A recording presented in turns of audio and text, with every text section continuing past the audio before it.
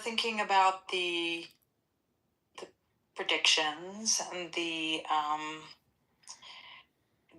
see and your accounts, your how you are building the stories about what's going on. And you have some very unusual stories, and so I guess it brings up the question: does it matter to you, and not just to you as an individual, but does it matter to us as humanity if our stories roughly match? I think it's inevitable that they will, and if they don't, then we won't be here. But that's my story. Again, I don't believe that. That's just the way I see it. That's what I would expect. But again, I'm expecting... It's becoming a little bit frustrating or something to hear you say that. Like, you'll say something that's a very strong statement, and it's actually consistent. Like, you've said the same things over and over, and then you'll say, but that's my story, and I don't even believe it. Okay. Oh, yeah. That's You're frustrating. Right, I do that. I see. Thank you for... You're right. I do that. I probably don't need to do that now. I've been doing that for a long time. Okay. How come you do that? I don't like that. Well, I got it. Hey, I got it. Yeah. I got it. Okay. I'm trying to explain to you what happened. Okay. Yeah. I've been talking to people for 20 years about shit like this. Yeah. It was way off the charts a long time ago. And I had developed patterns when I do public speaking or when I talk to people when I'm engaged in these kinds of activities to try to soften the blow. Oh, yeah. It's not working for you anymore. I got it. Okay. Thank you. I got it. Thank you. Thank you. I mean, really, that's good for me to know. You're welcome. And one of the reasons that it's maddening is that it also enables the permission structure to say, oh, you can say things, but none of it really matters. Well, no, but that doesn't mean it doesn't matter, though. That doesn't mean it doesn't matter. Well, for you to say, I say this, but I don't really believe it. Oh, no, I know. That's I know. I just need to say that at the beginning. It creates a permission structure for others to do the same. Well, but everybody has the right to do exactly the same. That's exactly the point. Because everyone is in precisely the same position, but they're pretending they're not. They're pretending they're telling you the truth, the way it really is, not just their story. I'm not pretending. I really am telling you the truth. Good. Thank you, Rodrigo. Now, the real Rodrigo is showing up tonight.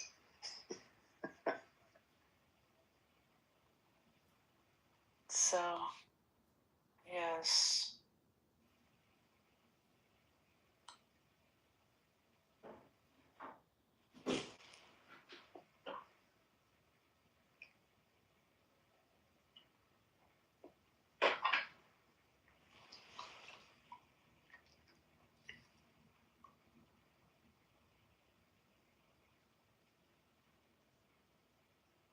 Yeah, I wanted to respond actually to you talking about the dangers of this. And again, you're absolutely right. Most human beings are not ready for this. You know, the kind of world I see coming is really going to require a different kind of human being, one who is no longer entranced by the voice in their head. Okay. And I'm expecting that to happen. And if that doesn't happen, I expect the collapse of civilization or something close to that. Okay. Well, that's some of the predictions, and that's like an example of one of those strong statements that you make. Yeah. That I want to examine just the very, like in that. Yeah, cool. Philosophical way. So, what is it to have a story that one doesn't believe? I don't know. The thing is, I don't believe. I make assumptions, and I don't see the need for believing anything. I mean, I don't get it. I make a lot of assumptions about all sorts. I go out, when I stick my key in the ignition, I expect the car to start. It usually does. It's a good expectation that I have. Is one of your assumptions that you make that the story is true?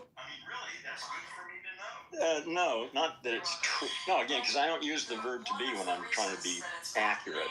I'd say whether it's useful or not. Whether this map, using this map leads to results that I intend. That was good. Yeah. So the utility or the pragmatic application of the story. I can't imagine what other. Well, then there's poetry to it. I mean, there are other ways we use language. No, but for what I'm interested in my work, no, I'm interested in problem solving and analysis, and that's what this is all about. So, does truth have a place in the story? No, not that word. How do you judge a map, the usefulness of a map? Say a topo map, okay, with 20-foot elevations. You could have a topo map with 5-foot elevations, but that would be more expensive. Anyway, there are lots of maps. So, aside from the map, and I get that the map is the representation of reality and not reality. Not reality. No. It's a representation of a relationship. No, not reality. Again, it depends on what you mean by reality. I suspect you're still talking about some objective out there reality. When I use the word reality, I mean whatever it is I'm experiencing, my immediate sensory experience. That's where these maps are tested.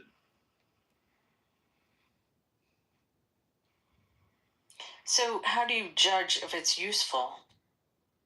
Experience. You make a lot of mistakes.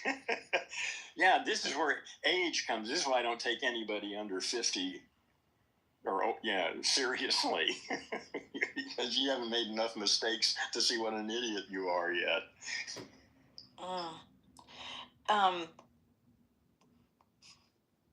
So is it useful to judge it yourself? Is it only the single person judging? Well, it's the one that counts.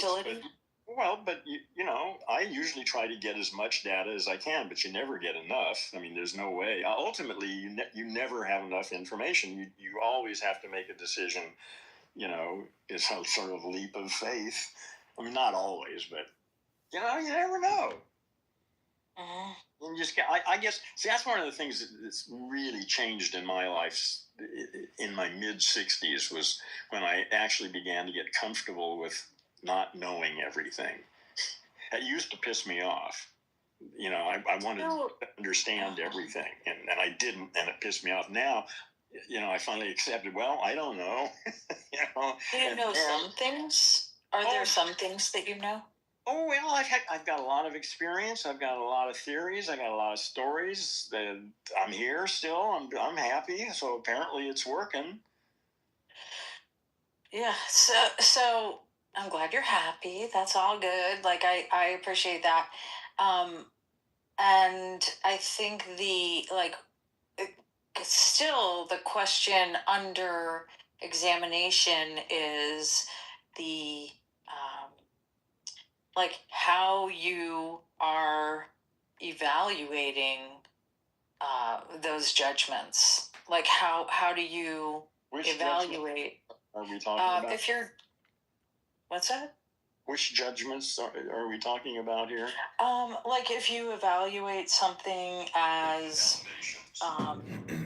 for its utility, for its use, if you evaluate a concept or a map for its use, how are you evaluating it? On what basis?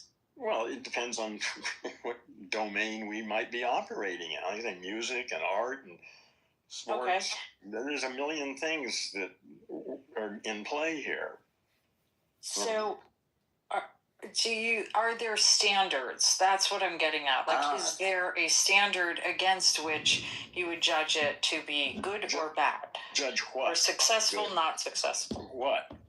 Judge what?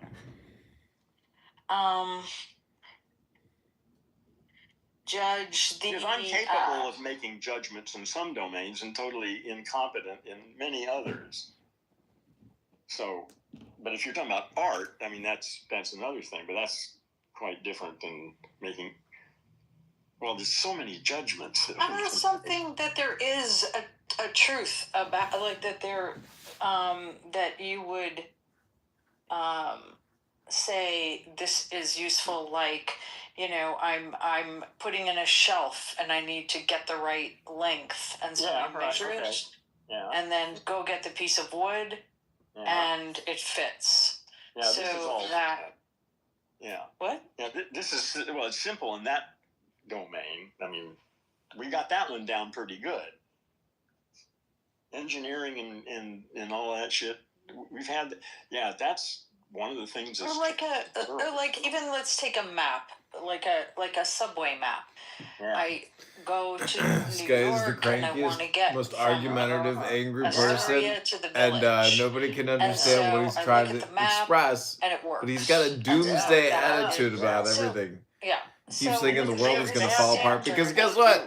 You are falling apart, but the world is not falling apart. The world is only transforming, just like us. So let's talk about the successful ones. I give you Heronstone versus Free Your Time with the philosopher Rodrigo. We're just beginning as humans to starting to ask the right questions like that. I don't think, I mean, even the science of linguistics is almost barely a century old. We're just beginning to take a look at what's going on here and what's possible. It took 200 years between Volta creating the first battery. And let's say we're not just beginning to learn that the subway map works. Let's say it works. It works, and it's worked for the past 50 years. Yeah. That it's been up there. So why is that hard? Like, why is that what? Why is that hard to just have? I don't see what, did I say? I don't know why you're asking me that question. That's a perfectly reasonable thing to do. It'd be stupid not to do something like that. So, what is the standard that you would use to judge back to the standards? Whether it works, whether people get confused by it, or complaining about it and pissed off, or whether everything flows smoothly and it works. So that's how we know that it's working. Well, yeah. How else would you know? So there is a way to know. Well, certain kinds of situations, yes.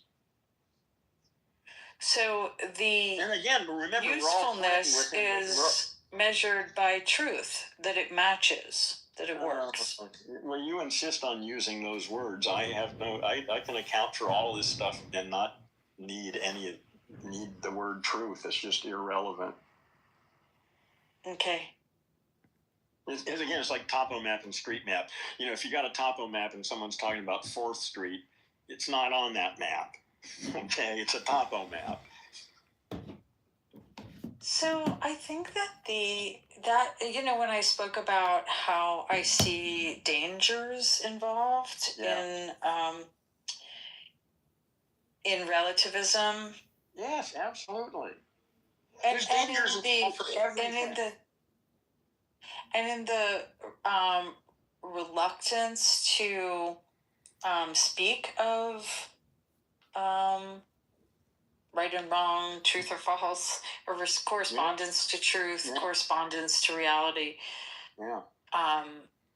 One of the reasons that I find it concerning or dangerous is when the discussion just ends on topics that are consequential. that people simply, back away from truth or what's right, and refuse to engage and say, well, it's right for me, it's right for you. We have different rights, we have different customs, we have different traditions, we come from different places, different belief systems, and so there's no matching these things. It's all very much just my story, your story, and there's no point in matching. But until there is, there is some arenas where it is consequential, but because we have persistently insisted that there's no right or wrong or good or bad, we can there is no way to proceed. There's no way to then judge anything. Oh, I agree. That's the danger. Yeah, I agree. It's over for Homo sapiens. What? We need a new people. 90%. Do you think it's worth reinstituting a way of judging? Do you think that that's a worthy project? I don't think. No, there's no need to judge anybody. It will work itself out. There's no judgment needed. Things are changing. Some people are going to survive, and some people are not. And in the long run, it may take a century for the whole thing to get worked out. But Homo sapiens is about to disappear, and lucidum terrae is about to appear, or is appearing already. And nobody knows how this is going to play out. This is just a story I made up, but it's the best one I found. So I'm sticking with it unless you can give me a better one. If I can find a better story, I'll go with that. Well, I don't. I have a better story. Oh, I bet. But you're not gonna like it, so I'll leave it there. Okay. Thank you. Yeah. Oh, by the way, Rodrigo, you're just the kind of person who I'm just going to let you know. I know the most offensive joke in the world. I don't think there is a more offensive joke. And I just wrote it out the other day. I've only told it twice in my life. And I'm not sure I'm going to distribute it. But I'm thinking if there's anyone around who could handle it, I'm sure it's you. If you're interested, do it. Well, I want you to message me. Oh, no, come on. Just tell it here and now. No, I'm not. Tell a joke. Come on, it's a joke. You can handle it. I can handle it. No, but I can't. I can handle it. But I can't. Ron, we're all over 50. No, it's not going to happen. It takes too much. You thought of it. You could handle it. Listen, let me tell you something. To tell it properly, you have to be an actor. You have to be in the mood and be in the energy of an actor to tell a joke properly. And I can do that, but I'm not in that place now, and I don't want to be in that place right now. Then just send it to me, and I'll deliver it right now. No, we're not going to do it. Rodrigo, get the fuck off the stage. Hey, what a tease. No, I offered to send it to you. All right, please do. Okay. And then deliver it. No, I'm not going to send it until after we're done here. That's no fair. You're a tease. You're big tease. No, I know it. I apologize, but what can I say? I just went, like I say, I've only told the joke. Now you're ruining it. It's sure not going to get a laugh because you completely backpedaled. Tell us at least I'll tell you a joke since we're joke deprived. Are you ready, Ron? Yeah. So an old bachelor is on his way home. I've told you this one, right? An old bachelor is on his way home and he sees a frog on the side of the road and it starts talking to him. Anything else interesting? Picks up the frog and frog says, "Oh, thank God you've picked me up. I'm actually a princess and I'm very wealthy and I'm stuck here being a frog, but thank goodness you found me and you're kind of cute. You're kind of cute. I think we could really make a go of it. Wouldn't you like to be married to a wealthy I think we'd be a great couple. All you have to do is kiss me and I'll become a beautiful young woman and what do you say?" And he says, "It's very enticing, but I don't know. I think at this point I prefer a talking frog." Smart man. Of course, she could fuck him over and just shut up. So you're single too, Aaron? You're a single guy? Oh, absolutely. I'm not only single, I'm a hermit. So never any interest in the coupling life? I'm 80. I've been there, done that. I was a hippie. It was sex, drugs, rock and roll, and epistemology for like 30 years. I've been there. Yeah. I don't have anything against it. If it ever shows up again, you never know what's going to happen.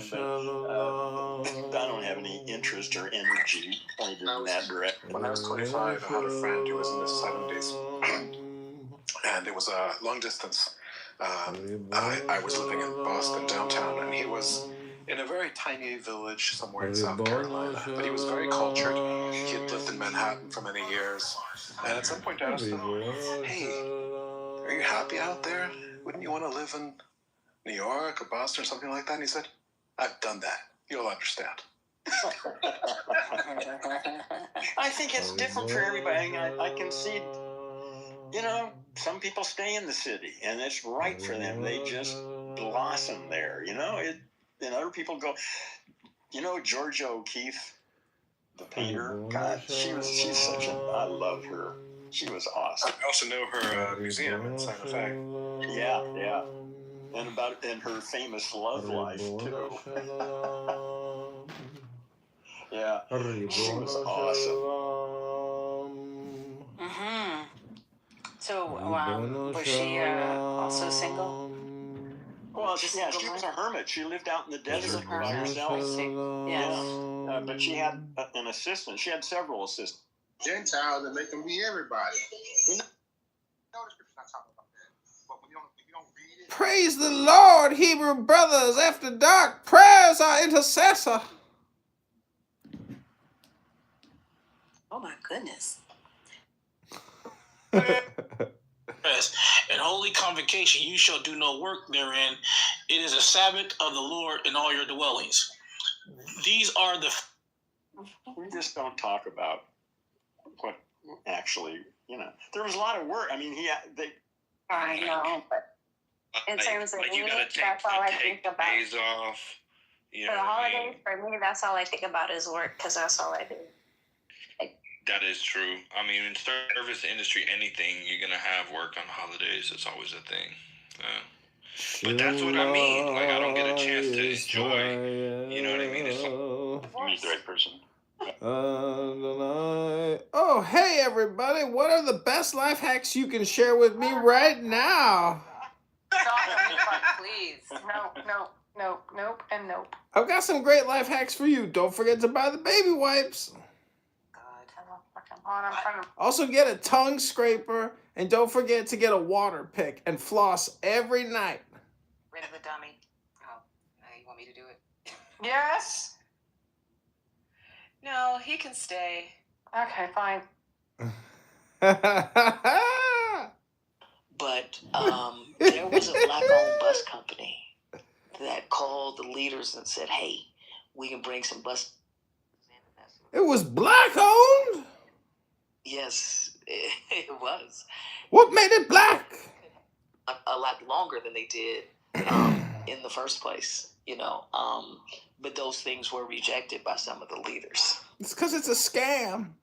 In Evanston, Illinois, where they're taxing all the cannabis, 500 people have gotten $30,000. 500 American citizens have gotten $30,000 each because they are the descendants of slaves. Now, I ask you, why are they entitled to my tax money for my cannabis?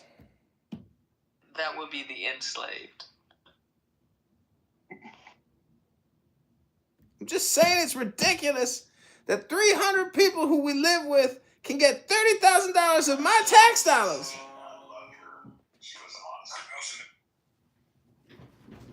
Well, if Argentina can get as many billions as they just did, you might want to worry about that.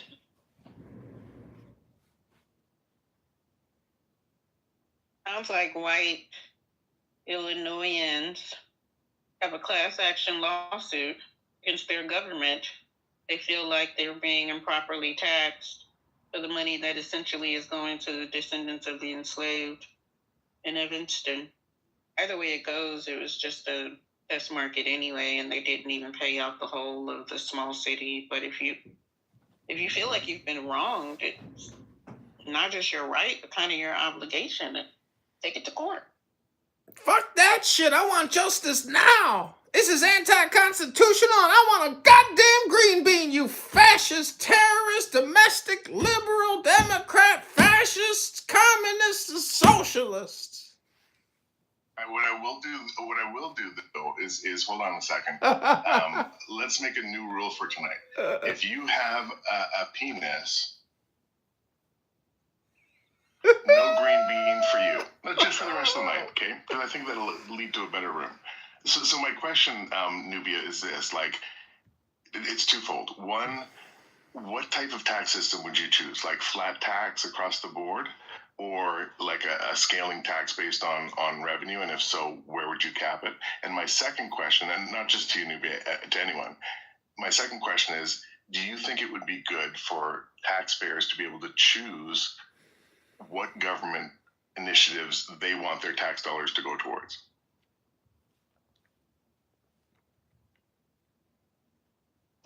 So, I like what FDR did with the wealth tax. I definitely think a percentage across the board, no matter, the wealth disparity. I kind of like things the way they are from an economic apparatus, from the perspective of our economic apparatus. But I do think for, maybe funding wars, or like FDR did, I do think, it almost got murdered, but I do think there should be maybe a separate tax for the wealthy, especially in times of when this nation, needs to fund some bullshit. And our existing system, we participate in the choices that are made. That's kind of what our presidential elections do. I feel like if you don't want to vote for, specific nationwide wars against other nations, then you vote for somebody who doesn't support that kind of thing. I feel like we do that already. I'm not someone who particularly sees many things that I want to change. I just want them to operate properly, and I want us to more widely participate in them. Let everybody else respond before I blow up. Yeah, I do agree with what was just said too. Because we have referendums, we vote on those things, but I also believe that there's taxation without representation. For example, I don't have children. You know what I'm saying? Why the fuck are my taxes going for schools? Big we surprise. Could all use that same analogy in terms of why are my taxes going here or there when it does zero for me. But it's just a part of the structure of our society, and so it's what we do. We give people who don't have equal protections, like the LGBTQ community, but you want them to pay taxes. So, my thing is, equity, if nothing else. If you don't want to fucking give me rights like everybody else, or if I don't have what this person has, or I can't, then don't tax me. Just don't collect my taxes, and it's cool. And even if that came in the form of reparations, that works too. I'm going to try to be really succinct. So before 1971, let's take World War II, right? Right before America joined World War II, there was a sold-out Nazi rally in Madison Square Garden. America literally turned away boatloads of Jewish refugees, boatloads, and sent them back. Some of them had to go back to Germany and ended up dying in concentration camps. And why? Because it cost money. During the World War II, England sent all of their gold secretly to Canada to hide it under a bank in Montreal. No! The Germans took London and got that gold. They would not be able to fund their resistance. It cost money to go to war. So America was really hesitant to go to war. Jeremy, they could have just issued greenbacks like Abraham Lincoln and fought the war with government dollars as opposed to bank dollars. And that's, Butterfly, where I was trying to get to, right? Is that after that, when they moved off the gold standard, also France sent a warship and said, bitch, give us our gold back now, because you're moving off the gold standard. And so now when your dollar isn't supported by real something of value, but instead of how big your guns are, and a secret deal with Saudi Arabia to force everyone to buy oil in USD, all of a sudden you're going into all sorts of wars. Because that justifies printing money to build a massive military. America spends 10 times, like the next 10 nations in line on military spending does not add up to how much America spends themselves on their military, with pretty much the same outcomes of those other countries. And I'll land with this, right, is that when you have half of your country saying that the other half is the biggest threat to your democracy, right? When you have the rich saying, I don't give a fuck about the poor, and the poor saying, like, and guess what? What's the one thing that your most divisive politics in the world, what do they get together and vote together on every single year, multiple times a year? I'll give you a hint. It just happened. It's passing an unbalanced budget. Printing money that isn't there. So Madison, the real question is, why the fuck should I pay taxes when you guys can print an unbalanced budget to however fuck you want? You know, Madison, I want to apologize for his profanity and vulgarity, but Madison, don't take this guy too seriously. He's delusional. He thinks Satoshi works for him in his Bitcoin company. Okay, Madison? Ribono shalala. Ribono shalala. Ribono shalala. It's late, and Butterfly, you got that horribly wrong. Also, Bitcoin talk kills rooms, man. So do stinky-legged white guys like me, because clearly this is not a big room. But also, nuanced, intelligent conversations tend to fucking kill rooms. So I love this conversation tonight, regardless of the side of the through. I just want to throw that out there. You've been having the same conversation for years, Jeremy. Get over it. I just say don't be a regular Joe and just don't buy into the system as it exists. Yeah, pretty much. But yeah, if they can print money whenever they sneeze, the tax bills are just crazy. I mean, and even what's so wild is that it took this current administration to actually expose some of what we already knew. I was shocked at how much of America didn't realize that there were tax loopholes. I was absolutely shocked. I was just like, y'all don't know this? Like, for real, for real? I've learned some of these things since I was 16 years old. But then there were people who actually thought that the penal system was fair. So I digress. Double click on that, right, Madison? And I'll get messy a bit, because, I mean, there's two. I can start with either one. I'm going to flip a coin. So the prison system, modern day slavery, right? The laws that shaped and decided what drugs were bad and which ones could be consumed by super duper white housewives who, like, how do I pass the day? Opium or heroin or Coca-Cola. You know what I mean? But, like, the second black people could buy it or access it, it's like, what? Wait, you're telling me it's in cans now? It's in non-white only stores instead of just the fountain shop and the farm. Oh shit, that's illegal. Marijuana, like, I could go on and on. Well, I mean, it's a disparity in sentencing laws with crack cocaine. I mean, I lived through it. I remember watching the C-SPAN hearings. You should, I don't know if you've seen 13th by Ava DuVernay on Netflix. Also, another one of her pieces is called Origin. You might find them very interesting. Two more tabs. What's up? Have fun. To update you, Tampa, we've got a no penis green bean rule going on tonight, so we'll just try and keep that enforced. Hey, Jeremy, I'm just wondering, do you ever pray or meditate to a higher source, higher power, intelligence, or do you just sit here and talk about the Federal Reserve, dollars and gold? I mean, are you afraid, Jeremy? And are you trying to instill fear in other people? Look at your PTR, shadow man, a shadowy figure, possibly dark and evil. I mean, do you have good intentions, Jeremy? Schmolly Steinbeck's here. Pray to a higher power. Schmolly, Ribono Shalom. Long time, Schmolly. I love the payas. I have a cloaked figure in my PTR is because I believe that privacy isn't. Shalom Aleichem, Ribono Shalom. Shouldn't be forced. And I have nothing but good intentions. And while I'm open to messy conversations, conversations and diving into nuances and I'm talking to Jeremy, an anti-Semite in Canada. I'm trying to convert him to the Zionist cause. And say things and I'm all out of likes on Bumble. Entertain me, but also, even if it entertains me, I genuinely believe it. So if I say, hey, Butterfly, if you're a white guy, you might have smelly legs because you probably don't have a washcloth, and if you do, you don't know how to use it proper. Well, you get a bucket with a stick and a rag and a bar of soap, Jeremy. Wait, while that may be funny for some people, for me as well, it's also, I think, true, just anecdotally, because I'm a white guy. And anyways, hold on, before we get messy, Butterfly, do you agree that laughingly calling a white person a cracker has nothing to do with a white person using the N-word? And I'm sorry if this is too messy, guys. It's late. It's demon hour. I'm sorry. I don't know what the F you're talking about, but maybe if you were an adult and you had some intelligent conversation as opposed to being a child, you know, you're very immature, and I'm sure I'm not the first person who's ever told you that. Tell Jeremy I said fuck all you. Criticism, by the way. I'll end with that.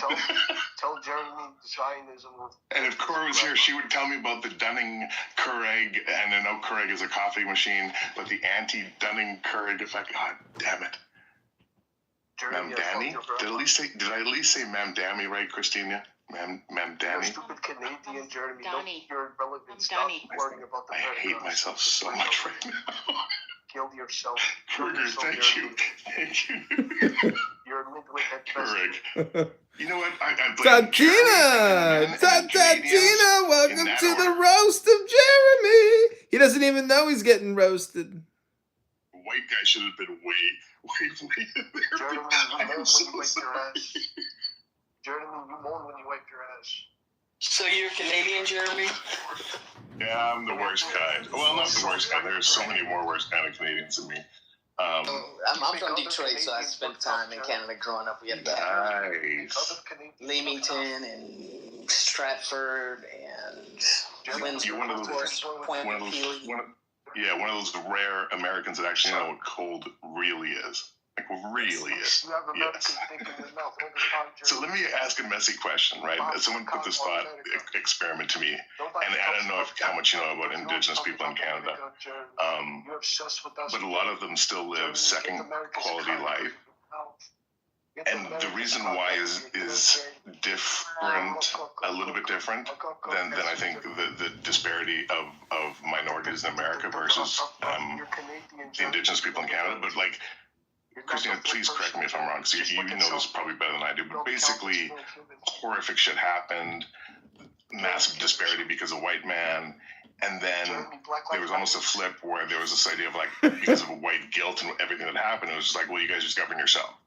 But because of the horrific things, literally a generation of kids who were ripped away from their parents and didn't experience good parenting and all the repercussions of that and all the repercussions of the racism of the Indigenous people, just saying, hey, here it is, you guys just take care of it, here's money, led to a lot of horrible shit and also a disparity of quality of life on the reserves, in some reserves versus others. And so someone asked to explain how to make a book. It's a very messy question, Jeremy. I can't follow along on this incredible sandwich, but can you get to the mustard? So going back to the reparations question, right? Someone asked me, hey, if you gave every Indigenous Canadian $1 million, but they had to give up their Indigenous rights and become No, this is a live room, Tina. I'm in former Talking Apes League with Christina. You've been blocked, Tina, because you've been considered an undesirable by the censors. And the answers that I've heard to that question are insane. From like white people saying, "Well, they don't know how to use $1 million." It's a guess, Tina. You know, like from a place of privilege. It's a theory. To Indigenous people saying, "No, $1 million to give up my Indigenous rights." Otherwise, why wouldn't you be in the Talking Apes League right now? The Canadian government. Instead, you're in my music room. And I guess reparations. I'm sorry, Jeremy, but is there a question attached to this rambling? Why am I in here? Because I don't like the question Tina. is, and I think Nubia, you maybe answered this earlier, is that if reparations were paid out, I think the idea would be like, okay, no more like, oh, racism, no more, no, that's it. You got your paycheck, that's it. Well, you sound like you have no love in your life. When was the last time you actually took a woman out on a date? Who, me? Not you, Jeremy. There's a lot of projection going on. That's not projection. This is man to man. And when men are speaking, please remain silent. Yeah, right. Not me. Well, I mean, part of it, to your point, Jeremy, is this. Here's the bottom line. If it's a debt, it shouldn't be anybody's fucking business what's done with it. Because just imagine if you had an ancestor who toiled and built something, right? And left you something because they through their work.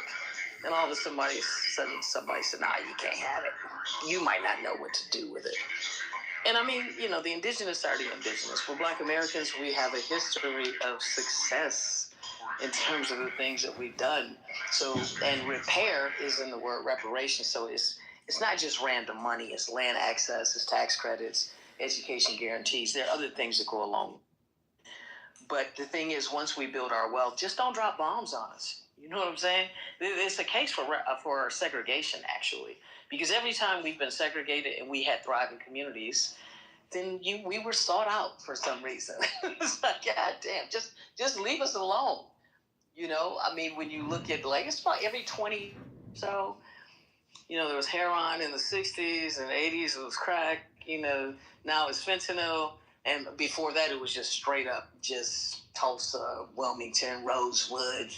You know, Central Park used to be a place called Seneca Village, and it was a Black neighborhood. So, yeah, just don't build parks and freeways and shit through all of our stuff. You know what I'm saying? So, the people who just won money for Bruce's Beach, where they had a whole beach set aside, and then the city of Santa Monica just took it, eminent domain. So, I mean, I think, you know, if that type of stuff stops, I think we'll be cool. I don't think there's anything to worry about. And as a matter of fact, it would, you know, for all the ones who think that we, you know, all the trillions of dollars that we spend on frivolous shit, at least it'll boost the economy, if nothing else. We, you know, if we're out there buying Jordans and shit and all that other stuff, hey, it's money being spent, right? Oh, let me get messy. You're already messy, Jeremy. And why do you keep talking like you're, you know, what's the point of doing this messy thing? Just say what you want to say. Nobody cares how messy you are, Jeremy. Well, it's like a verbal thing. I'm sorry. I'm going to take the green bean here and say we've been patient enough, and like no account of like amount of self-moderation or thought is meaning anything. So I'm just going to move the dude right on out the room. She asked question. She kicked me. Sensol. That must be T18's antagonist, T18. Now I know why you're here, because you're getting kicked from rooms like that too, from these green bean censors. If that makes these sense. Fascist, communist, socialist censors. Matter of fact, you can go on my website now. You can find my book out there on Amazon. You got an Amazon book? I think I'm not scared, though.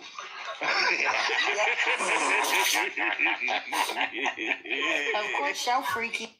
Remember which domain you're in, though. Or maybe not always, but in certain cases, it's fundamental. But you can't remember what domain you're in if you don't know, ever, to begin with, what domain you're in. Oh, yeah, you have to think about this shit. But you can't if you can't distinguish between discovery and invention. If you don't know whether you've made it all up, you don't know whether you've discovered anything. Oh, I don't know. You know, talking with you, you're magic, man. You can confuse things so quickly and still make it sound like you know what you're talking about. There's a fine line. No, it's true. Wait. There's a fine line. Let me go first. No, there's a fine line between confusion and unexpected and undesired clarity. That's all. Touche. That's a good one. You know, you're better at this game than I am, Rodrigo. So I'm not. The beauty of it is I'm not even playing the game. No. That's no, or whatever. That's my story, and I'm sticking. That's that right. Yeah. And I don't think that's your only story. It is, actually. Yeah, right. So, Rodrigo, can you back up a little bit? So, when you say that there is a way to discern or distinguish between discovery and invention, what is that? Like, how do we do that? By your account. On my account, first I just threw that in as a relativist nod to get people to listen. Sure. But like, how do you do that? How do we do that? Right. Well, first you must distinguish between your beliefs and the reality that your beliefs Welcome to the Jewish News, everybody. Hit that like button and subscribe. This is an independent Jewish news broadcast brought to you by the Zionist brothers and sisters of the universe. Perception is when your beliefs are caused by the reality. This is our court philosopher, Rodrigo, trying to explain to everybody how words work. On perception, like intuition or knowledge, or things of that nature. Knowledge and invention is nature. Action. Inventions things of the same sort, like creativity or behavior. So creativity. But notice that you behavior. Distinguish between action and perception. Action, perception, you don't distinguish the subject and the object. Subject, mind, object, and the world. Between self and reality. So it's just not it's not a distinction that's available to someone for whom everything is just experiences. What? So if someone believes everything is experiences, then everything falls in the subjective side of the line. There's nothing on the other side. That's right. Or at least nothing that one knows about or can say anything about or can talk about. I see. Okay. That made sense to me, and you did go very fast. And I just want to check in with Heron. Did that make sense to you? What? Was it intelligible? Let's see, is mine? It went really fast. Yeah. No. Actually, I quit listening. I didn't say that. Yeah, I was just on my way out to go get my vitamins, and I was going to be. But I went by, I saw that you were calling me. So anyway. I don't really give a shit about all this philosophical crap, Again, like I say, you guys. Good one, Heron. That was so Heron. Are you serious? Come on. Because there's no time. This is like you being a tease with jokes. You're a joke tease. Listen to me say what I was tease. This is you being a joke tease. We don't have time for this shit to seep down to the masses from the elite philosphiers like it used to, from Kant on down to the public or whatever. To Rodrigo on Clown House. For that to happen. The people, the unscrubbed, the unread masses out there who are running standard English in their brains are going to kill us all if they don't fucking wake up. Okay, hold on. Especially with the disclosure around the corner. We're really running out of time. Well, let me go get my vitamins. Let me take another 30, maybe more than a minute anyway. I'll be back in a second. Gotta get my vitamins. Okay. We can take an intermission. Musical interlude? Yeah. All right. We're going to put on my favorite South Africans. Yeah. What was that? Who was that? How do we find them? I'll tell you later. I got to focus before Mr. Vitamins gets back. Yeah, okay. I'll have to also go on my own intermission. And listening. I'll be dancing.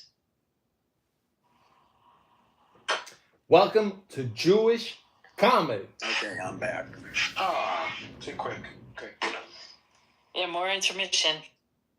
That's okay. I can go find something to do. If yeah, we're going to do a musical intermission.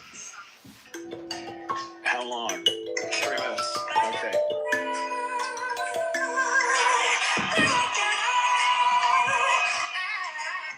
Oh, gross.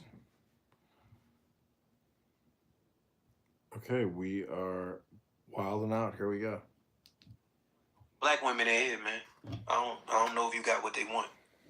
No entiendo, no hable español.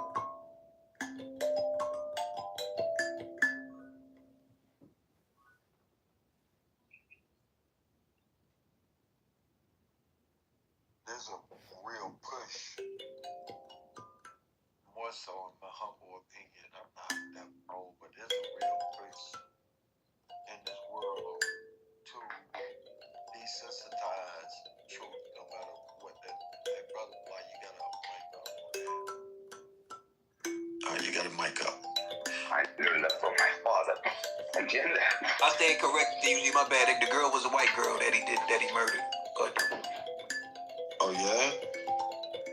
Somebody told us about the great fucking monkey. There was what? Hey, relax, family. We got a little way. I'm fucking somebody up today. I don't fucking care what it is. Listen to me, man.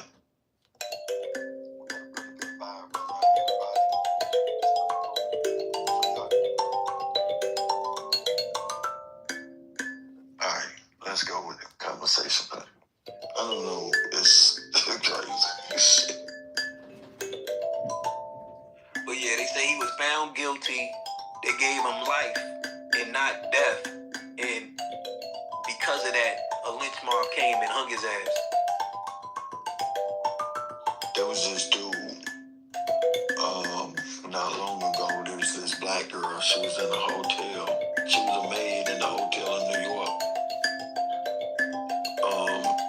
And this white boy, I think he was from France or somewhere. Y'all remember, where he was accused of raping her or something in New York? Do anybody remember that? It's been about maybe 10 years ago, 15 years ago. He was the head of the IMF or it was some World Money Bank thing out of New York.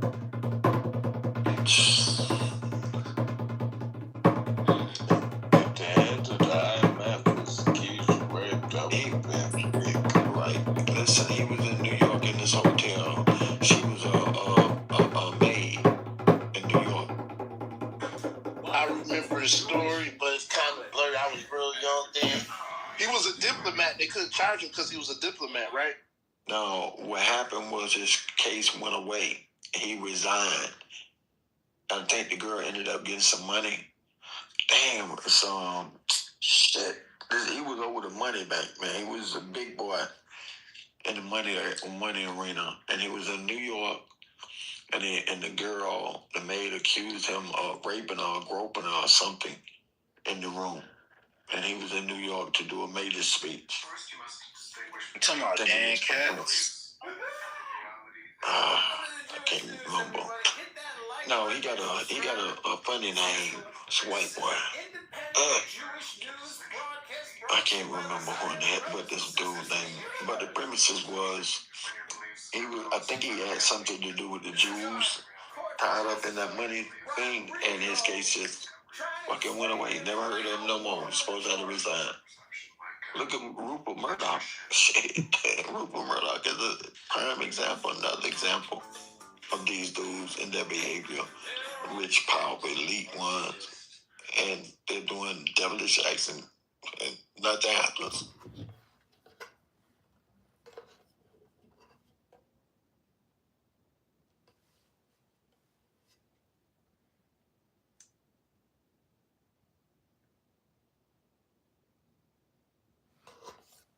Michelle, how do you get down there? I don't know. Oh, man. Hey, you turn these replays off. Beth, are you still in the room too?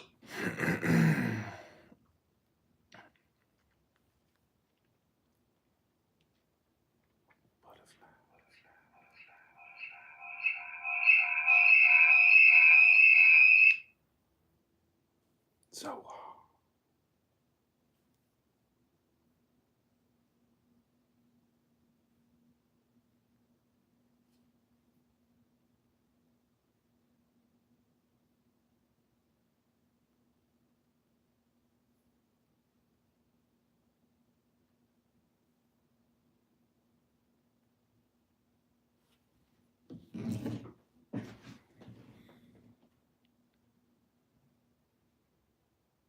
The resurrection. He has a coming back. Then he has another death, right? Because he has to die again. So he has two deaths. And then after his second death, then he has a second resurrection. Exactly. Right. Okay. All right. Exactly. Because the idea would be that everything. Okay. On Judgment Day, we say kullun fiha. Well, he said that Trump was a great person, and that's what started it off. Trump is not a great person. Trump is a piece of shit. A horrible human being. Mary, cover your Welcome ears. to my Jewish news, comedy, and music podcast. Hit the like button and subscribe right now. She's covering her ears. She's long past her. She's awake. You know what it is? You know what it is, bro? Aisha's not ignoring me. She's just shy. This is how I'm trying to comfort myself. That's right. Congressman's in the room. Oh, Congressman. Well, I think it's about that time, James. I said I wasn't going to run this room past 1:30. Here we are. 1:20. What's not a good thing? Define good. If it wasn't good, I wouldn't be in the room. Yeah, but where you are, it's like breakfast time. It's 7:28 in the morning. You can be cooking eggs and No, I don't. I'm very careful of what I eat. So what I do is I have a slice of cheese on brown bread, no butter. That's my breakfast. well, you're really laying it on heavy right there. You know what it is, dude? When you got a big mouth like mine, you have to keep in shape.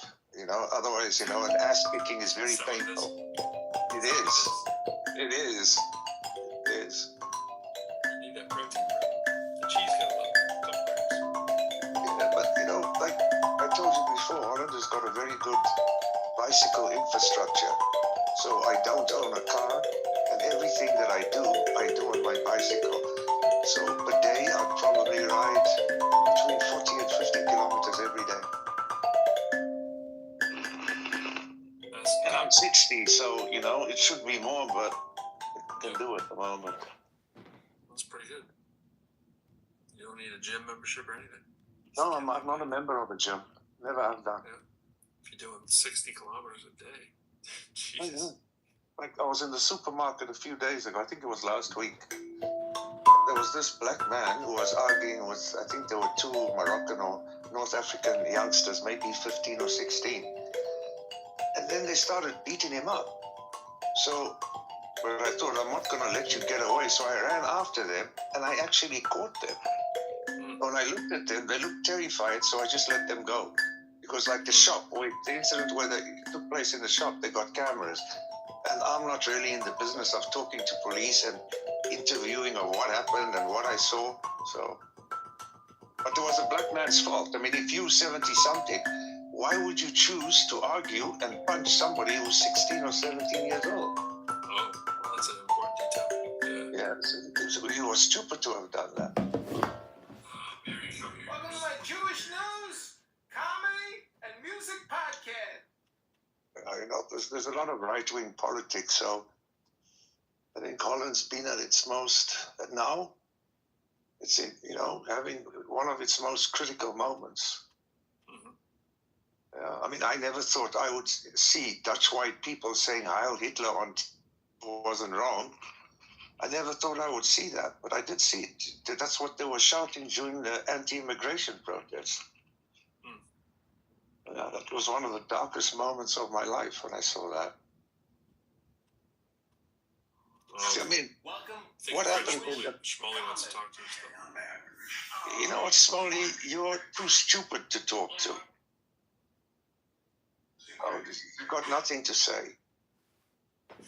I will never be free. Gaza's going to be free. The question is, how many lives is Israel willing to take to stop that? But Gaza is going to be free, whether you like that or not. Never seen someone say Heil Israel before. Who says that? That has to be a troll. That's why they don't say Heil Israel. They say Shema Israel. Speaking of troll, what's up, Congressman? Congressman, why are you doing the whole YouTube feed to get your live stream? I'm trying to be creative. You don't understand what it's. Monetize your page. Trying to be creative here, and I'm playing music. I got a xylophone. I know we're on your show right now, but I'm saying you're just trying to monetize your page, bro. I get you. You want the live stream hours. I know how it works. I know your gig. It's impossible. Your 15 phone setup. You have to have 3,000 public watch hours, and even on my biggest accounts, I only get like 300. It's never gonna happen. I don't understand these requirements. Well, if you keep doing ridiculous. what you're doing, I see the method. There's a madness. I have a pattern, and I see it. Everyone has a pattern. Guy. Like James here, he eats cheese on bread. Same thing with rats. They love cheese. I don't eat any butter. Ooh, wow, James. I mean, is that your social virtue signaling there? I don't eat butter. I don't eat butter. Free Palestine. I don't eat butter. I just eat cheese like a rat. You know what comforts me, Congressman? You will never be elected. Oh, I'll never be elected, huh? Oh, from your lips to God's ears, James. Wow, what a prophet. A cheese-eating, bread-eating prophet. Since you're prostituting yourself on the corners of Clubhouse, you will never get elected. You're fucking even dumber than Trump. Projection alert. Oh, James, I got another room open. It's called the Projection Show. That's our first. Let me put it in the notes, show notes here. First projection detected. James. 12:33 p.m. CST. First projection detected and recorded on November 26, 2025. Thanks, James, for being on the Projection Show. I don't pretend to be something that I'm not. You are pretending to be someone who you are definitely not. Who are you, James? Who are you? Are you a philosopher now, James? Who are you? I'm not a philosopher, but unlike you, I don't tell lies. Who are you, James? American politics, James. I thought you follow American politics. Right now, most of American politicians in office are actually got power, the same thing that this congressman is doing. They pretend. Santos. Exactly. George Santos, he committed financial fraud. John, I'm tired of listening to your voice. Sorry, bro. RFK Jr. Bye, Felicia. Bye, Felicia. I feel sorry for you Americans. I don't understand what the whole... You don't do as much anymore with the clown voice thing. It's just... Like, it's just got to take... He's an attention whore. He's an attention whore. If you get a few more voters who just turn it down a notch. Maybe I'm wrong. Maybe I don't know. I could be wrong. But I agree, Wayfan. This is how the American politics works, really. This is how American politics works, ladies and gentlemen. This is how it's working. Like reality situation when they put bunch of people in some setup and then see who gets the most vote, and then like parties start supporting those people, and then what happened is zoom around to small districts too. You can just go find a small district, move into it, run. No. What I'm saying is something else. Is that what happens is that people like Santos or this congressman, all they have to do is be in the reality show that is going on to pick a candidate. As long as they are there in that show, then what happens is that maybe like some shit happens that they get elected, you know? It happened like RFK Jr. From Wayfan's lips to God's ears, Ribono Shalom. Santos didn't it, dude. Santos didn't. No, I understand, but Santos isn't just like a mistake either. You know, I'm not saying he's a great candidate. I'm just saying there's a reason why people get elected, right? So you either align with super PACs, you align with causes that can win in your district, or you have name clout recognition. It's not a skip and a part in a big district to win, but No, they pretend. So see, this is how it works. They pretend that they are somebody which they are not. And for the voters, there is no way to validate. James's old man breath from Six and There is a way to validate because everybody has like AI and they can go look up, fact check all the stuff that they want, right? I mean, No. So the problem is you haven't played the American politics. So the way that it works, like there are these small shows which only few people have access, because the people who are in these reality shows, they don't know they are actually being tested for a candidacy. So imagine they just create a show, they see who people vote for. These shows are very like exclusive. It's like Clubhouse. Like you have to be part of the club. So the information are not open to public. All it takes is for somebody like DeSantis just be in that show and go cheat. It's, I'm that person in that show who can go and validate, because the shows are completely exclusive. It's very weird what's going on, because right now you can look at the cabinet of United States. These people, most of them are really not qualified to be there. Well, that's for sure. I mean, there's a lot of people. That's a given. Why this happened? But what I'm saying is, bro, you're oversimplifying it, and I'm not sure. Are you American born? Are you aware of the whole way that all this stuff goes? You're studying, right? I mean, a lot of the language you're using is, let me tell you how it goes. Like, I can tell you a little something too about how it goes. like the people who are candidates in the United States, most of them. People like, especially like DeSantis. DeSantis is not a dummy. You got a JD from Harvard Law. I went to Yale, right? This isn't a stupid guy. These people usually do their military time. They go to the Ivy League schools. They come in. They're not dummies, right? But they ride the wave of. I mean, in his case, obviously he's a Tea Party guy, but they ride the wave of wherever the money is, right? And then they brand across what they think will work, which is some of your point. Like whatever they think. Welcome to my Jewish News podcast, where we will be doing music and comedy. Ramona Shalom. Hit the like button and subscribe right now. Like that's share the video smart and hit the like button. If you have a district, then it can work. But they broke ridiculous records on the DeSantis thing by doing that. So that they just follow the money. They got billionaire donors who are like, yo, he's Trump, but not as stupid. Right? I think he's equally stupid, but not the whirlwind around him. You know what I mean? So it's like, it's Trump light. It's Trump who's like you can dress him at the dinner table and whatever. So the conservative media love him because they think he's the next big thing. He isn't just some dude who was walking down the street. It was like, this is a freaking Ivy educated dude with a JD, bro. He isn't a dummy. And the average person isn't going to be able to beat someone like that. DeSantis. I'm not saying that he's a dummy. I don't think I could explain clearly. Yeah, but it isn't just some reality show, though. Is what I'm saying. It's like it's a little bit more than that, The way that I understood it, I was not born in United States, but I lived there for long. Mm-hmm. That's why I said, let me tell you. But again, it's like, for example, an elephant. Each of us have touched some part of it. So. Mm-hmm. Yeah, when I said, let me tell you how it works, I'm like, let me explain for you what I understood. Necessarily is not true, it's not the whole picture, but at least it's part of the picture. And I think that's one of the reasons I come to the Clubhouse, to try to explain what I think is going on and also hear what you think is going on. And then we get a clear picture of what is going on. Because for sure, I don't think any of us really knows what's going on right now, especially in the American politics. Yeah, I do live in Washington, D.C., so I'm in a pretty interesting place where I see politics around me all the time, and I'm originally from Boston. Like, those are two, political hotbeds, right? So I'm, around politics all the time. And I'm not saying in the throes or anything like that, but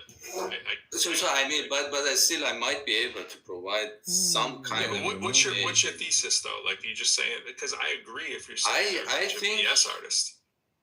I think that there are these candidates which are found in a pool, and then these companies and political parties support them. They are chosen in some reality shows. So there are some local reality shows all around the United States, and then they keep an eye who who can actually have a charisma which can be elected. People, they have tendency to vote for that person. Do you follow me up to now?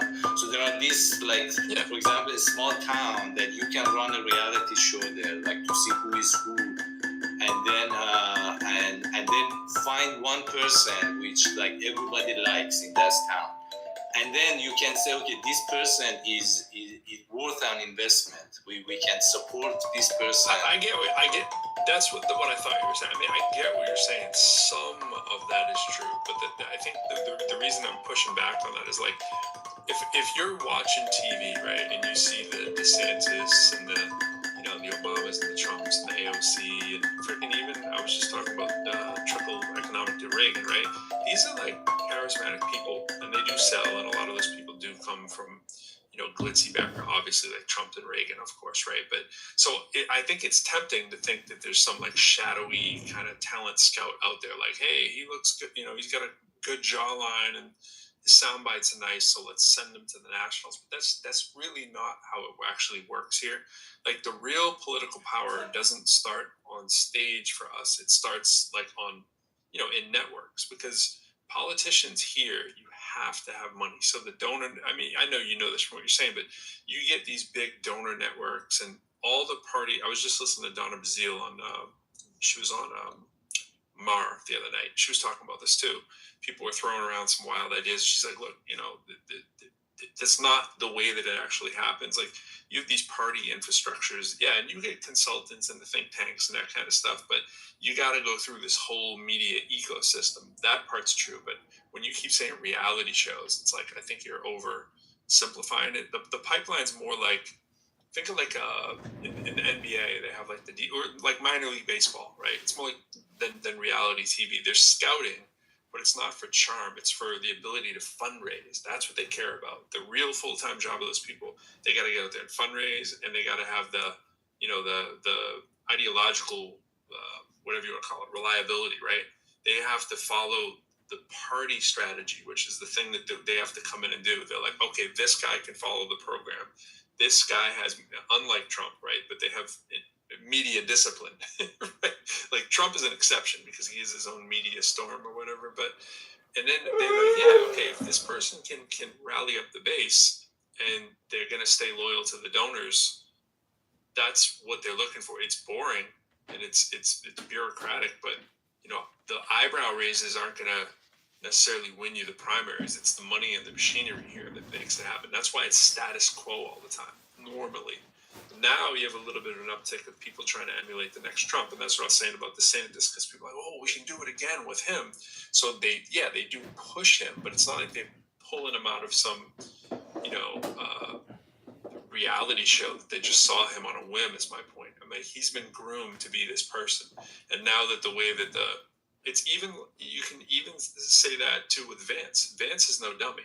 Vance was never a Trump fan. Vance has switched, read the tea leaves, knew what he had to do to get in, and he's just riding the wave to try to get in there, But I just think it's a little bit more complex than that. It's the reality shows are top down. You get all those producers, and they're choosing the contestants, and the judges choose the winner, and the audience comes out and they vote. And they never.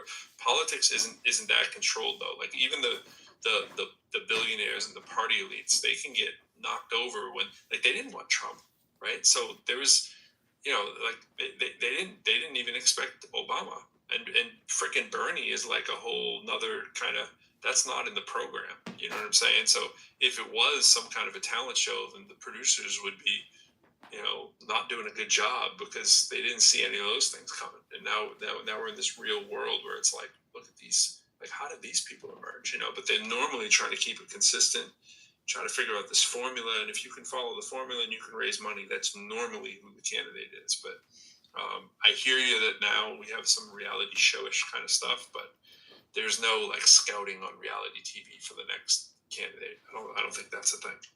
Maybe I confuse you by using the term reality show. Maybe a better term is that they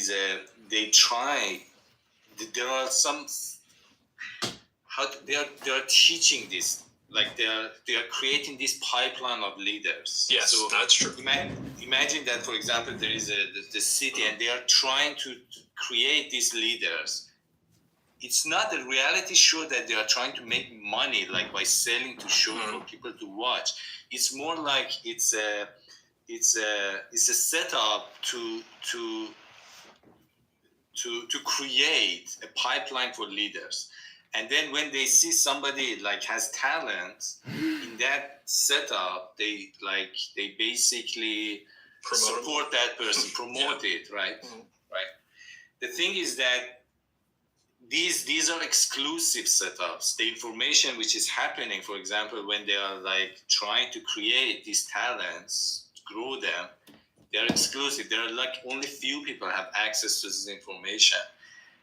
Now, if somebody can like get access to those information, that, for example, there is a talent being, nobody knows who that talent is, but they know there is a talent being promoted in some place. And what you can do is that you can go cheat other people claiming to be that talent. You follow me here? So, for example, DeSantis or this RFK Jr., because these two I closely can see what they did. They can, for example, you remember RFK Jr., he was doing push-ups with jeans.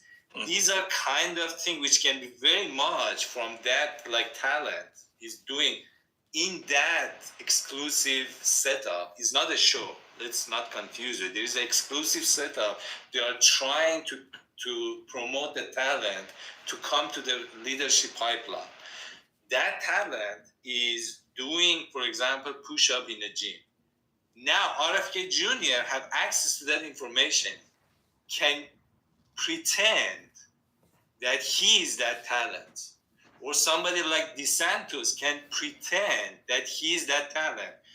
Other donors, which are like basically why they invest in, like, for example, American politics like this. You give your money to somebody, you're betting. If they get elected, you will get return on the money that you invested. If you can cheat them that you are that talent and you have potential to win, they will give you money.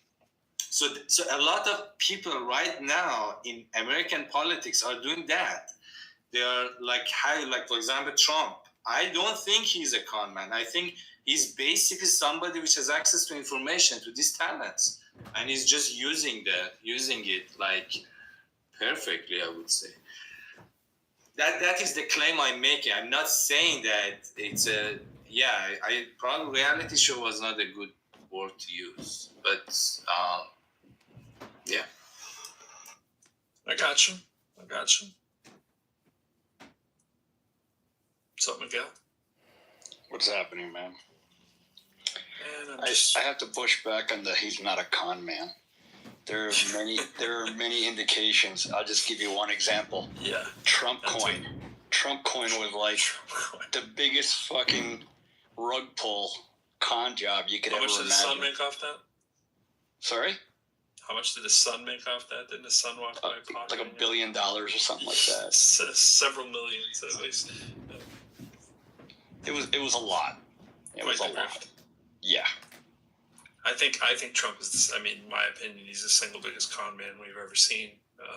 The White House, without a doubt. I don't think it's even a close contest. So yeah, I agree with the pushback. I think it goes deeper than that, bro. Because if you study Trump, right? There was a program here, and it's called Zembla, and they were talking about his companies.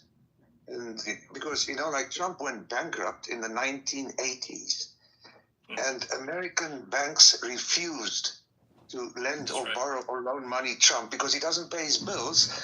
Then all of a sudden he started, it's from Russia.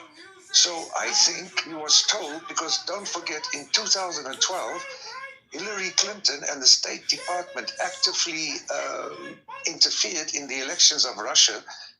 Putin won by the skin of his teeth. So when Hillary became the candidate, I think the Russians told him, either you pay back our money now or you run for office. And Trump ran for office thinking that he would never win.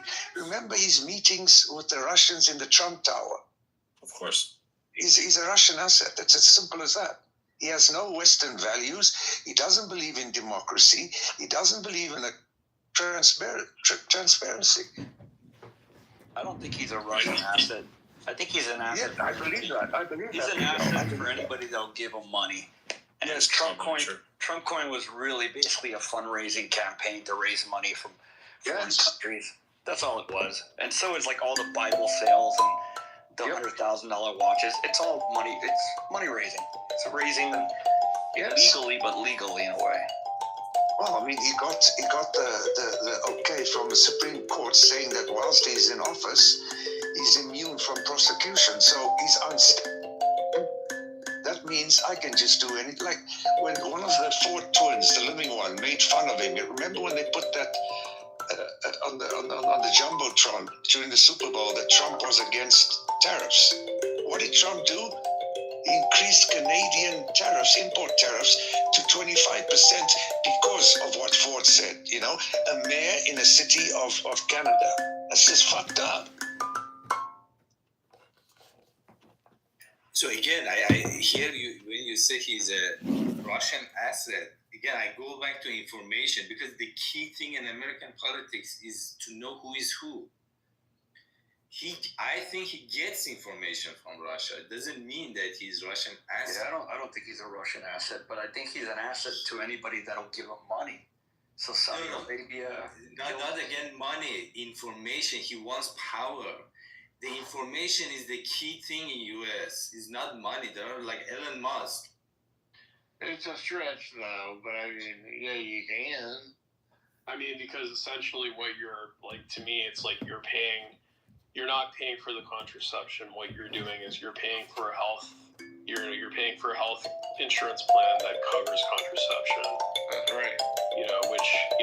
So a person can't use their health insurance to buy contraception. It's crazy. Listen, I really do have to roll and I feel bad, but I have health issues, my eye is a mess, and if I don't get enough sleep, I'm going to be in some hurt and pain in the morning.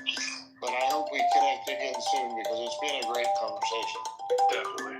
It really has. So let's look out for each other, okay? Definitely. Thanks. Take care, guy. You too. Get some rest. You too. Thanks. Bye-bye. And I see, John, that you come in. I'm actually going to close the room. So, 3, 2, 1.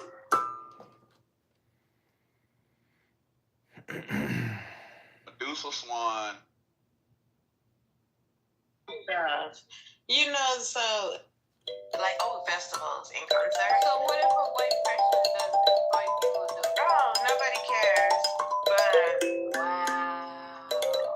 Oh, they have a privilege that. Yeah, you want to be white? Go over there and be white. That's what I'm saying, though. We're talking about black.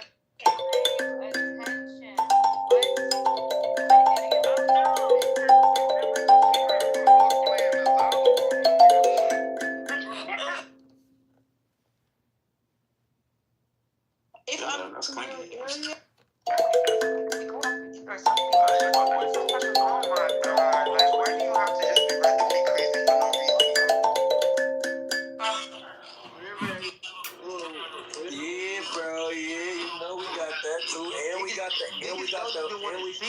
And we got the 4-5.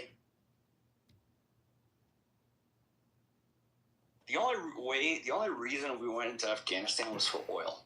I know it's not, people haven't talked about it much, but that was the bottom line.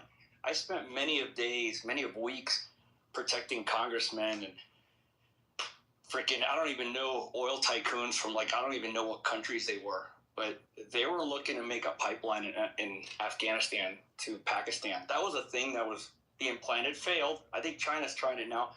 But now here we are, 10 years, 20 years later, we're going to Venezuela. God, the government says, it's about drugs. No, it's about oil, man. It's all about oil. We're trying to put a puppet government into Venezuela so we can move Exxon and all the big oil companies back in there so they can make billions of dollars. And bottom line behind the whole thing is Trump getting a huge kickback. So it's all about money, man. That's the way I see Venezuela. It's imminent. It's going to happen. It's going to happen. There's no way that we're not going to attack Venezuela, because I think we spent like $100 million already in moving an entire aircraft carrier group, plus a couple of other carriers, not to mention the submarines and other shit. It's expensive, man. A C-130 costs $5,000 an hour to fly. What do you think an aircraft carrier costs to move from like Norfolk, Virginia to the Caribbean? That's right. I mean, America's aircraft carriers, they worth, just one single carrier is worth billions. Billions. 5,000 people, maybe 80 to 90 aircraft. It's a floating city. Yeah, it costs $1 million a day to run an aircraft carrier. Your fuel and your food consumption for the crew. Chicago needs law and order. Well, to pay each one of them too. Everyone gets a salary. Yeah. And they get free food. Well, it's not free. I mean, they pay a pittance. I mean, I don't think sailors on aircraft carriers, right? I don't think they eat garbage. I think, because if you look at American soldiers, and I'll give them this, they look very physically fit and strong. Well, so that tells me they work out a lot and they eat good. You are well fed in the military. I won't lie on that one. Yes. Unless let me ask you this: what happens if U.S. go to Venezuela? Like, no, I'm not saying that it's a good thing, but if U.S. engage in a war in Venezuela, then what happens after that? Does it give an excuse for U.S. to get out of Europe and Middle East and say, like, I'm already in a war in the Caribbean? That's a good question. I wouldn't call it a war. Is it like they're creating? I would say, remember Panama? Were you alive when Panama happened? I don't know when it happened. Probably not. Yeah. It was a long time ago. It's like a Panama part. It'll be a Panama part 2. I kind of think it's an excuse to get out of Europe and Middle East. U.S. doesn't want to be in Middle East. U.S. really doesn't care about Europe. I mean, Obama said it, and what is in these areas for U.S.? I think they just like Israel pulled U.S. into Middle East, attacking Europe. It goes deeper than that. It goes and deeper than that. And I think that if U.S. military get engaged in Venezuela, they can say, "Oh, we are like running low on resources. We cannot help you guys." They have to stay in Europe because the whole Russia is still a threat, and they have to stay in the Middle East because they're protecting their black gold, and they might even expand into they might expand more stuff into Asia, into like East Asia because of the China stuff. That's going to come to fruition, probably in the next 2 to 3 years with the invasion of Taiwan and stuff. So, but in Middle East, U.S. already after the fracking technology, U.S. doesn't depend on the black gold. I mean, it's not a strategy. Let's put it. Before it was a strategy. It goes deeper than that way, because if you look at all the it's actually good for U.S. if the oil price goes up. No, it's not, and I'll tell you why. If you look at the Gulf countries. Look, if you look at fracking also causes in the plates. It causes earthquakes. It's not good. But first of all, the main reason why America is in the Middle East is because international oil is traded, bought, and sold in U.S. dollars. And the reason why the Middle East dictators like UAE, Bahrain, Kuwait, Saudi Arabia, the reason why they trade their oil in U.S. dollars is because they get American military protection. This is why they do it. I know, but it's not a strategic, James. I'm saying that it's not strategic for U.S. Imagine if the Middle East countries say, just for example, right? I'm just hypothetical. If they say, due to the fickle politics and economic policies in America, we are going to decide to abandon the US dollar and let's say adopt something that's a bit more stable, like the euro. Do you know how many hundreds of billions that will cost America? America will have to buy foreign exchange on the international money markets to buy oil. It would be disastrous for America. It would. Because even if you look at the price of petrol and gas in America and the prices that they pay, America is one of the most highly subsidized places, for fuel. Like, for instance, you know how much a gallon would cost me here? We use metric, so let's say it would cost about 10, 11 euro for a gallon. And how much does it cost in America? 250. It's unnatural. America can't sustain that. Well, we do sell the Middle East a lot of equipment, right? Yeah. Like we just did the F-35. You know, they're going to be dumbed down versions, but I never thought I'd see them giving a premier aircraft. Usually they start giving away stuff after a while. Don't forget the second time this has happened, because when he was in office the first time, he tried to sell the F-35 to the United Arab Emirates, and it got vetoed. As soon as Joe Biden came into office, he stopped that. So I think Saudi Arabia getting F-35s, I think that's highly unlikely, because, first of all, I don't see the Republicans winning the midterms next year.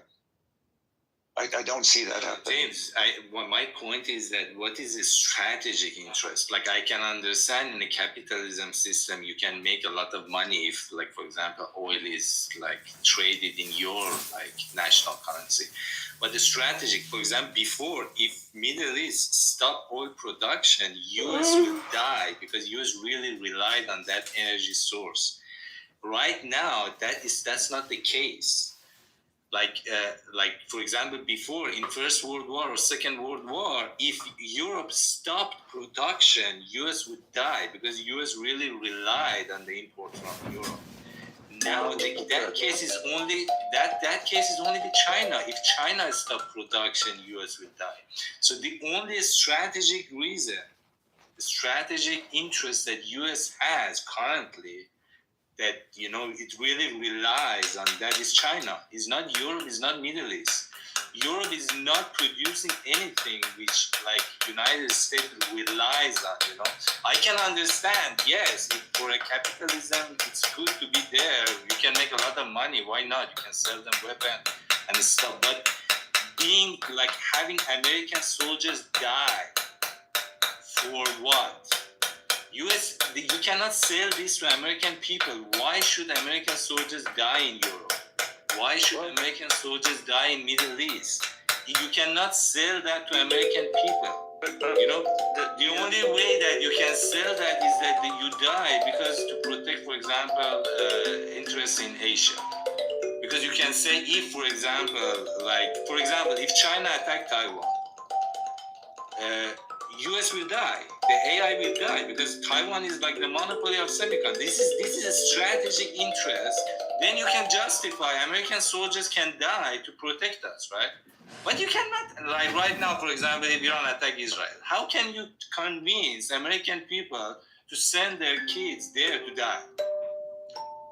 The only way that U.S. Army can convince American people, because U.S. Army needs to go to these cities and recruit.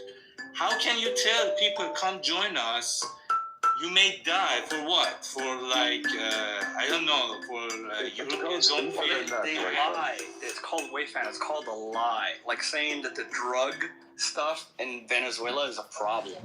It's a lie. But a lot of Americans, I don't think they will not. A lot of Americans will not fact check that. They'll believe they're orange. No, what I'm saying is that this Venezuela is just convinced U.S. allies that we don't give a fuck about you. So they are formally they want to get out. Like this Venezuela is that excuse that, we are in a war in another place. We don't have resources to give you. That's basically what they are telling European and Israel.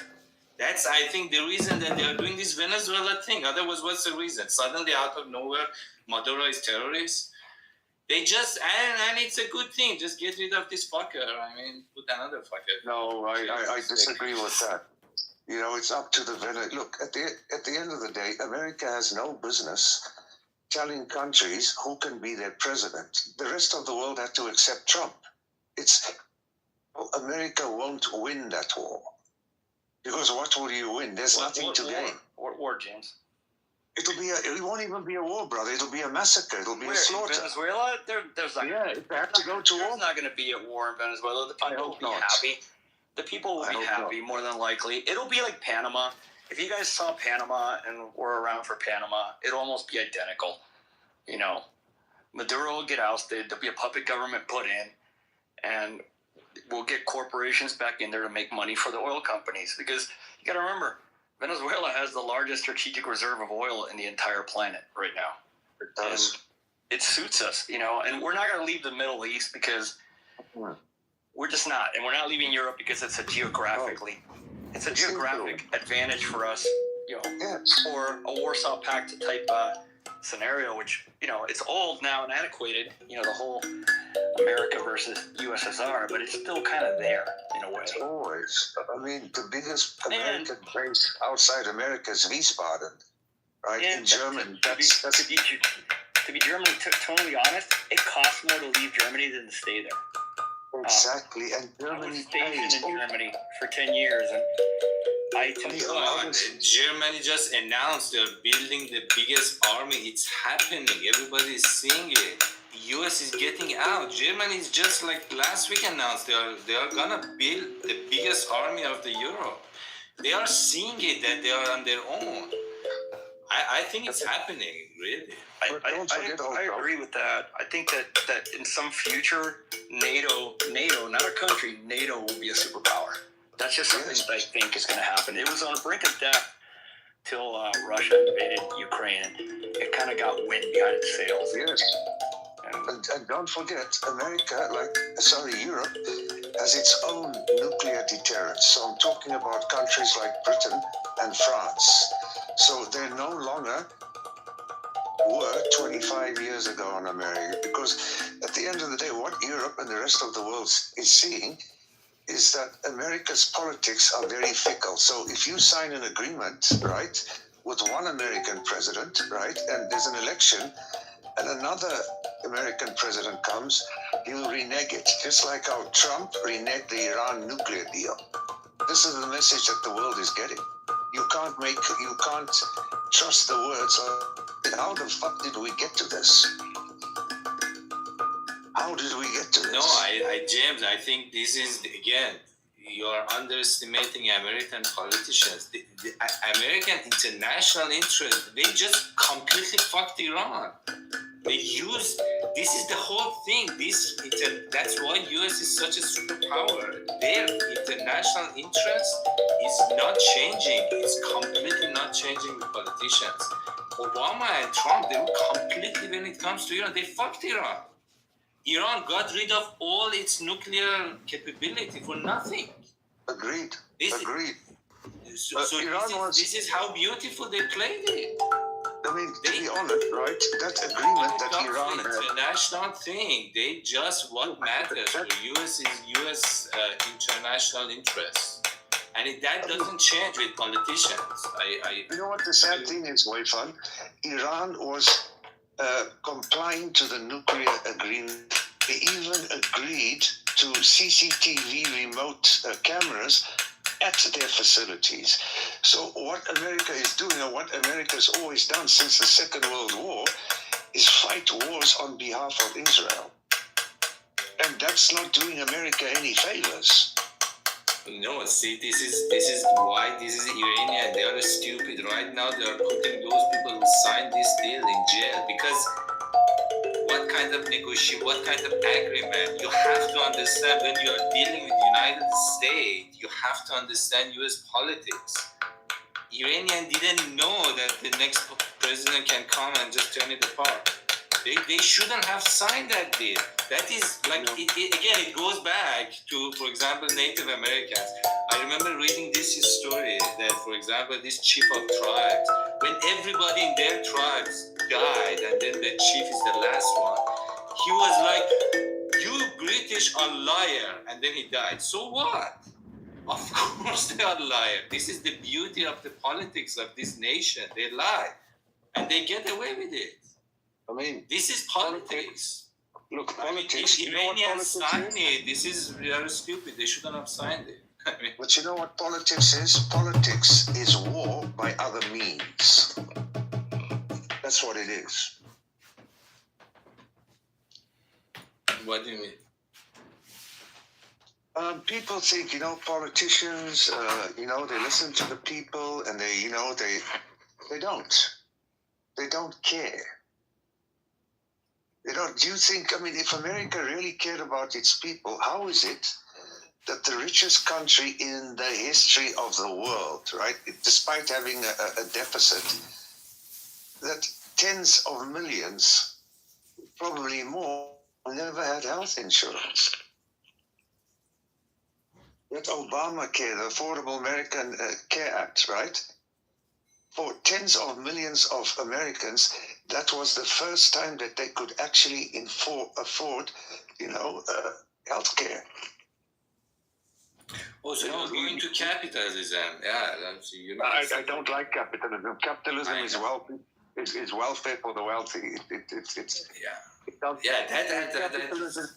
Let me finish what I'm saying. If capitalism did work, and it's the panacea of all solutions, why have most capitalist companies in capitalist countries moved their production lines to fucking communist dictatorships in Asia, i.e. Cambodia, Vietnam, China, where people are not allowed to unionize? It's for the money, Like I told you, it's welfare for the wealthy. It doesn't work. Because if capitalism did work, then America would not be 38 trillion in debt. Capitalism is spending money you don't have. And when you do that, you pass it on to future generations who had nothing to do with the cause of that. It's an evil system. It doesn't work. It's no better than communism. I think the only positive thing I can think to say about it is it's lasting a bit longer than communism did. But I think it will fall as well eventually, because capitalism, what it does, it removes your manufacturing base to your country, and they transfer it to countries where there's very, very low labor costs. People are not allowed to unionize, but you would think, because they're making it under cheaper circumstances, they would sell it to the American cheaper prices, but they don't. How has Apple become cheaper by moving its manufacturing base from America to China? Has it become cheaper for American consumers? Clearly not. I mean, I agree with you. I mean, in that sense, but we are talking about two different things.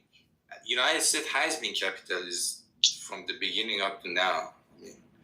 Yeah, you can say, but you can see that U.S. is right now like the strongest superpower. It just like got rid of Britain, got rid of all the superpowers, just based on using the politics very wisely. And we are saying that president, like for example, you are saying U.S. supports Israel. U.S. definitely, like if you go back and read, for example, the time that Israel attacked Suez Canal, U.S. completely told France and England and Israel, get out. Otherwise, we are going to shoot you. This is true, but now it's changed. Because exactly. Because England and France, U.S. got rid of England and France. France had Vietnam, got rid of that. England had Egypt but ask yourself this question, Weifan. So the last war that America won convincingly. No. Why? The last war that America won convincingly was the Second World War, right? They didn't win in Korea. They didn't win in Vietnam. They didn't win in Iraq. They didn't win in Syria, and they didn't win in Afghanistan. So, the American military, I mean, they're not as powerful as they think they are. Yeah, it wasn't a unilateral win either. I don't think World War I or Second World War were unilateral wins. Agreed. You can go further back. Yeah, I'm of the belief that Russia had a huge part to play in the German demise. Yes. Probably a lot more than we get taught in school, But that's just my opinion. I remember when I was younger, I live in Holland, so during the Cold War, we had national service. So I got stationed in West Germany at the time, and I was programmed to hate communists and communism without even knowing what it was. Did you guys have reforger exercises, James? We used to have these huge reforgers go across the country. That was awesome.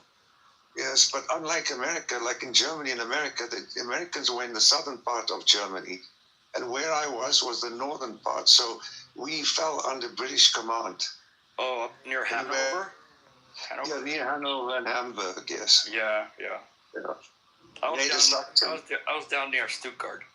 Yeah, that's where the Stuttgart, Heidelberg, Mannheim, Wiesbaden, Saarland. Yeah. I didn't like Germany much, though.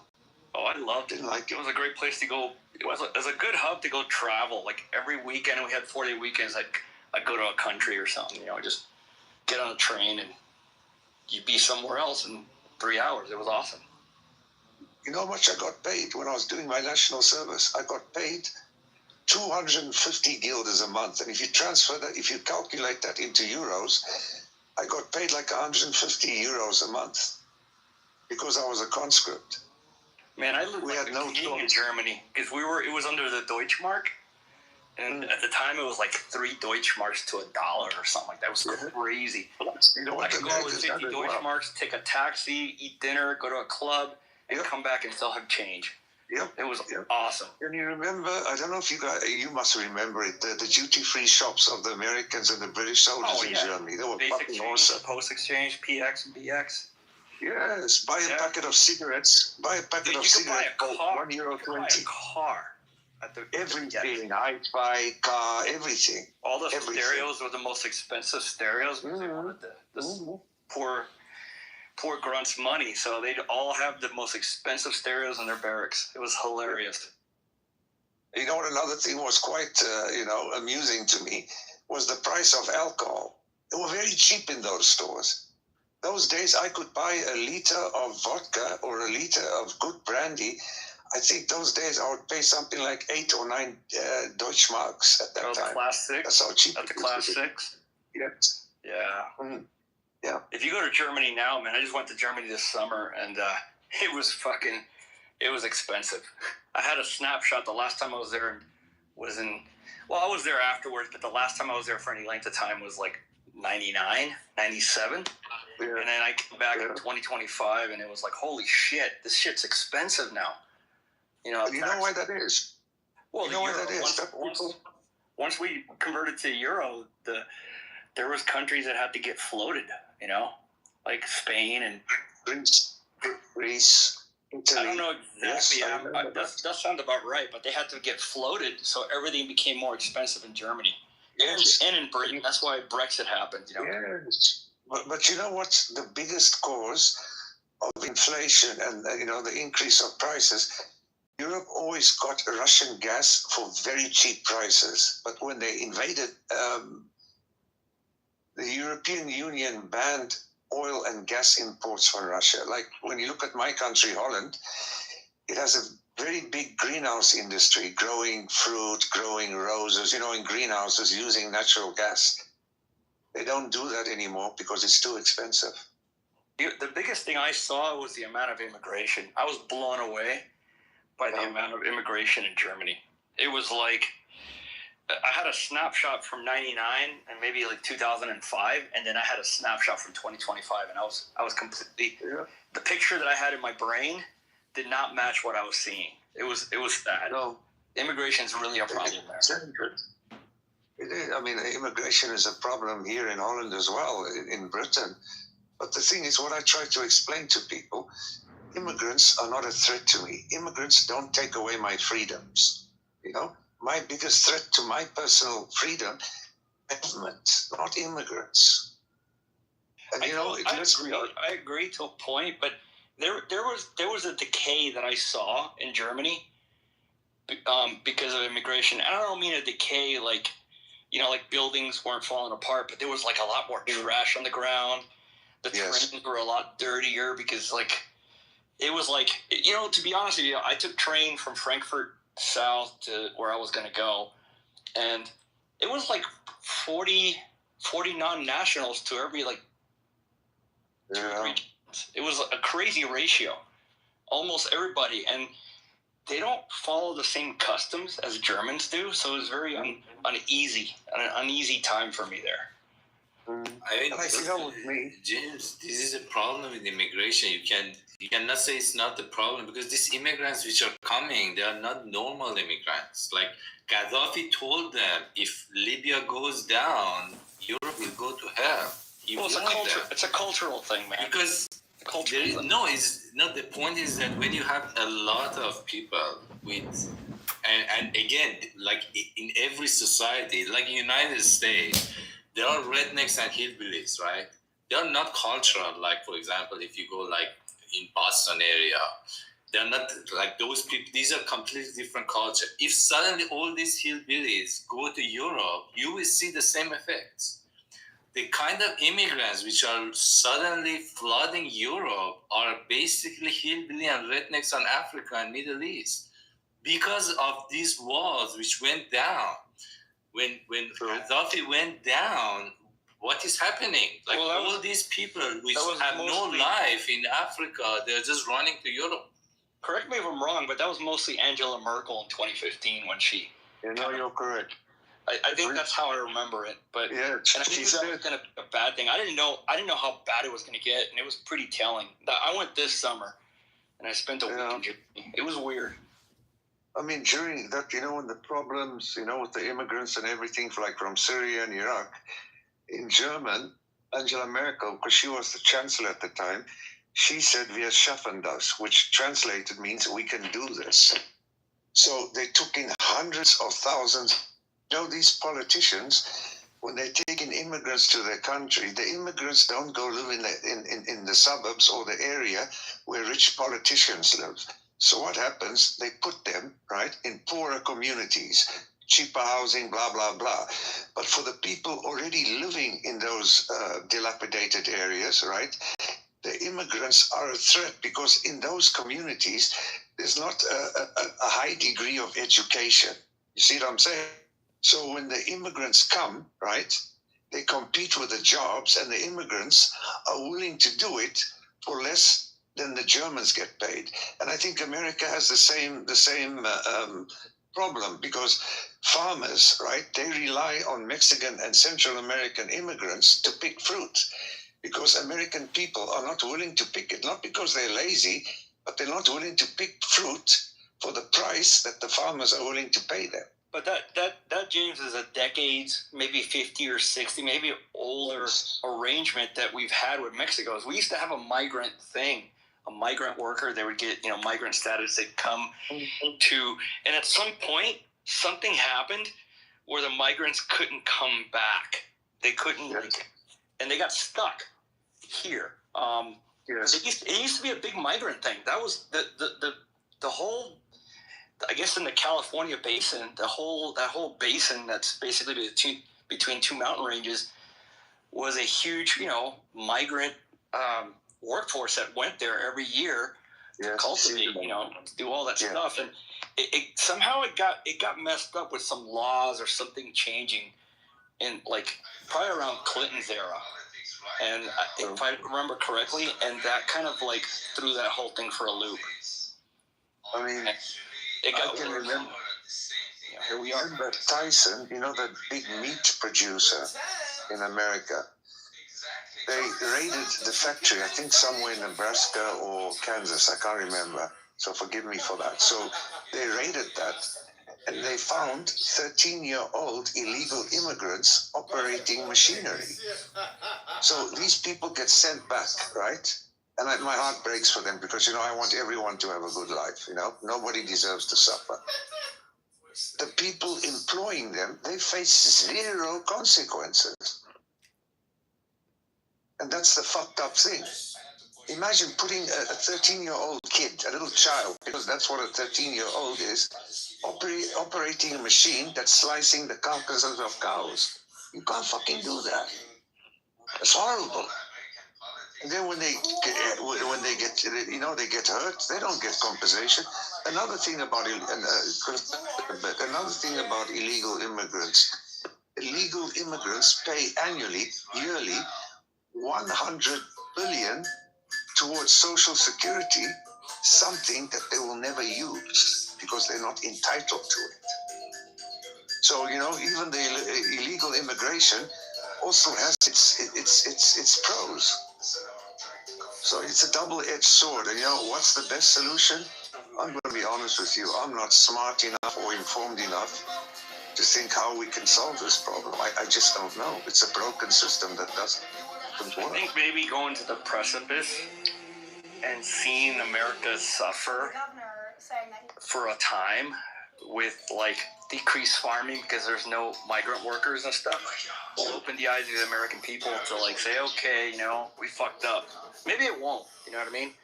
But we need to suffer before we change our mind. That's the only way.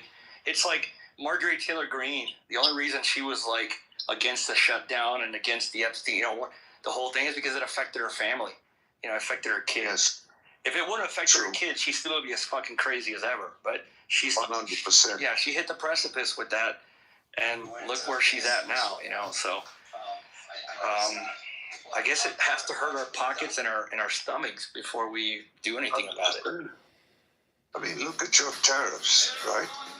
America used to sell most of its soybean to China. China is no longer buying American farm produce. What does Trump do in all his wisdom? He gives 20 billion or 40 billion to Argentinian farmers when American farmers are suffering. Why did he do that? That 40 billion could have been used to create new markets or try and compensate American farmers. Because, if you look at the global scheme of things, it's American farmers that feed the world. And I'm talking about U.S., aid programs around our starving children. And the reason why America did that, not because they wanted to be nice and they were compassionate, no. It gave them soft power. They could influence other governments' way of thinking. Winning hearts and minds. Yeah. Absolutely. I like the way you think, Miguel. We need to talk. We used to do that in Afghanistan as well. Yes. Won hearts and minds. USA. Yeah. USA. Strategy. That's a huge strategy in foreign internal defense. Of course, America, a black mother, but I had a white Dutch father. That's why I live in Holland. My father, he gave all of his children Dutch passports. But, you look at America and you think to yourself, when I was growing up, America was the shining beacon on the hill. Humanities, science, philosophy, everything, everybody. As a kid, I used to fantasize about being an American. That's what I aspired to be. No, not any. I would not go to America even if somebody paid for a vacation to me, because at the end of the day, I'm darkly packed because I'm of mixed heritage. And I don't want to be kept in fucking Crocodile Island or sent up to some fucked up place in El Salvador. Do you know that the European Union, this is how bad things have got fucked up. The European Union has a negative travel advice. That's what I heard. I heard there's a travel advisory for the U.S. That's interesting. It's true. That's kind of hilarious. I heard it from a friend of mine. It's true. And another thing with Trump, what Trump did, I don't know if many people know this, but here in Europe, you have a lot of cemeteries that are controlled by America, where American soldiers liberated Holland and the rest of Europe during the Second World War. And many of those soldiers were soldiers of color, i.e. black soldiers.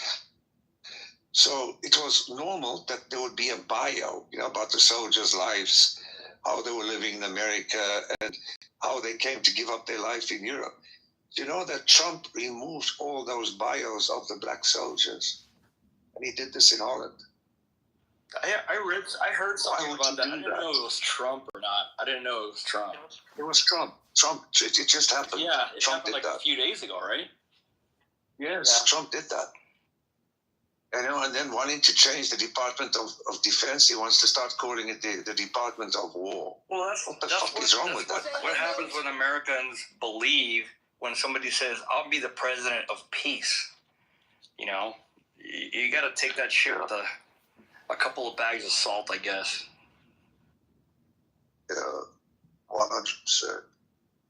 I mean, it's even here, I thought, I grew up in the schooling. I started in the 70s and I finished my schooling in the 80s. So we didn't have the internet. So if I wanted to pass an exam, I would actually have to go to the library and read the book in its entirety because we didn't have Google or internet.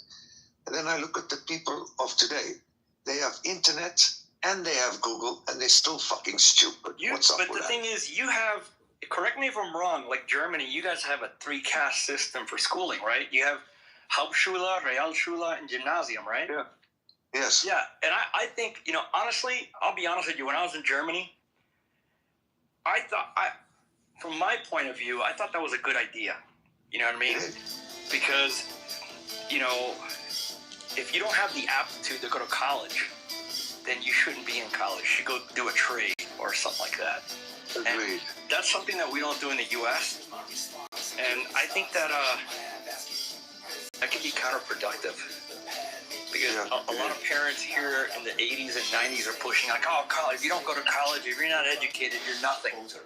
And it kind of like evaporated our trade system. We had a huge trade system in the 50s and 60s, and now they had strong unions, but now it's gone. And I'm not saying college is bad, but I don't think everybody deserves to go to college. Like, not deserve, but they should test, like how they did in Europe. I don't know. I thought that was a good thing, a good way. It should depend on your academic aptitude. So when I look at Trump, and when I look at his bio, apparently he attended Warburton School of Economics. That's an Ivy League school. That's the top of the top. But then I listened to Trump speak, and then all of a sudden I realized Trump's college degree is about as real as his supposed bone spurs. There's no way that man is academic. He referred to the country of Norway as Norwegia. How can you not know that? You're the president of the world, because essentially that's what the American president is. He's the leader of the free world. He is kind of, you got to understand, James, though, a person that's grown up with millions of dollars and billions of dollars is probably very disconnected with reality in the world. 100%. He's probably also getting old. And I just had my mom visit me. My mom's 77. And nice. I could notice her decline in cognition, and she would, I can understand where he can, forget stuff or say stuff that just is off the cuff. Don't know if that's a good thing for a man in his position. No. But I can see that. But I think Biden had the same issues. Biden had cognition, and they kept him quiet because he just didn't speak very much, or tried to hide as much as he could. And his aides, I think he had some pretty good aides. I think maybe, and his wife. But I think Trump wants to take the reins of everything. He wants to be in charge of everything, and that's how you get him saying shit just saying stupid shit that sometimes doesn't make sense. And execute Democrats for treason. What the fuck? Executing Democrats for treason? No. I never thought I would hear an American president say that. So that one kind of hit close to home, because when he, I'd forgotten about this, but I'm a retiree as well. So I went and researched this today because, what's his name? The Mark Kelly is getting indicted and stuff. Yeah. And I'm like, shit, I'm a retiree. I'm subject to UCMJ still for the rest of my life. So I was like, I got to keep quiet. Not keep quiet, but I don't want a target on my back. So I better not be too much of a. You have to think before you speak. Yeah, but Mark Kelly, to his defense, didn't really say anything illegal. And what was really fucked up is you had the press lady, what's her name? I forget her name, saying that Caroline Levitt, even worse than fucking. She said there's no such thing as an illegal order when it comes from Trump. I'm like, that's absolutely not true. Somebody can give you an illegal order and you have to refuse to follow it because you have to follow UCMJ and the Constitution. Yes. And I don't know what Mark Kelly meant by illegal orders, but I'm assuming he's referring to the ships, the boats that are getting shot up. Yes, he is. Which makes sense, and that's technically illegal, but apparently that's a war crime. That's a war crime. Yeah, because there's no searching. There's no they're acting as a weapons free. I don't know if you know what weapons hold, weapons free, and weapons tight is, right? Weapons free is if you see something that's not friendly, you shoot it. Weapons hold is like, you don't shoot till the shoot back. Ask questions later. Yeah, I know the difference. Yeah, and what weapons tight is like you don't shoot at all. You know, you got to ask, you know, and they're operating in a weapons-free environment, which is not very, because you generally don't want to do that against non-combatants. And that's what those guys are on drug boats. They're technically non-combatants. And I'm hoping somebody can, you know, clarify that. I guess take the murkiness out of the water, filter the murkiness out. But Trump's going to get away with it. Brother Miguel, because if you look at the American Constitution, it says that any and every person must be afforded a fair trial. This is not happening under Trump with his Gestapo ICE. People, I mean, this is what the Germans did in the 1930s, you know? Well, it's not happening off the coast of Venezuela either. Those people are supposed to be captured. They're supposed to be captured, not now. And brought before a judge to have their fair day in. That's how the justice system ought to work. Yeah, he's using some law, some old law that probably isn't applicable anymore, but it's still, I guess. No. But you know what the sad thing is? Because he's indemnified, so he's got immunity from prosecution. But that does not apply to Pete Hegseth. That does not apply to JFK Jr. They're going to be held there.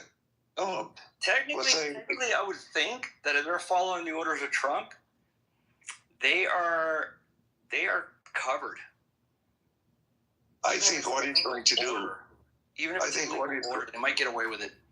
I think what he's going to do, because, you know, the sensible part of my brain tells me that before his term ends, right, he's going to be removed using the 25th Amendment. That's what I think. I don't know, man. That guy's pretty bulletproof. I think the only thing that's going to take him out is a heart attack or some kind of like stroke. Even if he does go, right, if you look how the American Constitution works, he'll be replaced, right, by the vice president. And I don't think anybody wants J.D. Vance. And let's say even J.D. Vance doesn't survive. J.D. Vance is I don't think J.D. In my opinion, I don't think J.D. Vance doesn't agree with Trump. He just got on the bandwagon because he wants. Yeah, he wants an in. I think somebody said that earlier. I think Pro may have said that earlier, and I was like 100% agree with that. You know, he's just playing the Washington game to get get in the door. And I think he's gonna change some things. I think he may quell the whole, you know, he may do things more legally, let's just say, than Trump. Yeah. But you know, that's just me spitballing at the wall. What the fuck do I know? You know? I agree with you. But let's say Trump does resign or he's removed. Then it's J.D. Vance. He'll never resign, dude. Trump will never. That's one thing he'll never do is resign. That man will go down fighting to the death. But you know what the problem is, Miguel, right? America is the most powerful country in the world. It's the most powerful country in the history of the world. And even though I'm not an American, what troubles me is that unhinged sociopath, in theory, says to the nuclear launch codes. So let's say you have a military that's not General Milley, right? The man who saved America. He's a fucking hero and a patriot. But let's say that you get a general with the likes of what's his name again? That fucking idiot? Flynn. If Trump gives him an illegal order, I have no doubt he will follow through. And and that's the thing we don't know. The generals stay tight-lipped, and all the chain of command stays pretty tight-lipped.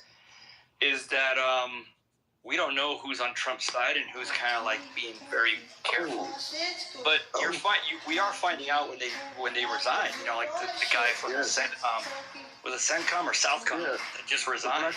The Black Navy Admiral, he resigned because of the boat attacks. Well, yeah, he resigned because that was illegal, and he didn't want any part of it. And they were making him follow laws that were against the Constitution. Yes. So he resigned, but all the other guys are staying pretty quiet because you really, as a general, cannot voice your political opinion. Of course not. On active duty. And that's Do you know how stupid Trump is, right? For no good reason. He invited all the top military generals of all 4 branches in the same place at. So imagine if you had a terrorist organization who planted bombs there. America would be decapitated. Any fool knows you don't put all your senior commanders at the same place at the same time. You just don't do that. Yeah, that was and pretty, I was a conscript. I knew that. Pretty unprecedented. But that was all also, I think that was more of a show to the world. Yeah, it was performative. It was performative, yeah, in my opinion, because fucking he wasn't telling anything to those people there have been in service for, I think that like maybe there might have been a couple, E9s that were like maybe in 25, 26 years. Yes. But nobody had been in less than 25 years in that room in the military. No. So they knew exactly what's up, and it was just performative. He wasn't telling any of those people something they didn't already know. Not only did he invite the top generals, he invited the top officers. He invited the top enlisted advisors too.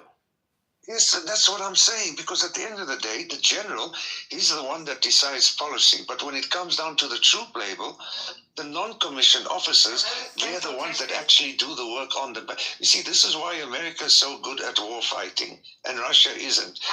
America has a system where sergeants, first sergeants, warrant officers, right, if they are leading, right, they can make independent decisions at the time they need to make that. And if you look at Russia, everything is centrally controlled. That's why they fucked up in Ukraine. We have a more decentralized military. Yes, more adaptable. More decentralized. They give you command authority. You have command authority in certain aspects. Yes. Yes. There was a couple of times where I had an officer with me on a mission, and I was in charge, and the officer wasn't. Operational control was mine, and he was higher ranking than me. So yeah, sergeant majors. I mean, that's the sergeant majors. That's a wealth of information. They're people that actually know how to get things done, control the men under harsh conditions, make sure that the men are calm and they feel safe. And America does that, because if you look at America, right, American soldiers get everything they need on the battlefield when they need it. They even get more. See what I'm saying? They protect their soldiers. The Russians, it's just they send people to try and take certain areas of the Donbass, or Luhansk, and they get people to attack, and then there's Russian covering forces that execute any people that are running away from the front. I think probably more Russians have died due to being executed by Russians, right, for deserting the front, than that have died on the battlefield. Yeah, I don't know that Russia has more than. I don't really know much. Russia has more than 1 million casualties. Look, I don't look as a European. As a European, this is my view, right? Even though I'm not racially European, but culturally, I believe in European values. So, I don't want Russia to disintegrate. It's too big and too unstable, and they've got lots of nuclear weapons. I don't want to go back to the insecurity of the 1990s when Yeltsin was in power. But I do know Russia's offensive capability has to be degraded, because where I live in Holland is about a 3.5-hour flight from Russia. To get to Holland, they would just, from Ukraine, move into Poland, move into Germany, and then they come into Holland. They could do that within 24 hours, theoretically. They don't have a really good logistics. No, I mean, you are correct. Battles. They're very good at first attack, but to continue, their logistics situation is pretty bad. You know what they don't understand? Battles on the ground are won by boots on the ground. This is, an ancient concept. Battles on the ground are won by beans and bullets. That's what I'm saying, but wars are won by logistics. And America has the best logistics in the world. 100%. Yes. You don't have beans and bullets, you're not going to get anywhere. You're going to get there for a short time. America's the only country that within 10 to 24 hours, they can transport troops of 100,000 and more with the bullets that they need, with the fuel that they need, the vehicles that they need. They have everything. Managed to take everything. Make something out of nothing. So Russia can't compete with America, nor can China, not yet.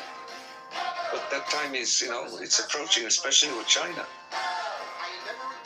I foresee within the next 10 years, China is probably going to replace America as the world's largest economy. That's just a fact. Yeah, it looks like that's a good possibility. Because America has no... Look, America, like in the 50s and the 60s, were a manufacturing country. But now, if you look at America of today and the Europe of today, we don't manufacture. Yes, we provide financial services. That's it. Service. Dude, you fucking smart, Miguel. I like talking to you. That happened right after we went off the gold standard in 1971. Yes. Pretty interesting, huh?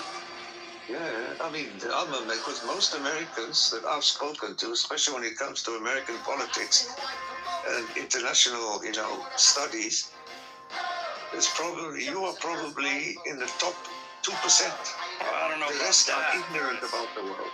But sure. You don't club out for sure. I kind of try to be, what's the word, very critically think about things. Yes. And you do it well. I'm a moderate. I'm not a liberal. I'm a moderate. I'm kind of in the middle. I'm conservative in certain things. I'm kind of fiscally conservative because, I like to protect my money, but I'm not conservative in certain other things, and I'm liberal in other things, so I'm kind of in the middle. I'd call myself a moderate. Like, I voted for Mitt Romney, because I thought Mitt Romney would be a good president when Obama screwed up his first, didn't screw it up, but he just wasn't like what I thought he was going to be in his first term.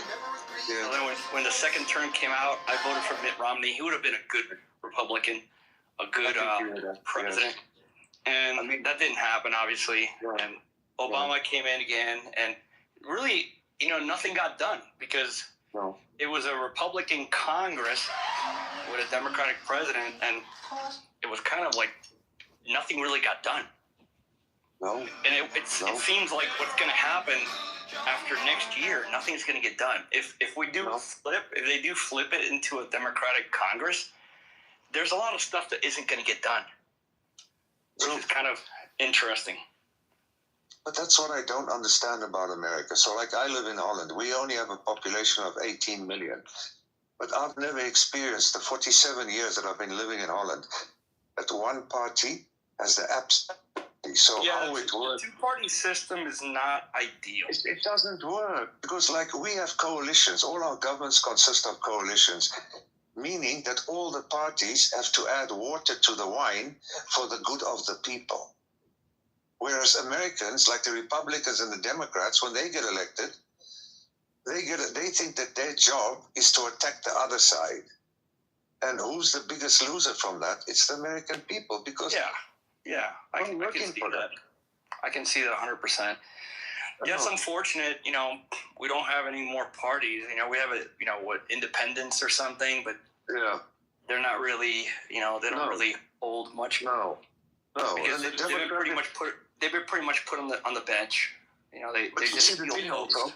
They're a tool. That's how I look at the independent party, as a tool. It's a tool for either party to take away votes from that party and win. That's the only way I see it. That's 100%. Because if you look at the Republicans and the Democrats, they are different wings of the same bird, namely a buzzard. Why is it that you get elected to Congress, within 20 years, you're a multimillionaire, and the reason why that's the case is because you have access to insider information when it comes to the stock market. Well, America is the only Western country with legalized corruption where lobbyists, corruption payers, have access to the inner sanctums of American power, where they pay politicians money to tell uneducated, poor American people that they don't need, affordable health care because it's communism. That's just fucked up, Miguel. That's horrible.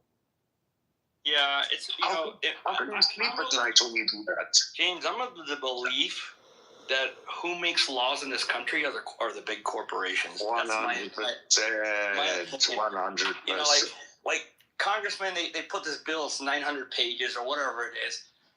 I'm almost positive. I'd love to be a fly on the wall, but I'm almost positive that a lot of the lawyers for the lobbying companies and the corporations are the ones that write the laws and give them 100%. 100%. They get pushed.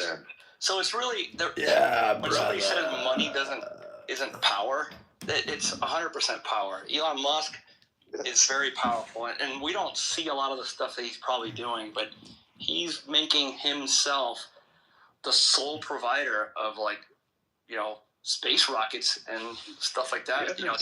He's doing Starlink, which I don't think is a bad thing, but it's going to eventually become a monopoly, I think. Yes. And he's, the Tesla cars is kind of like, I don't know, man. I think it's early still for the technology because we don't have the infrastructure for it. Can you imagine everybody in New York City got a Tesla? That means you'd have to have like a charging station at every little spot where you have those little meter maids. You have to have a charging station there. The infrastructure isn't designed and built for that. Nowhere. It works. Teslas work really well in rural areas, small towns, or compact cities like Tucson or LA. Yeah. But I can't see Teslas being electric cars. We just don't have the infrastructure. We barely have enough power, and especially now with all these stupid data centers. There's 1,500 data centers in the U.S. already. I want to tell you an interesting fact. Do you know, let's say 5 or 10 years ago, right, here in Holland, when I used to look at the cars, driving past me, because I live in the center of town, most of the cars that I saw were Teslas. But now, a few years later, do you know that Chinese cars fly in Europe? Yeah, I hear they're pretty good. They're very good. Yeah, that's what I hear. They're just not in the States. You can get one. I think you can get it in the States, but it costs you a boatload of money. And also, even if you had to get one, right, then you would have to set up a supply chain ecosystem. That will take you years to do that. So, while America's snoozing, moving forward. I mean, look, if you look at, for instance, electricity alone can support, let's say, 50% more Teslas on the road. Especially in California, I think it's San Francisco. One of my buddies told me that they were having these. I guess you couldn't plug your Tesla in it during certain hours. They were having rationing or whatever because there's not enough electricity. It overloads the system. So we don't have the electrical infrastructure in the U.S. built for an electric car. Historically, it has been the same, James. Why is it? Like China historically has been the manufacturing center of the world. It's the factory of the world. Their culture. I mean, it's just built for they're just better at it. You know what China is? We shouldn't be as American or European surprised that China is taking. No, of course not. I think China is a communist system that controls capitalism. No, it's the culture, man. Asia is the culture here is right now. I live in Taiwan. I can sense it. The culture is not individualistic. The culture is very. That's very true. Social culture, and when you want to create manufacturing, especially high-tech manufacturing, you need to collaborate. Collaborative cultures win, and historically it's been like this. They created ceramic. They created all technologies. They created. The Chinese created paper money. The Chinese have been using paper money for the last 5,000 years. The Chinese had civilizations when the rest of the world were living in caves, including Europe. Well, Wei-Fan nailed it on the head. They are culturally, they're for the good of the many. And in the U.S. here, we're for the good of me. Yeah. I'm for the good of me. My neighbor's for the good of him. There's no community. There is no... They follow rules because they don't want to get shamed. There's honor and culture and stuff. And that doesn't happen here. Our president is showing that it's okay to be a dick and get away with it, And it's very evident when you go to some of these Southwest cities. these guys in pickup trucks just being assholes with their Trump flags and stuff and cutting people off because the president tells them it's okay to do it. They wouldn't have done that 20 years ago. Not a chance. You know what the problem is, Miguel, with America as I see it, looking from the outside? All Americans love America, but not other Americans. Because if they did love other Americans, all Americans would have affordable health insurance. Well, it's the movie. It's the what's the Joneses is living next to the Joneses. Like everybody wants what the next guy has. And I got a neighbor that's got like 5 Trans Ams and 3 Corvettes, and he's got all kinds of shit all piled up in front of his house. He's got stuff. So he's powerful and rich. Because he's got a bunch of shit. 100%. I mean, even like your gun keeping up laws. with the Joneses. That's it. Everybody's trying to keep up with the Joneses. But brother, even your gun laws, right? So like here, in public, nobody's allowed to be armed except the police, right? So if I'm standing next to you and I live in a country where, you're allowed open carry and I'm at the post office trying to get shit done and there's somebody in front of me and behind me with an AR-15 slung over their shoulder, a psychopath does not have it written on his forehead. I'll tell you one thing, James. Here, I live in Arizona, right?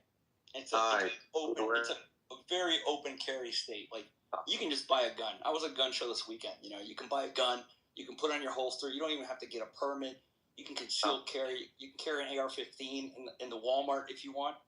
But I have not yet seen that. Oh, I can go to Walmart any time of day and see guys with like pistols on their hip because they're trying to make a statement, which is fine, and I'm not against that. And but I don't think that people should be walking around with tools that were designed because a gun is a tool, right? That's all it is. It's a weapon of murder. It's a tool of murder. That's what a gun is made for. It's a tool for whatever self-defense, but war, it's made for killing. It's made for killing. What do you call it? Self-defense? Well, yeah, there is a self-defense aspect to it. Like there are people here that will try and take your shit, and like I always tell people, I'm never going to be a victim. I will never be a victim. That's my motto. I'll never pull out a gun on anybody unless they're trying to defend. I'm trying to defend myself. Oh, I believe you. Bottom line is that an M4 or what you call an AR-15 wasn't. It was designed for one purpose. Right? It was a war tool. It was a tool of war, just like a grenade is. Yes. And then people having them, just lackadaisy. Should they take away AR-15s from people? No. But if you're gonna do it, you need to have some type of regulation for certain things. And I think just an 18-year-old kid being able to go out and buy an AR-15 and then go shoot up a school 2 days later, I think it's. I don't think there's something fundamentally wrong there, in my opinion. Now, if you're a retired veteran, I've got an AR-15. I have the same weapon that I used in the business, when I worked, and it's kind of like a nostalgia for me in a way and stuff. And I have it, and it's nice. It's pretty. I get that. But I'm not going to go out and shoot somebody. No, I don't doubt that for a second. But the problem I have with guns make men do stupid shit. So let's say I'm walking and I'm not armed, right? And I see a group of 5 thugs. Then I think to myself, I can do 2 things. I can face them head on, but for every throw, I'm going to get 10 back. So what do? Right? I fear no man. Make no mistake, not afraid of any man. Not afraid of dying either. But then, because I know at that moment, it's not the prudent thing to do, right? So I will cross the road and try and avoid them. Yeah, that's a smart Whereas thing to do. If you've got a gun on you, smart thing to do, yeah. If you have a gun on you walk straight at them.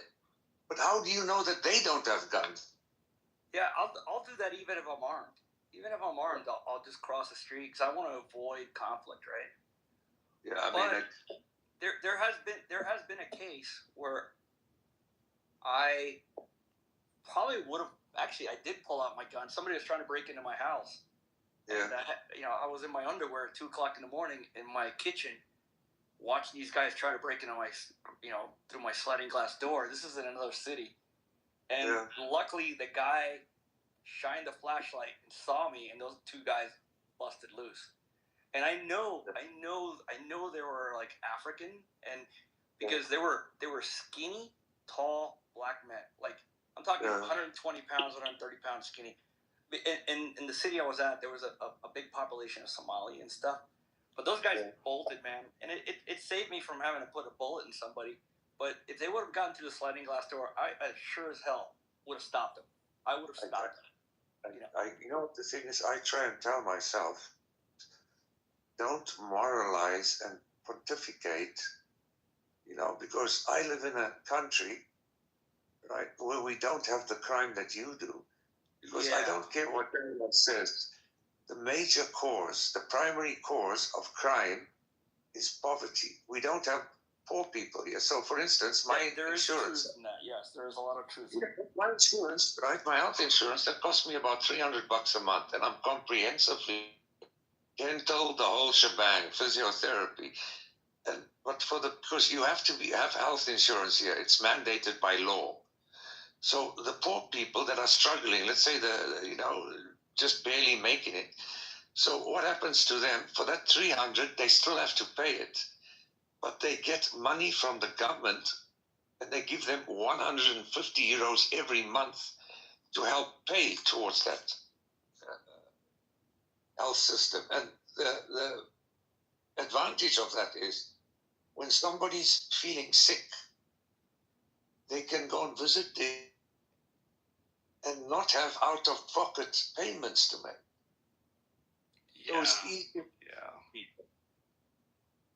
Because, at the end of the day, if you don't have health insurance and you rocked up at the ER, there's a lot more problems than health insurance. Health insurance has been in the spotlight lately, but there's also unequal pay. The companies and the government only care about one bottom line: the investor's pocket. So people that invest, they need to get maximum return. So corporations, they pay everybody. They pay the people that are not really, that are down the totem pole. When it's pretty obvious when Trump balks about how California's minimum wage is higher than everywhere else, because they don't want to pay the people to have a comfortable life. I know a person personally that works 3 jobs. She's going to school right now because I'm in class with her. She's going to school and she has 3 jobs. Wow. It's crazy to live. And I live in a small town, which is not very expensive. How can you live like that? I mean, at the end of the day, look, I worked, like you, I'm retired now. So I worked not to pay my bills, I worked to enjoy my life. The money, like for instance, I've got 3 properties, and I bought those properties, and I think I paid between 40 and 60,000 guilders at that time, right? And so the rate of the guilder to the euro is 2.2. And the properties that I bought in the 1980s for 30 or 40,000 guilders are worth between 250 and 300,000 euro each. And the reason why I did that, not because of myself, but because I have 3 children. And when I go, I want to leave them something. Because I know in the economy that we're living now, right, even though you might have an academic education, degrees or whatever, you will not be able to make the mortgage payments. Well, that's the other problem. In the United States, we have many problems. We have a healthcare problem. We have an income problem or a wealth inequality problem, if you want to say that. But one problem that is creeping up, in my opinion, is creeping up very, very fast, because I'm a homeowner and I own a couple properties I rent, and I've been offered. But I think money management companies, like equity management, that bought during the last crash, like in 2008 to like 2015, bought a bunch of properties to rent them. Right now, a lot of Americans that make very good money can't afford to buy a home because the property or the equity management companies have driven up prices so far. Because what happened is they would buy. I was trying to buy a house around 2021 here in my town, and I went and looked at 4 of them.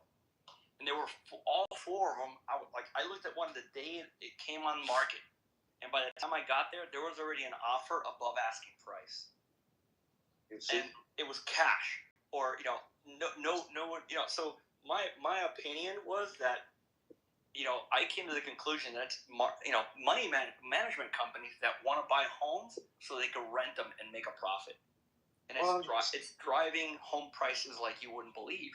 And I don't think that's going to stop anytime soon. And people blame a lot of the crisis of housing on immigration. No, it's really actually property management companies that just buy shit.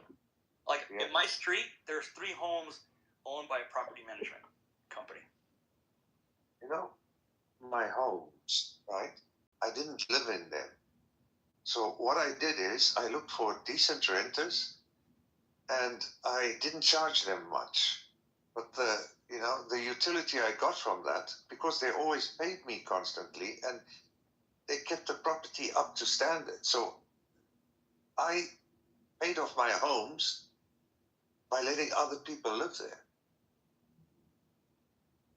And that helped because, I thought, if there's a housing shortage here, if there's somebody that's got a job and they've got children, and that he's stable. So basically what I'm saying is, it's good to help people to help themselves. Oh, absolutely. But that's a huge problem right now in the U.S. From my point of view, I could be completely wrong, but the way I see it is that all the cities, especially big cities like New York, property management companies just buy everything. From whoever's selling it, they pay a good price so they can buy it quick and beat everybody out. And then they rent it at exorbitant prices, and so the rental goes up, and the housing prices goes up. And to add to that, another crisis that's coming is the home insurance crisis. Yes. Like most people in America don't own their home. Most people, right? Wow. So you have to have insurance, and insurance is becoming unaffordable. Yes. Like in Florida, people are paying like crazy amounts of insurance for a home. They can't afford to live there. It used to be 20 years ago, it was taxes that was killing people, and now it's insurance. You pay, Yes, but there's also bigger problems. So if you look at the flooding, because I did a bit of research, I don't know much about America, but I know some things.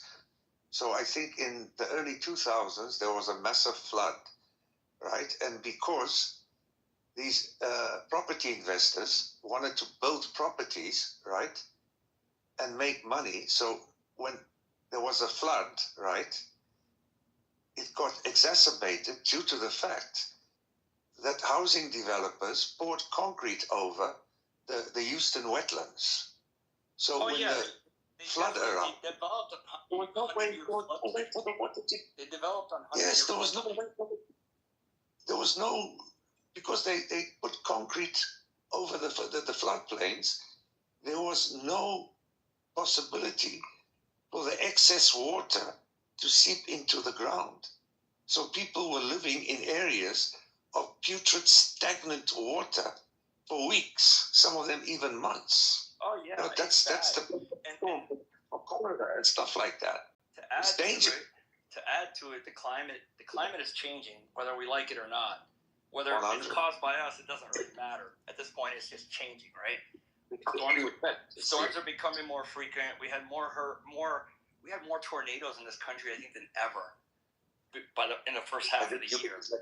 I think you got more storms and floods. Well, we just have more extreme. We have more extreme weather. We have hotter hot, and colder cold, and we have more extreme weather. And that is also causing. So there's an innumerable amount of factors that are adding to the problem that we have right now, and it'll take a long time to adjust to all this, I think. Yeah, I mean, America has a choice, because if you look at America strategically, they have abundant wind and solar power, and yet they're not taking advantage of that. Well, because the oil companies and stuff, and the gas companies, and they lobby against it. The problem is, brother, these gas companies and these coal companies, they produce slurry, the waste products that cannot be broken down. So what do? They build artificial pits and line them with canvas and just dump it there. Yep. I mean, look at the Smoky Mountains and look at West Virginia. How they've pillaged the country. I think the only way we're going to save our energy issue that is growing fast is to go back to nuclear. And the problem is that most Americans' mindset, most people's mindset got ruined by when all the energy oil companies and all the coal companies lobbied against and vilified nuclear energy. True. And that happened in the 60s. You know, they would put ads out about nuclear being, you know, it can kill. And, you know, if you look at the history of how many deaths, coal is the most deadly energy source we've ever had by factors of many.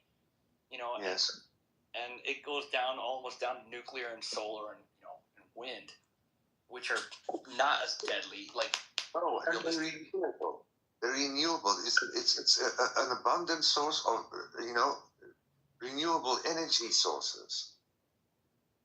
I mean, for instance, American black driving their 5-6 liter cars. I mean, there's no long-term profit in that, though, James. That's the problem. There's no long-term profit. That's the difference between America and China, for instance, right? President Xi, he put a 100-year plan, economic plan for China. You know, what's China going to be like in the next 200 years? America's not doing that. No, we're just thinking about how fast I can line my pockets. That's all we care about right now. What's making it even worse is because of Trump's isolationist policies. The Koch brothers basically sealed the deal for climate change in the early 2000s when they lobbied against the fact that climate was changing. You know, and the IPCC, I think it's IPCC, International something for Climate Change in Paris. They kind of like said that was bullshit. Just kind of like Trump does for everything else, you know. Says, oh, that's not true. It's a hoax.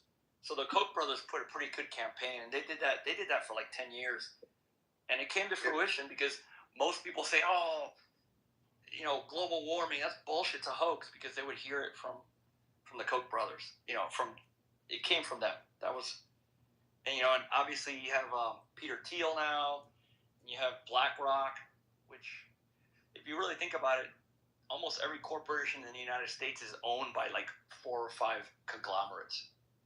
Like, for example, BlackRock, you know, owns a controlling part in many corporations that don't belong to BlackRock. So, you know, it's kind of, we're fucked in so many ways to Sunday, I guess. It's flawed because America's not a democracy. And the reason why I say this, a democracy, right, it is built and depends upon respecting the results of the people. Yes. So like the Electoral College, to me, if I have to put it in layman's terms, it tells me that there are more cows than American voters in Montana. Why are these small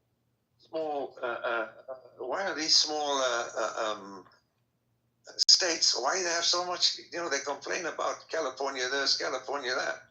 But what they seem to forget is California has the 5th largest economy world. California can survive without America, but America cannot survive without California and New York, because they're one of the very few states that actually pay more into the system than they get. And when you get to these red states, right, they get more than they pay into the system. Well, they produce a lot they produce most of the produce in America. Mm-hmm. You know, I mean, okay, farming is huge in California. Yeah, but then you have the tariffs. I mean, Trump single-handedly has destroyed American import markets. And not only that, you know, American cars made in America, right? They are dependent on at least 25% of foreign-sourced projects. Maybe even more. We're an interlinked global economy. Yeah, they want to do this whole America First agenda, and it's going to fail miserably. And You know, it's going to open eyes, but we have to go to the precipice. We have to suffer a little more, James. We have to suffer actually a lot more. But you know what it is? That's unnecessary suffering. It's like poor white people, right? It's unnecessary, but it's human nature, right? It's human nature. The point I'm trying to make is like poor white people voting for Trump in places Arkansas, Louisiana, you know, voting for the Trump. Where I live, there's a bunch of... Yeah. I'm in Trump country, man. I live right smack in the middle of Trump country. You know what it is? Poor white people voting for the Republicans or Trump is like chickens voting for Colonel Sanders. Oh, absolutely. It goes against leopards. Why would you do that? It's leopards eating their own faces, man. They literally voted against their interest to own the libs. Yes. Own the libs. Yes. That was it. Yes, and these red states, you know, with Trump's, you know, wonderful talk this, wasted this, you know, Doge, blah, blah, blah. But what the people in those states seem to have forgotten, conveniently, a lot of them are dependent on federal program. Oh, God, yeah. Dude, housing, you know. I live in the country, bro, and almost everybody, not in my neighborhood, because I live in a golf community and stuff, but, like, if you go outside where I live, like, around the outskirts of my town, it's a town of 50,000 people. But, dude, there's a lot of, like, double wides and dirt roads, and all these hillbillies live out there, and they love Trump, dude. But Trump doesn't love them, and they don't realize it. No. I mean, Trump already says he loves the uneducated because they're stupid. And these two-legged chimpanzee cows, they took that as a fucking compliment. Well, yeah, you know, it's almost become like the NFL or the NBA. It's one team versus the other, and it's all a game to a lot of people. Yes. As long as they win, they don't know. You know, it's their identity too. A lot of these people, they have an identity of that. See, you can't convince a person that loves Trump to not love Trump unless it affects them. It affects them, you know, in a way that, like what happened to Marjorie Taylor Greene. You can't convince them, and even Marjorie Taylor Greene still loves Trump, and she still like says, "Oh, I back him." But, like, it's their identity, man. If somebody's identity, it's kind of like a football team. When your identity is being a fan of the Miami Dolphins, nobody's going to change your mind. No. You're a diehard fan. And these guys, they're going to go down with the ship. And they'll be happy. So who's gonna win the Super Bowl? I have no idea. American football, I have no idea.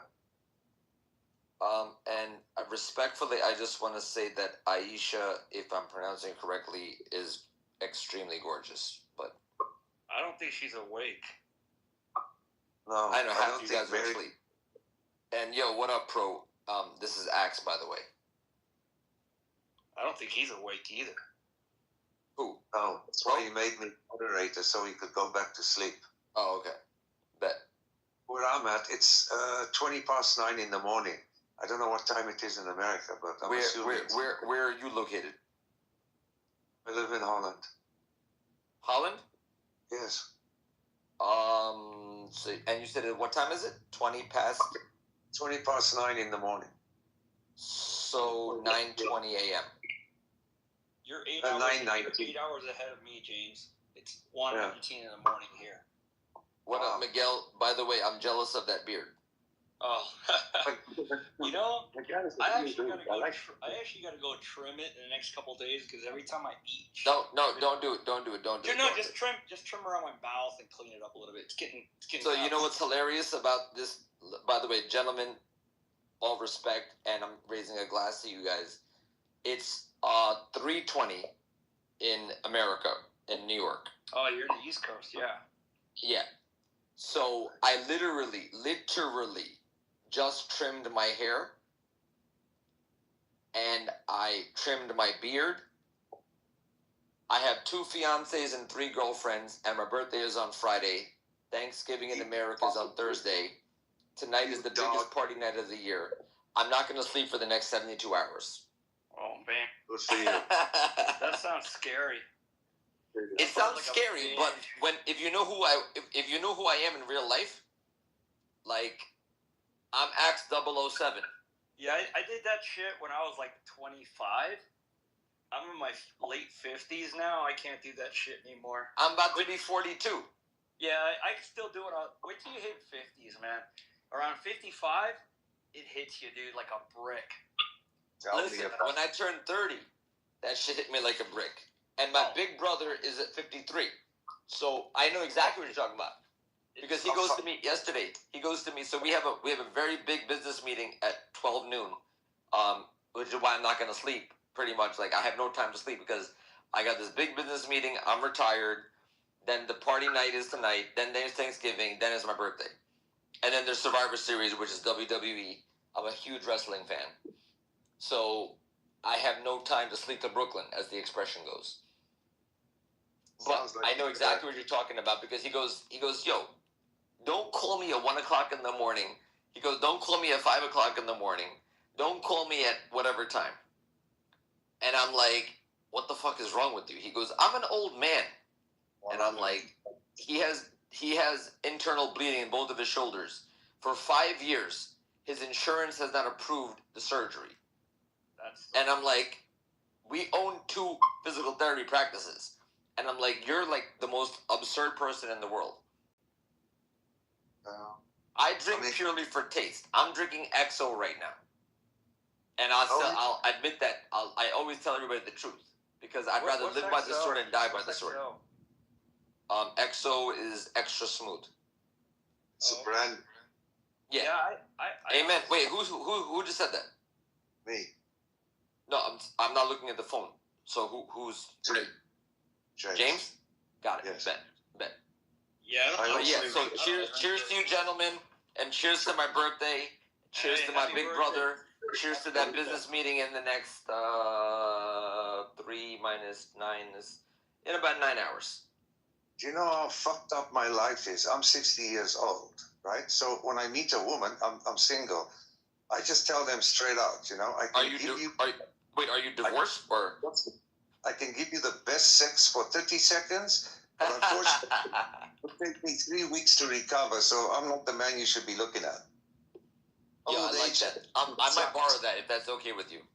Oh, go ahead. Old age fucking sucks.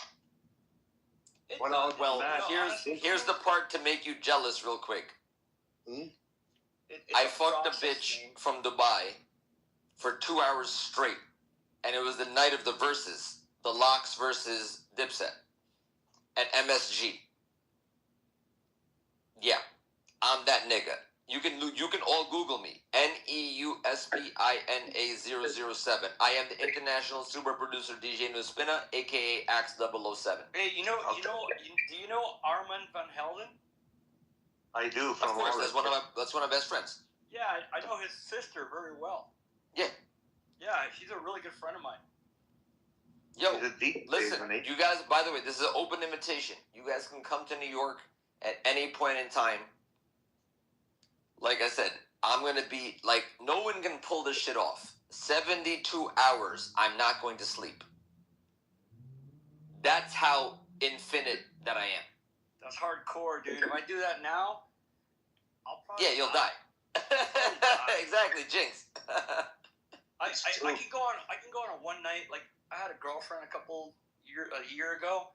And, like, before we broke up, we did a bender, man. We just, like, fucking I was just about to say, you're going to go on a bender for one night. I was useless for about 3 days, dude. Hangover's fucking worse than malaria. That's why I stopped drinking alcohol. When I was 25 in Germany, I'd go drink one night, wake up, go to work. Yes. Go drink the next night, and I could drink all the way from Thursday to Monday straight, the entire time. He said Thursday to Monday. That's fucking hilarious. Well, from Thursday to Monday, I would drink. I'd drink Thursday night, Friday night, Saturday night, Sunday night, and I'd go to work on Monday. I can't do that shit anymore. When I was in the military in Germany, I used to get pissed every single day. But because I was in the light infantry, you had to run 10 kilometers, right? The whole base. And at that age, I still managed to do that. And again, I'm looking at the screen. This is Miguel, right? I'm Miguel. No, that's James talking right there. No, James. I know who James is, but I'm saying that was Miguel talking right now, right? No, that was James talking. The last one. Wait. Who's the German guy? I'm not German. I live in Holland. It's Dutch. Holland, Dutch.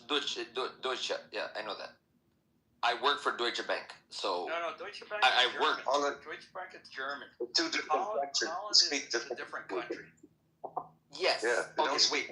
I just want to know who is the guy that works for the German army. That would be James. No, That would be James. Well, he was stationed in Germany. Yes. My apologies. No, the reason I'm bringing this up... So was I, for that matter, but that's... Okay, so my babyest aunt on my mother's side of the family, he is a German guy. His name is John Otz. So my mother's babyest sister, because my mother is the eldest of 8. So they were stationed in Germany and Korea in the United States Army. That's why I brought it up. When James and I were in Germany, yeah, 80s and 90s, that was a good time to be in Germany, man. That was a really good time to be in Germany. So you might even know. So do you know a Catherine J. Otz? No, dude. You know how many people, or how many Americans? Yeah, obviously. There's hundreds and thousands. Yeah, it was there was like 150,000 American troops in Germany, or more than more. Wait. Just remind me both of your ages. I'm in my mid to late 50s. So let's just say 55 for argument's sake, and then and then go ahead next. 60. 60. Okay. So we're all within a decade because my big brother is 53, which is the double shoulder surgery, internal bleeding for 5 years and bullshit, and that's why I have a big meeting in the morning. What year were you born? Like 84? 83. 83. So you're I'm the baby of the three of us. You're a millennial. Well, it's funny you say that. It's funny. Wait. I'm Gen X. Even worse. That's fine. I'll accept it. Actually, James is a boomer. James is a boomer for sure. Yep. And you are a millennial because my brother was born in 82 and he's a millennial. Well, this is what I was going to tell you. So do you guys know who Ryan Seacrest is? Yeah, of course. Everybody knows who that guy is. So that bitch-ass nigga, he fucked everything up because I am Gen X and I will take that to my grave. But about 10 years ago, or maybe 15 years ago, he was on the radio and he goes, I'm a millennial. And I'm like, I'm laughing because I'm driving. And I'm like, nigga, you're not a fucking millennial. So they basically absorbed Gen X and Gen Y into the millennial category. But I am a Gen X. Because it goes Gen X, Gen Y, Gen Z, millennial, and then what's the other one? The newest thing. Wait, you're Gen Y. Something with a Z. Gen Y then. No, I'm Gen X. Because Gen X ended in 81. No.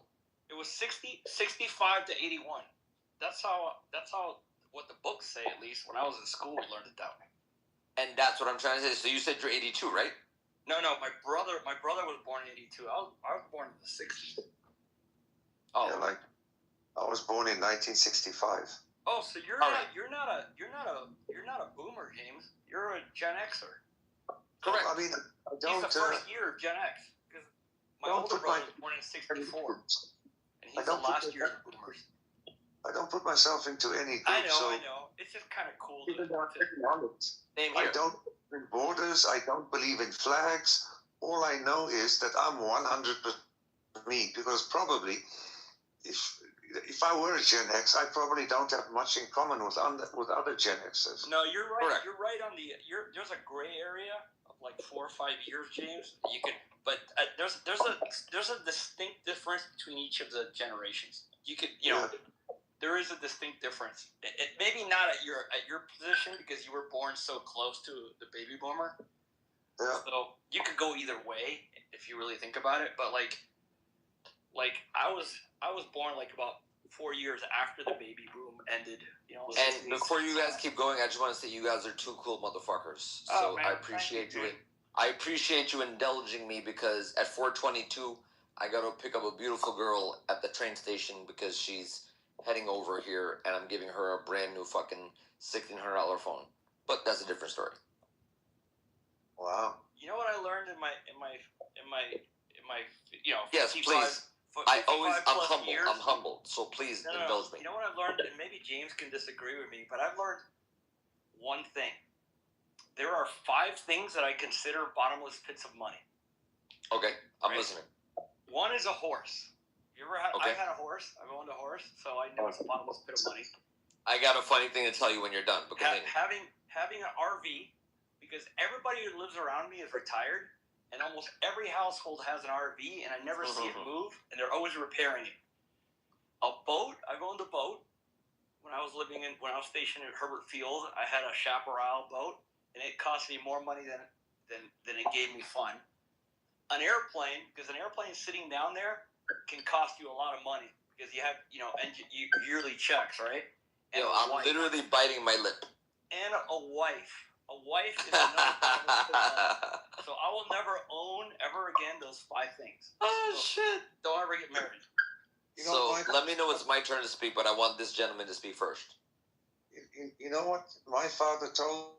He said that all fucking women are useless. Except my... No, they're not useless. You know what he told me? All women are fucking useless. Yeah, except my father. Yeah, you guys are making my night right now. This is fucking crazy. I've been divorced twice. All women I've been divorced twice. And James. Wait, you've been divorced twice?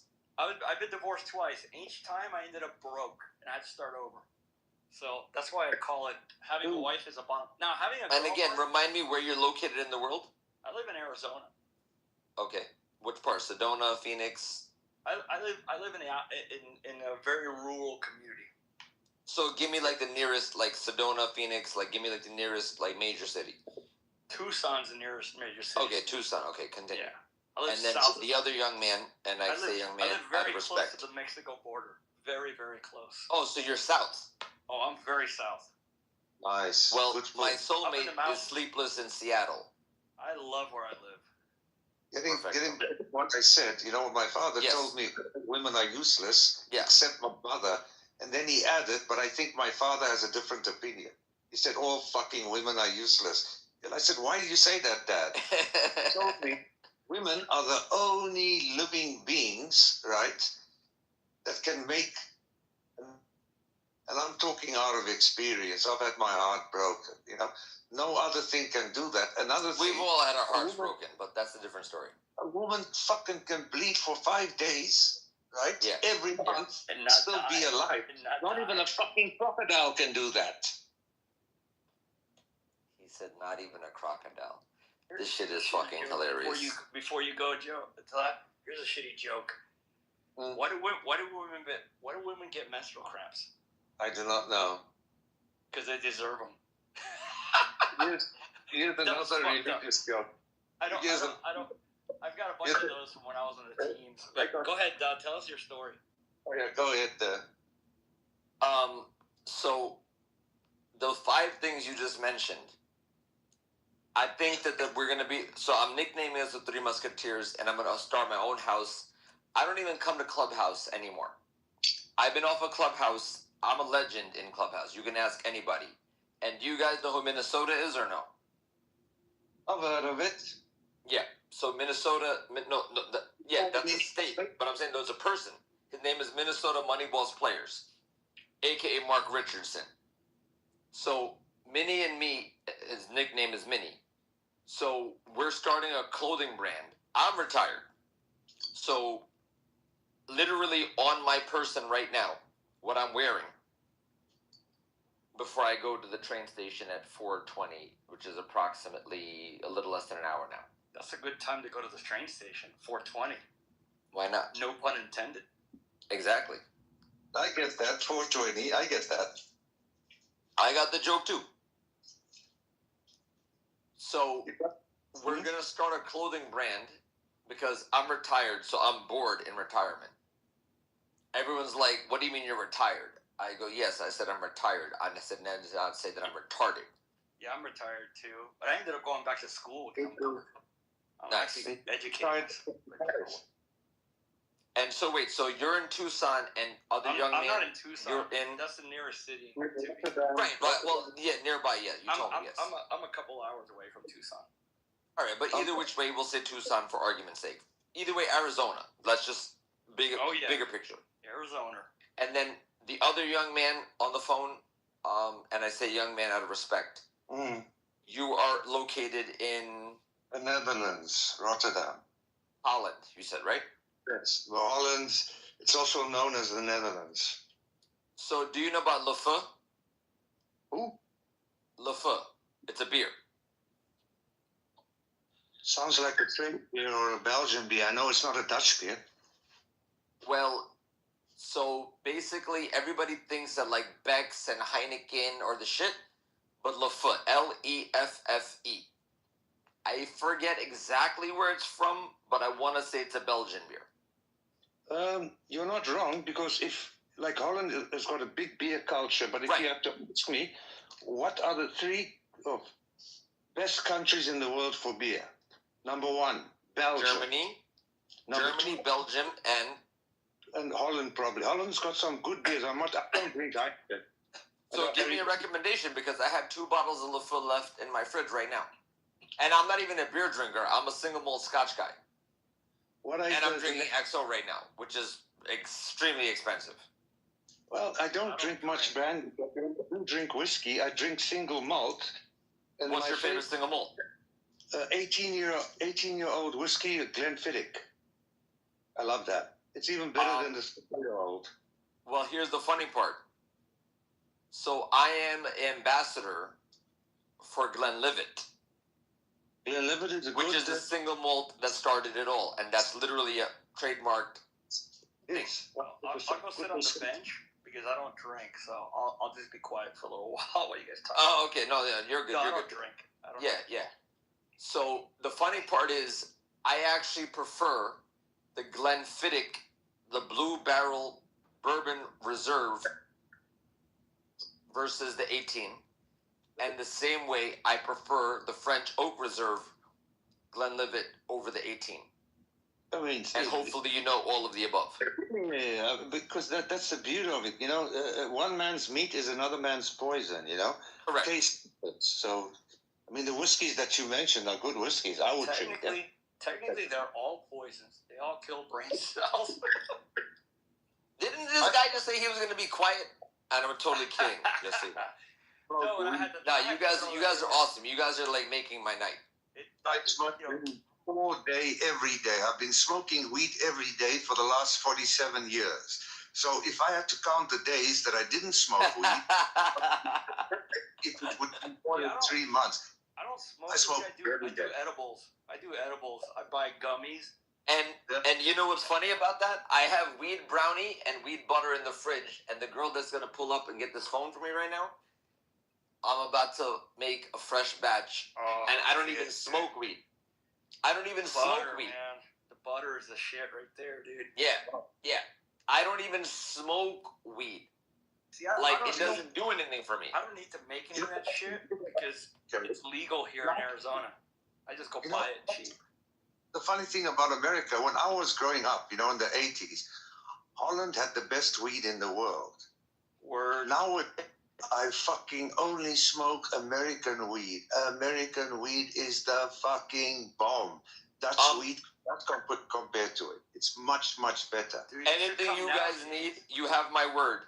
And like I told you, I am the international super producer DJ Newspinna, aka Axe007. You guys want anything, you let me know. I will send it to you for free. Thank you, sir. Appreciate it. Yeah, and that's real talk. But James, if you want real good weed now, James, you got to come to the United States. Now that it's legal, dude, they have made so many strains. Yeah, exactly. It's almost like artistry, the chemistry that they're doing now. And again, write this name down, J Bape. Grab a game. I like stupid people. They go and buy their weed from the coffee shops. What you guys call a dispensary. Right, dispensary. Because I own about 3 dispensaries at this point. I'm a silent partner because my ex-wife. So while you said you were divorced, not to cut you off, sir. My ex-wife is divorced now 3 times. I'm her 3rd ex-husband. So when you said you were divorced twice, I was laughing. And I'm going to get back to your other 5 or 4 technically now. That was me. But continue. Yeah. No, continue, please. Let me levitate the mood. You guys want to hear some good jokes? I'll start. Yes, please, because I'm about to pour up another bottle. Why did Moses lead the Jews through the desert? Well, I know the biblical answer, but obviously it's a joke, so continue. Because he was too ashamed to take them into town. Another one, I can prove this, that Jesus was black for the simple reason that he was born poor, he called everybody brother, and he never... Another thing I can prove is that Adam was not a black man, because black men do not give away spare ribs. How about that?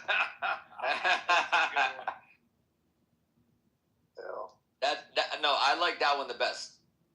And I think he agrees. Yeah.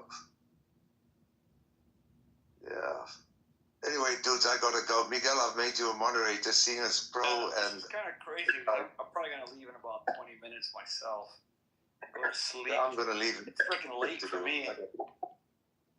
But you guys can't hang 72 hours, baby. Let's do it. Dude, that's some... I just poured up another bottle right now. You know where I could do 72 hours? If I had some ayahuasca. Bro, you know what? I'll drink with you. Fuck it. Fuck it. Let's do it. I don't have any alcohol. I'll drink water with you. Let's do it. Let's do it. I'm pouring it up right now. Fuck yeah. Listen, gentlemen. As we're all gentlemen here. I've been nothing but respectful, and I appreciate you guys indulging me because everybody else is asleep. Yeah. So Minnesota, just so you know, me and him were starting a clothing line. Because again, in retirement, I'm just bored. So I own like multiple businesses, but I'm a silent partner in everything because my ex-wife will hold on to everything. Yeah, you guys hear it too. Ding, ding, ding, ding, ding, ding, ding. Fuck it. Kill the whole bottle. Whatever, I don't care. I'm not driving. You got more in reserve? Of course. Hell yeah. Like, yo, my G. I told you, the international super producer, DJ, Newspin, and I said it slowly so you can catch it. I am Axe 007. Oh, damn. I have no idea where my wallet is. I have $3,000 of cash just sitting here staring at me. But that's why I can't drive. That's funny. Sound effects. I love it. Let's fucking crack open this ice. Because I have, the big cubes. I have the big round balls. I have all of that shit. I got this question for you. Make old-fashioned. Question for you. What's your favorite watch? What watch are you wearing on your wrist right now? Submariner. Nice choice. I want to upgrade though. I want the Daytona on Oyster Flex. No, not Oyster Flex. What's the rubber band one? Let me tell you about a watch that, not to cut you off. Look up Sunborn. Because if you see my watch case, you're gonna be like, oh shit. My favorite is actually an ESQ.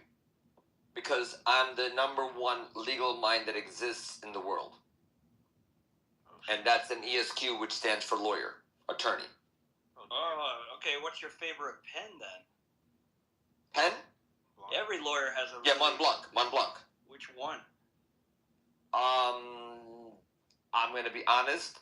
The other thing, as you guys get to know me, I'm always going to be honest. So I can lie to you right now. No, that's fine. The only reason I know is because my uncle's a lawyer and he's always flipping numbers, pen numbers and shit. He's like, oh, I got this one. Wait, where's your uncle? Is he in Arizona as well or somewhere else? No. He's in Florida, but when I go visit my mom, I always What part of Florida? He lives in Miami. But my mom. I'm gonna be in, and by the way, it's pronounced Miami. I'm gonna be in Miami in the next. Dude, today I is grew my up in birthday. Miami. I'll be there. I'll be there. Called it Miami.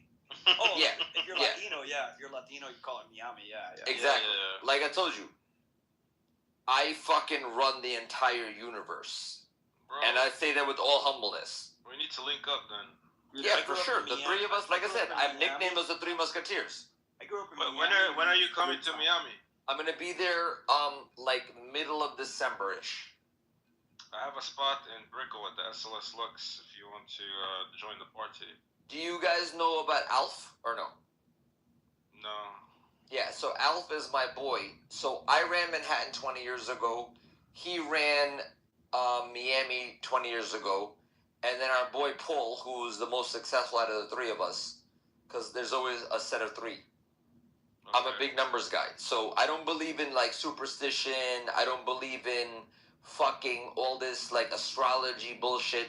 But numerology, that's me. I'm a numbers guy. That's how I made my success. That's how I retired at 37 and a half. And I'll be 42 on Friday. Oh, yeah. You know, do you watch Gary, the number guy, on YouTube? No, but I know who you're talking about. Yeah, you sound just like him. Hey, what was that now name you know of that I'm the real deal Holyfield. I'm a watch. Yeah. I love watches. So what was that name of that brand again? I want to see what that is again. What was it? Sunborn. All one word. Sunborn. Because I just got a Bulgari, the very thin one, the very light titanium one. So that was about $225. What? The price for the Bulgari? Yeah. No, and it was 27,000. 30,000. Yeah, I just said 225. I said 225. No. I'm not talking $225. I'm talking about 225,000. No. So you said 227. It was 27. Yeah. The Bulgari is only 27,000. Oh, then we got to get you a better one. No, dude, I've got but that's my favorite one. I've collected watches for like probably as long since I was 15. So nice. I love watches. That's actually I started at 11. I actually have a Mickey Mouse Rolex, dude. Really? Yeah, I have a Mickey Mouse Rolex. You ever seen those? No, and I was gonna actually literally tell you. And again, you know, we're talking on the ethers right now, right? Yeah. Both of you take a pen to go to your notepad or do whatever. Right, I'm gonna give you my real number. So let me know you guys when you're ready. Yeah, dude, go ahead. 516. Is that the area code? 6. Yeah. And you guys can hear the clink, clink, clink. So 516 633 8577. We're gonna have a little group chat. And I want you to send me that picture because that shit sounds delicious. A Mickey Mouse Rolex. Yeah, dude, they're all over the place. You can get them on eBay. You can buy them everywhere. Oh, I know you can get all this. Yeah. Listen, we live in an age, like, again, we all established our ages, right? 42, 53, or 50, whatever, and 60. 56 for me. 50. So let's actually establish it now. So I'm 56. I'm going to be 42 in days. 56, and then wait, why'd he go silent? I don't know. Did he disappear? Nobody disappeared. No, I'm saying, so there's 42, 56, and then the third age is? James is gone. Yeah, he disappeared. That's what I said. Yeah. It's all Gucci. Sunborn. I'm not finding him, man. That's really weird. Yeah. If you text me right now, I'll show you the picture of the one that I have right now. Because I'm an ESQ, like I said, as the attorney. I found them. They're like, now you found it? They're gold. Yeah. Yeah, pretty watches. Mostly gold. But these are quartz. They're not mechanical, right? I'd have to go back and look. I haven't even worn it. I just bought it because I liked it.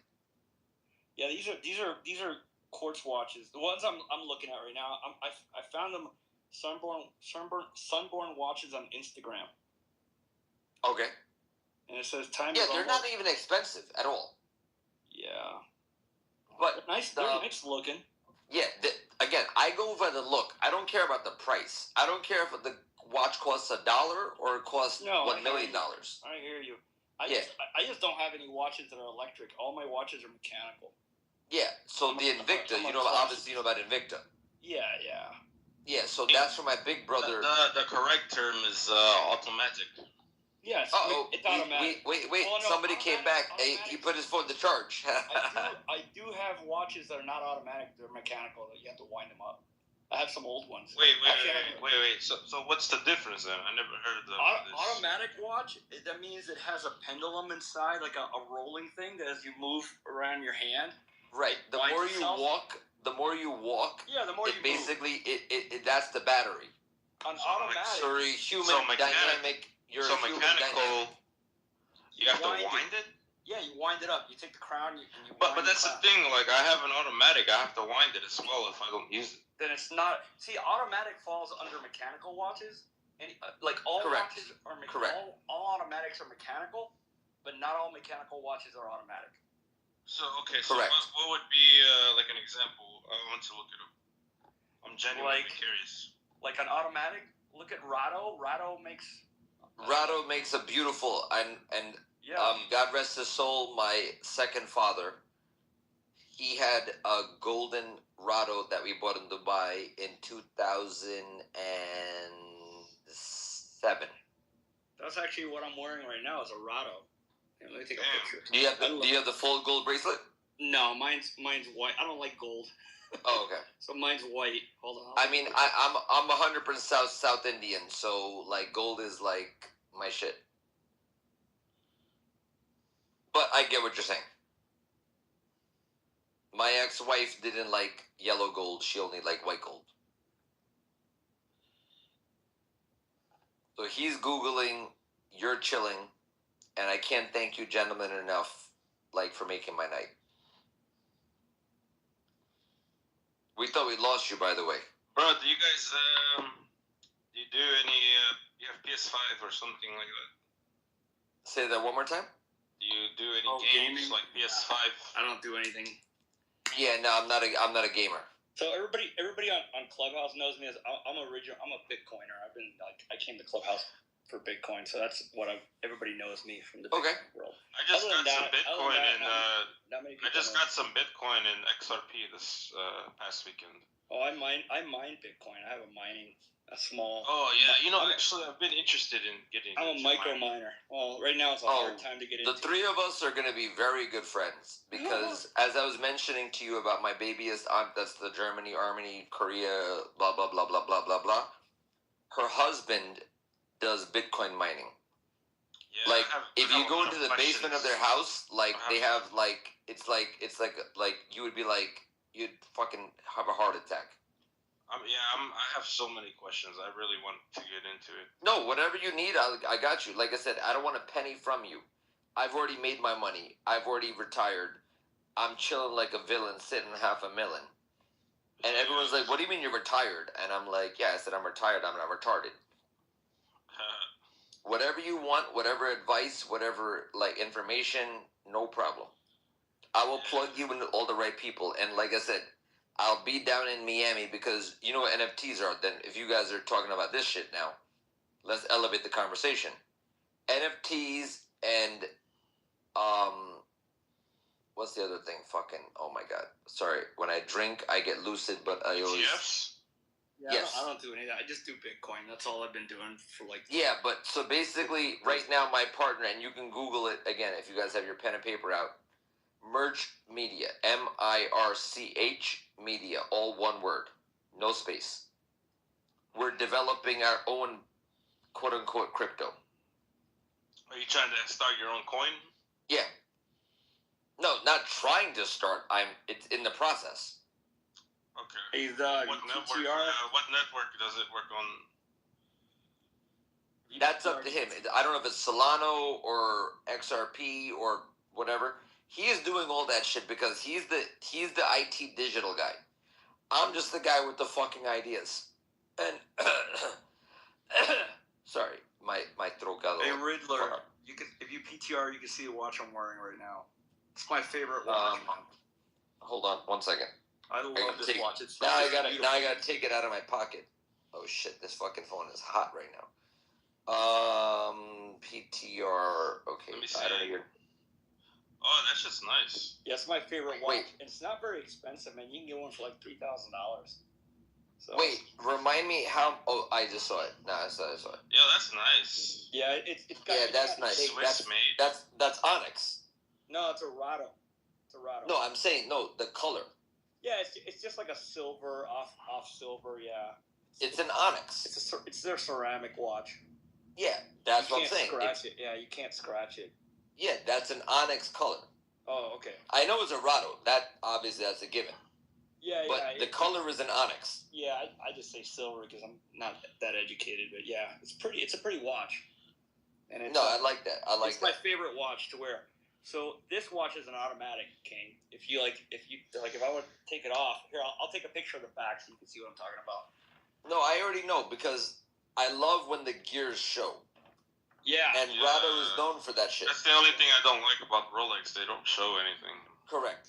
Yeah.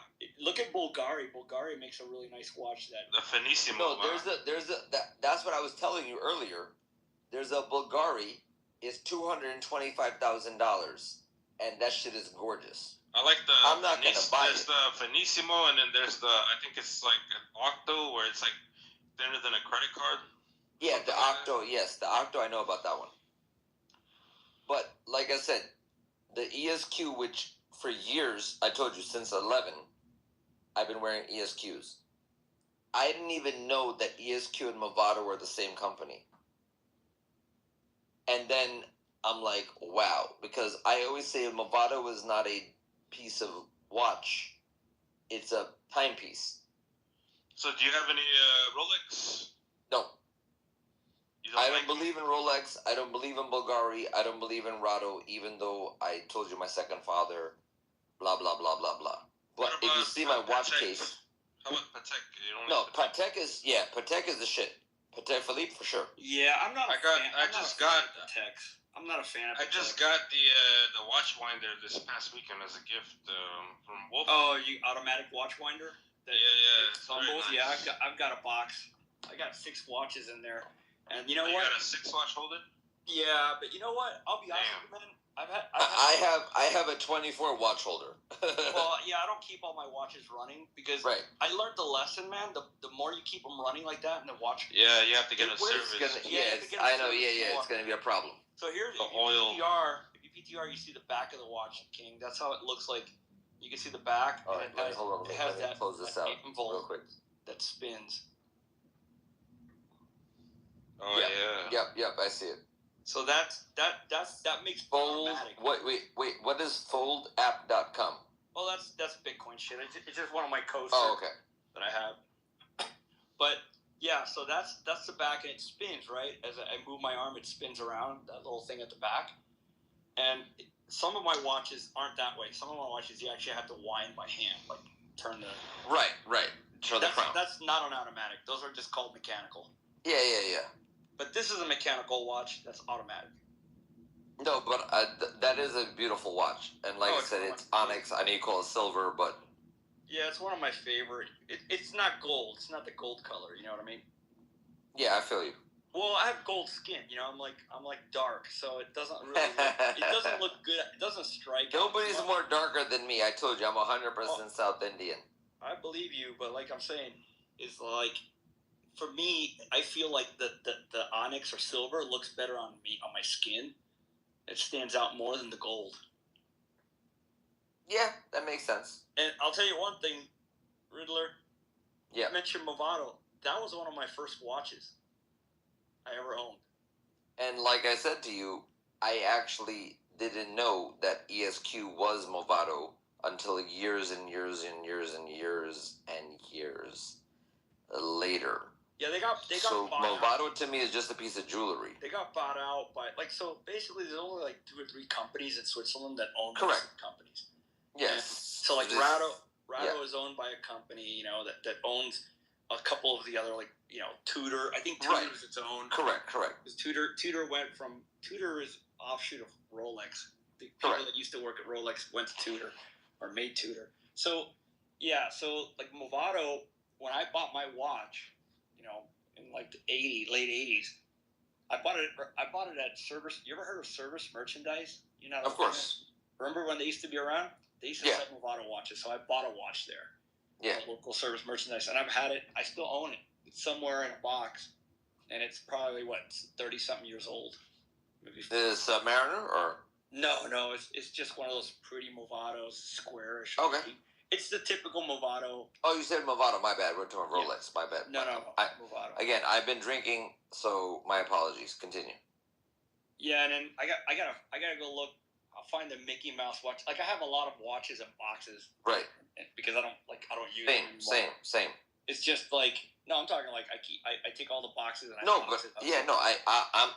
said same. Yeah, and right now I have a Bulgari that I got recently, and I got this Rado out. No, like actually, honestly, this is my favorite watch to wear. You know why? Because it's a good daily watch.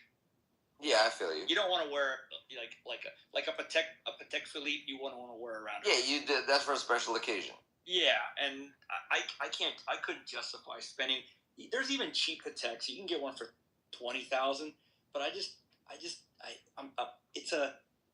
You're a purist, refined. Just like me. I'm a purist. It's too refined for me. It's right. Too refined. It looks too dressy, and like this watch, I can wear with anything. Like I can the Onyx one.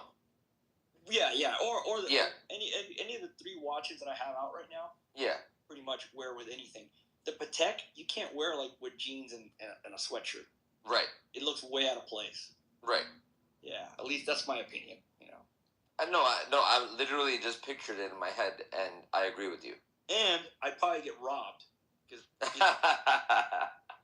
Dude. Yeah. Anybody tries to rob you, you just call 911, and I will fucking have them hanged upside down. Man. I got that covered here. No, I'm not saying you don't, but dude, I'm just offering you my services. I got a shovel in the trunk of my car, man. That's you think you think that I don't have 2 machetes and you know what the shovel a Tommy gun right? and a shovel? The shovel's to dig the hole, dude. There's a lot of desert where I live. You're in Arizona, and then you told me you're in Tucson, or like close to Tucson, 3 hours away. I'm in the desert. Dude. Like my town is small enough that you know everybody in town. I'm gonna send you, because now we're all gentlemen and we're all 3 musketeers. My soulmate is sleepless in Seattle, and she manages $237 million. That's a chunk. I haven't spoken to her. That's a chunk of change. Yeah. So I have not spoken to her because she's married to. They're both divorced and they're remarried. So she's married to this crotchety old white geezer, and she's like, "I'm done with him." Blah blah blah blah blah blah blah. So I'm making a trip to the West Coast, and actually it's 4:04, so I gotta start walking. But my boy is moving back from LA back to where I live now. The 3 of us are gonna make a shit ton of money, and we're gonna buy 3 watches that are the same. I guess style. Watches, that's for sure. You can't twist my arm too much to get another watch. That's why I was trying to phrase it properly. But bottom line is, you ain't gotta twist my arm to go buy a watch. Nah, yo, you guys have made my night, and like I said, I'm not gonna sleep for 72 hours. That's scary stuff, man.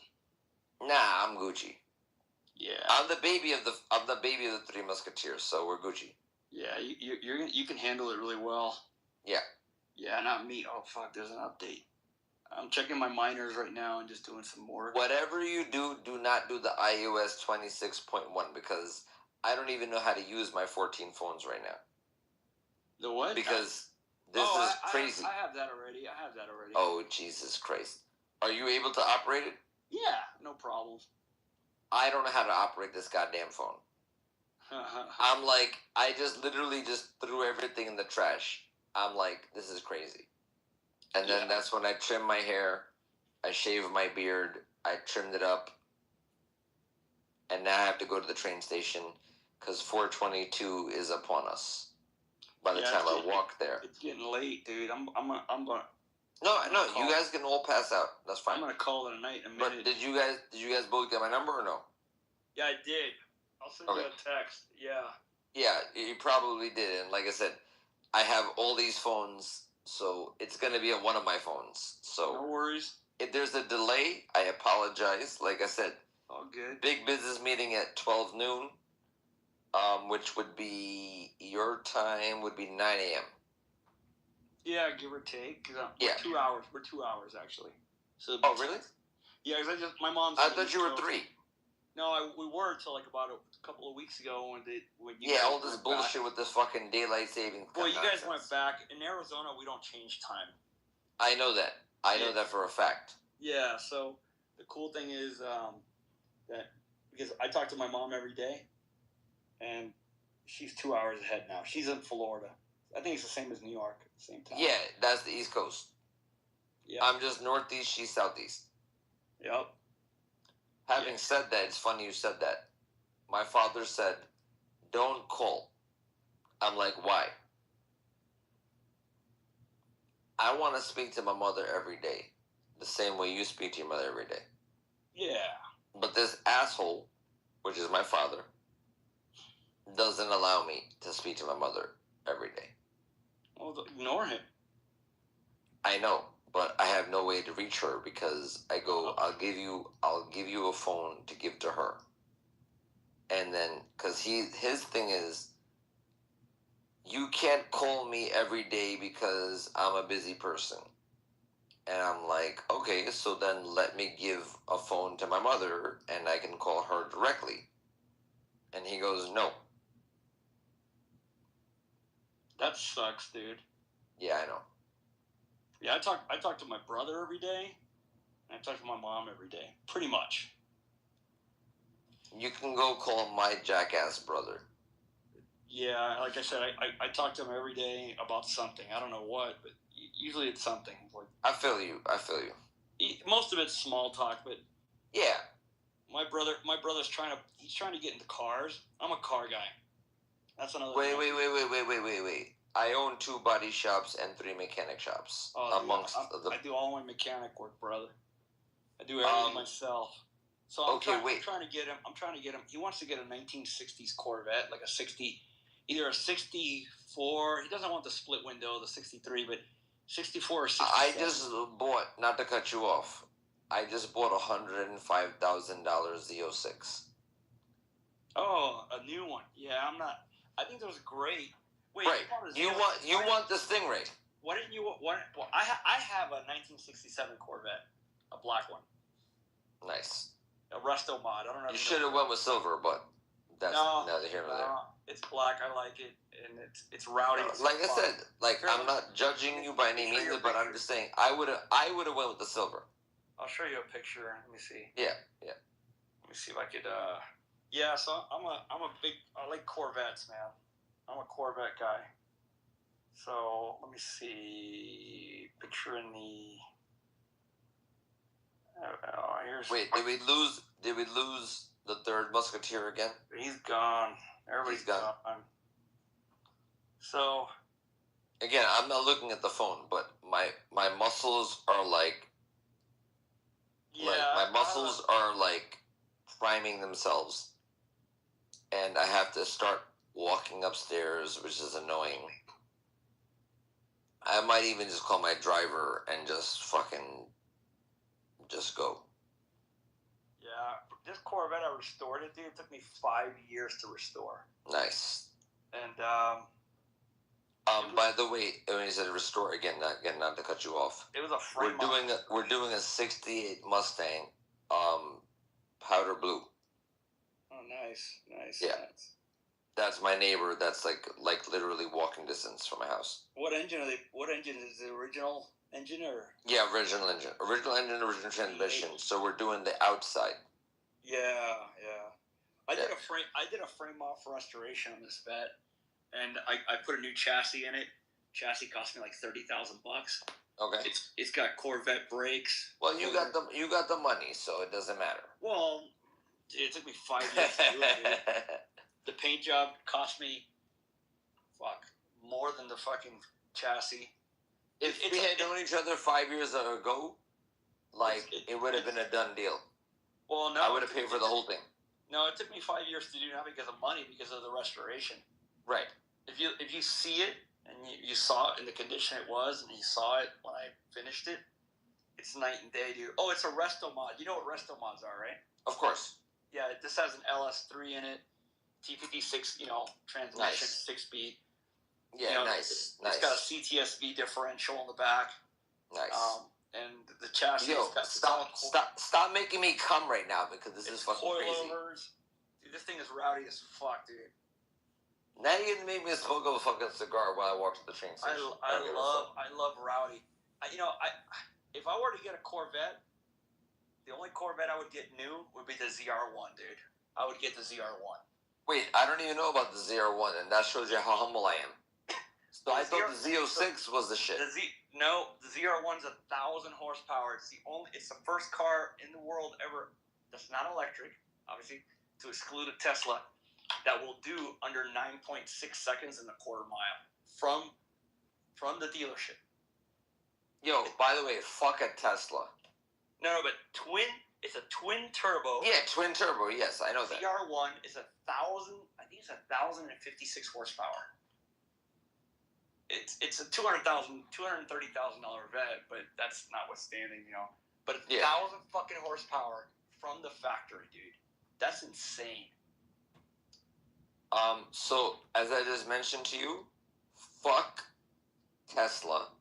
Oh yeah. You know what I just bought? Electric. And again, all these cars are being the Rivian. Oh yeah. You know what? Electric vehicles have no soul. As long as I can help it, I will never own an electric vehicle. No, you're 100% correct. But I bought the Rivian because I just did that to say fuck you to Tesla. My newest car is an 07.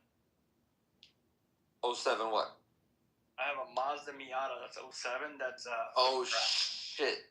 Yeah, but it's all right. It's so you're gonna make me cry right now. It's built. It's for the track only, man. It's coilovers. The thing is rowdy as fuck. It's 07. It's 07 Mazda Miata that I completely gutted, and it's got like the. So you rebuilt it. Pretty much. It's got roll cage and everything, dude. I use it for the track, but it's street legal in Arizona. It's interesting. No, it is. It is street legal. No, I like the fact that you said in Arizona. Yeah, it doesn't have. There's no emissions where I live, so all my cars. I don't have catalytic converters in any of my cars, and they're all rowdy as fuck. So that's the newest car I have, and then I have a couple. I have a utility truck, but that's like a '94. Yeah. That's just my everyday tripping car, and then So when I introduced you to Mini, aka Minnesota Montessori Bros Players, blah blah blah, aka Mark Richardson, he has exactly what you just said, a utility vehicle. Oh, every car guy's getting said, dude. I've got a 1967 Elan 2. Okay. I don't know if you know what those are. Yeah, I do. Of course. I love it. It's in British Racing Green. Nice. That's fucking gorgeous. I already do. It doesn't. I hardly drive it. You know what I mean? It's just my. And I have a '67 Vet, and then I got a 1978 Vet as well. But that one's in restoration process right now. I'm working on it. It's down to the bones, and the body's at the paint shop. It might be a year before I get it though. Other than that, I feel you. I've got a 280Z, but that thing is a piece of shit. It's all rusted out. Okay. I ended up buying it from somebody, and I've got about 6 engines sitting in my workshop, and I got 3. Wait, so what's your day to day? I'm retired. I just tinker, dude. I'm a hobbyist. I just freaking. So we're basically the same person. Yeah, I just like to work with cars, dude. Here, I'll show you a picture of I'll show you the picture of the Miata before I gutted it in front of my shop. I love it. Hold on, let me see if I can find this picture. There you go. Listen, I'll give you $500 million if you go and kidnap my soulmate. Yeah, if you PTR, you could see it right there. Yeah, give me a second. I'm just because I gotta start walking. Yeah. Shit, you didn't see the vet, did you? No, just give me like 5 seconds. No worries. I'm just putting on. Oh shit! I'm putting it this wrong way. Fuck. just give me 30 seconds. Oh, fuck. Actually, I added you. You should be able to see all my pictures. Yeah, so, wait, you added me on Clubhouse or on IG? Yeah, on Clubhouse. Okay. I don't have Instagram. Okay. Give me 30 seconds, because I gotta start walking.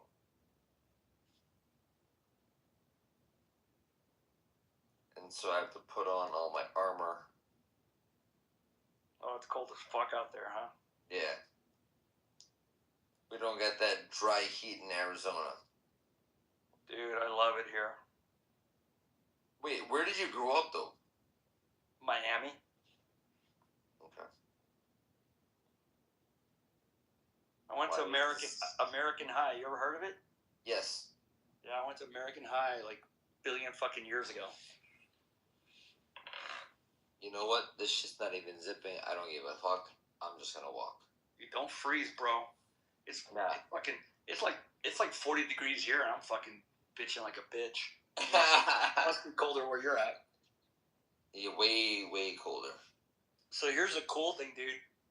I just brought. I have a big mining container. You know, a container with a couple hundred miners. Right. I brought a couple miners into my house, and they're keeping my house warm in the winter, man. I don't have to turn on my furnace, dude. I fucking love it. Nice. Perfect temperature. I kept adding a miner until I got the temperature I like. Now it always stays that temperature. It's fucking insane. That's awesome. Yeah. I appreciate that for you, and I love that for you. Oh, I hate cold weather, dude.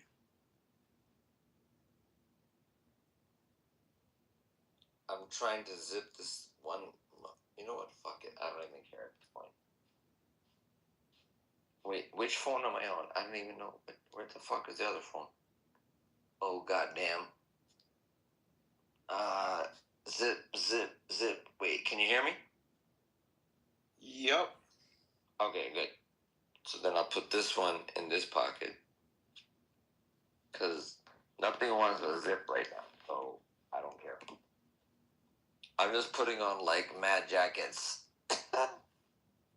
Meanwhile, I have about 14 custom leather jackets. But as long as you can hear me, and if at any point you can't hear me, just let me know. I hear you fine. All my jackets are all fucked up because they got grease or... Yeah, I know. Fucked up. I know the deal. I'm always in the shop, dude.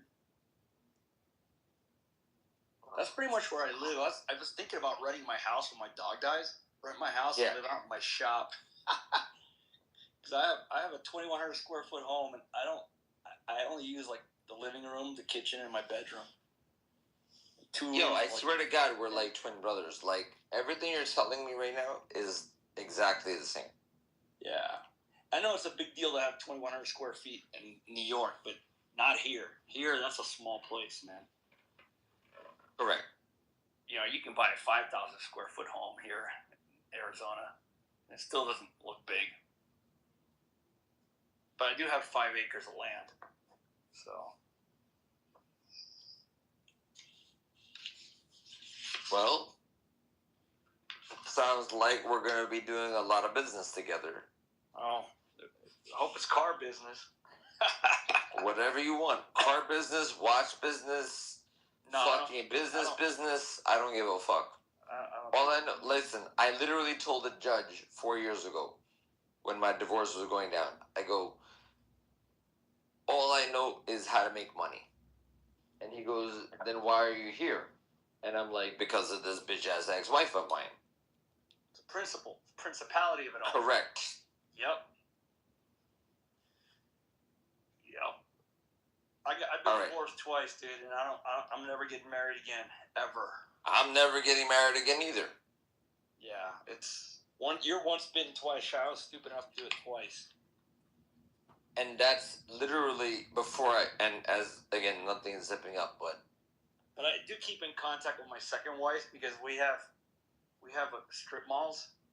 Okay. And we have them together, and she manages them, and we just split the money, the income from them. That's smart. It was an amicable divorce, I guess. Right. Yeah. That's smart though. Yeah, it's not bad. I got in all the strip malls. There's a coffee shop. There's a bank. So yeah.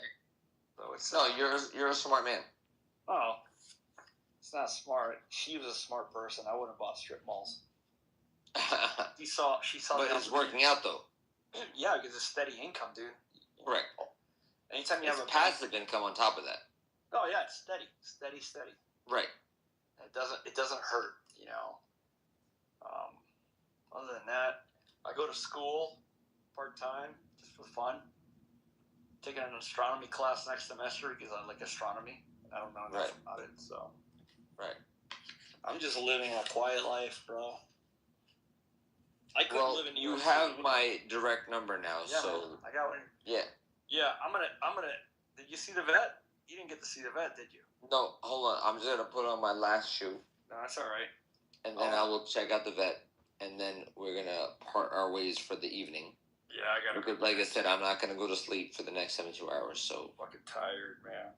Yeah, no, I could tell you're tired. But let me just give me 30 seconds. Tie this shit up. I still haven't found my wallet, but whatever. Yeah, dude. Let's see this vet. Well, here's. Oh, it's on the. Wait, that's a Miata. Wait. Oh shit, that's something else. I don't know. There's the vet. Well, the back of it. Yeah, you should be able to look through all my pictures and you could see the.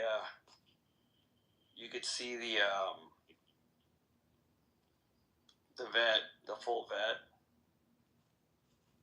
All right, bet. So you go to sleep, and I will text you. And I have to. Apparently, I'm already late. All right, dude. Because I should have been at that fucking train station about a minute ago. Yeah, get to it, bro. No big deal. Yeah. You're gonna get disowned. Yes, sir. All right. Yo, love you to death. Have a good one, brother. We'll be in touch. Yeah, we'll talk. You got my. Yes, sir. Yeah. All right. Later, man. All right. Bye. Yo.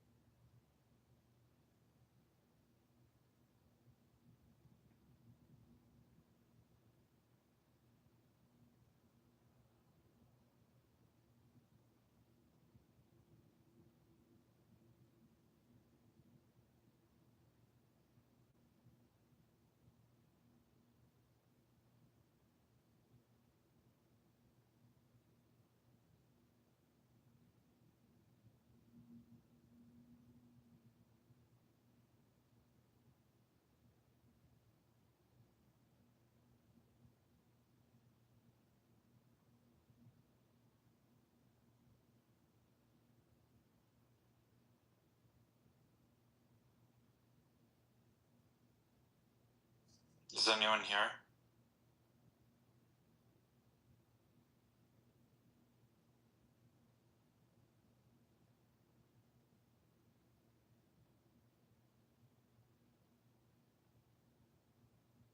I was about to say, did he leave me in this room when I went to bed? I'm Good here morning. with you, Aisha. Don't worry. Oh, all right. Thanks for protecting me. I appreciate it. Oh, excuse me just a moment. Oh, But you must be waking up now. I am. I don't. I'm guessing Pro is sleeping. Wow. I fell asleep, and I figured if he was going to go to bed or whatever, he would have left the room and closed it. And it was kind of weird just to hear you, but. Oh, yeah, well. Good morning. Good morning. Good morning, darling. Oh. Oh, excuse me. No, I'm just dealing with a lot of dumb BS. My alarms go off pretty early. The last time you went? Nothing. I stayed awake as long as possible. I don't know. I think he switched it over to rhyming, and then I was trying to sleep, and they all kept waking me up. So I didn't sleep great. Oh, wow. Yeah, No. at some point you gotta disconnect. I mean, I like to hear your voice, and you have a great picture on there, but, you gotta break away at some point. Thank you. How are you, Double? I don't know where in the world you are that you're still awake right now. I'm in Vancouver, but I'm a night owl, so I'm up late trying to solve something for work that I feel I'm a little bit late on, so I'm like, oh shit, I want to get it done for tomorrow, but it's so, anyway.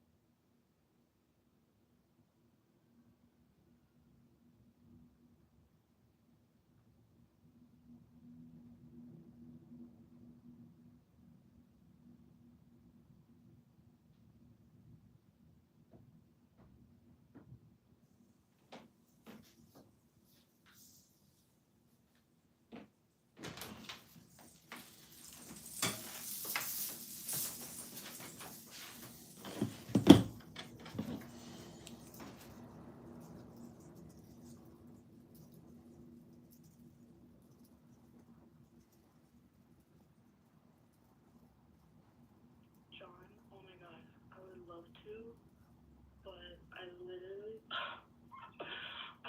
literally just like found out that I'm going to a Blackhawks game tonight.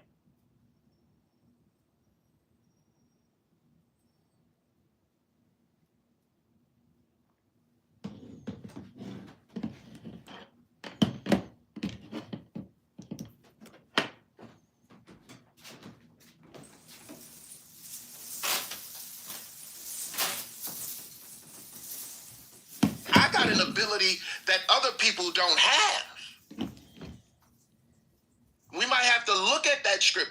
I don't.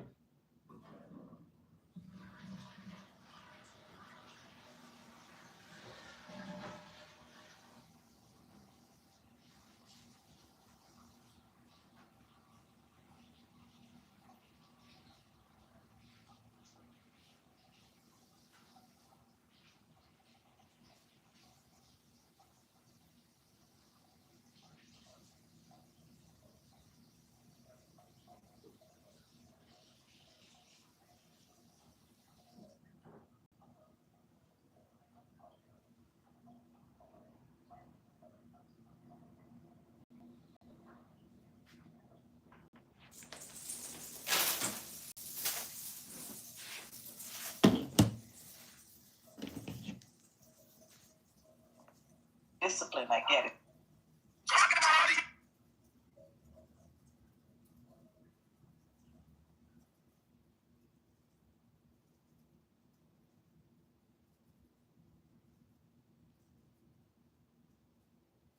Need a few months. Hey,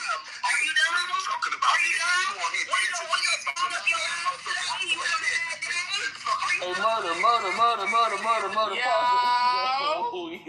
Yo, I missed this part. He said, get up with those bitches that be trying to get up with you in your state. That's what I'm telling you. Like, it was a lot of like, she said, tell me how you.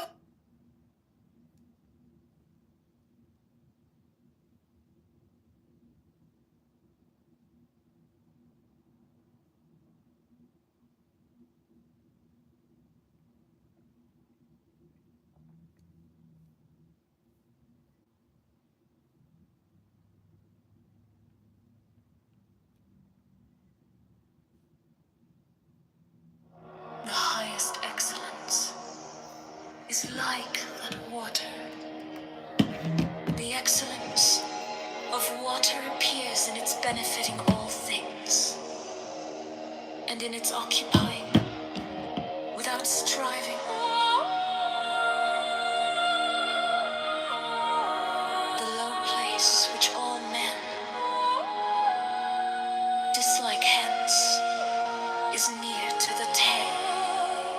The excellence of a residence is in the place. That of the mind is in abysmal stillness.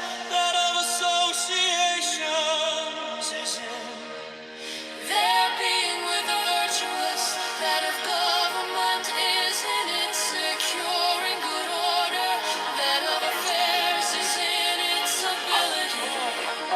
that of the action of any movement is in its timeliness and when. Does not wrangle,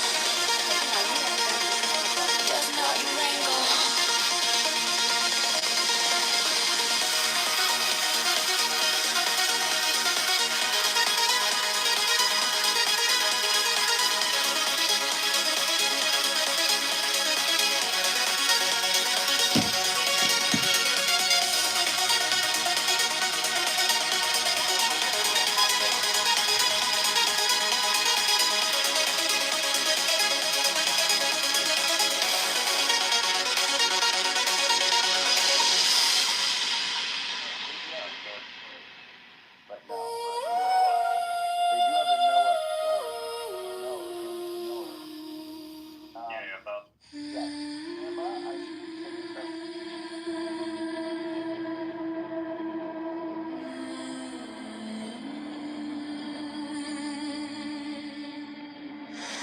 Who will know this earth and the lower realm, together with the gods?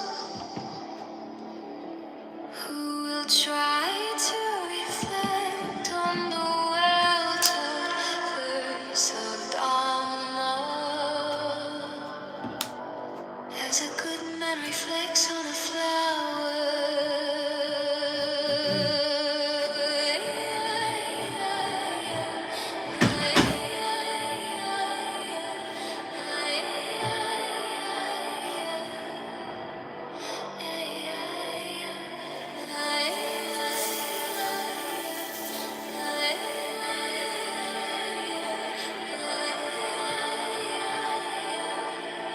As a good man reflects on a flower. Heedful amongst the heedless ones, wakeful amongst the ones who sleep,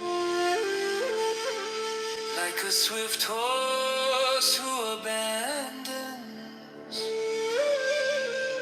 a weak horse, the true sage moves on.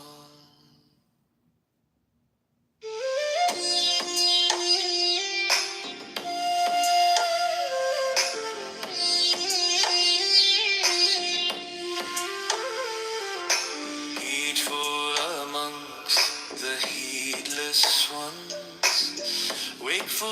amongst the ones who sleep, like a swift horse who abandons a weak horse. The true sage moves on. Heedful amongst the heedless ones, wakeful amongst the ones who sleep, like a swift horse who abandons a weak horse. The true sage moves on.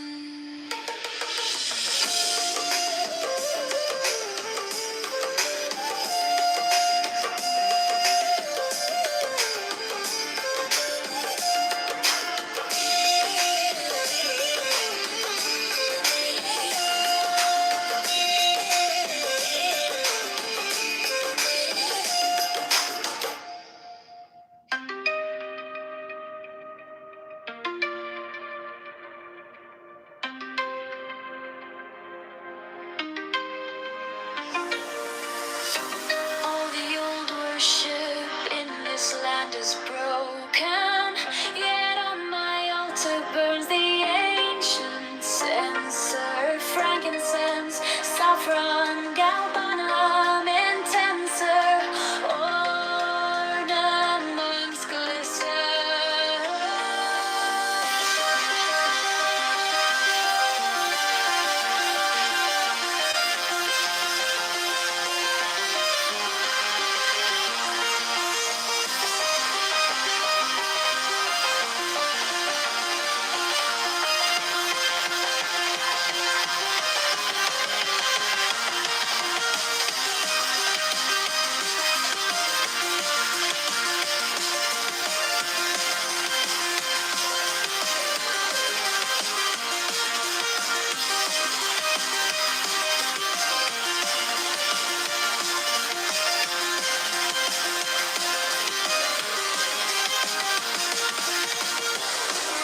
By color, by me for thy token, my voice is fuller in thine adoration. A fine image holds its God appointed station.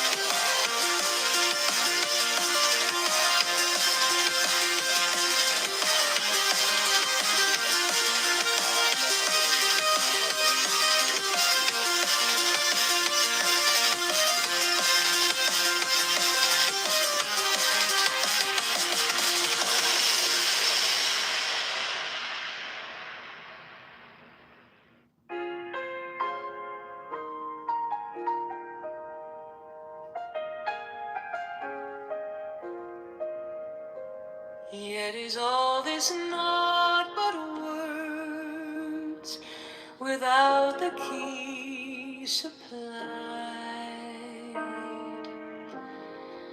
by the understanding heart? Love is that key.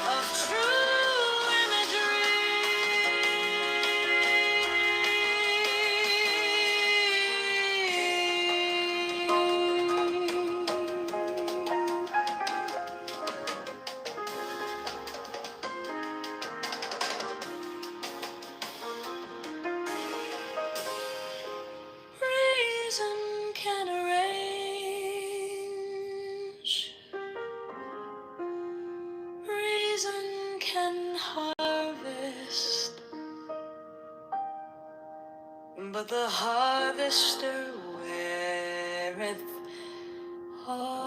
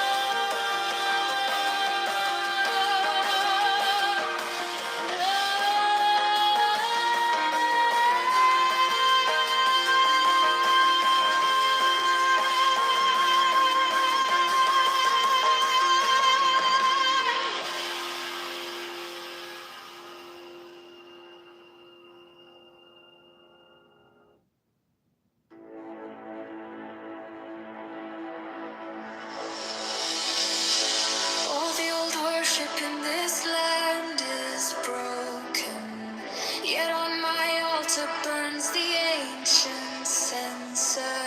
Frankincense, saffron, galbanum, and ornaments glisten. Robes of thy color bind me for thy token. My voice is fuller in thine adoration. Thine image holds its God-appointed station. Listen, listen.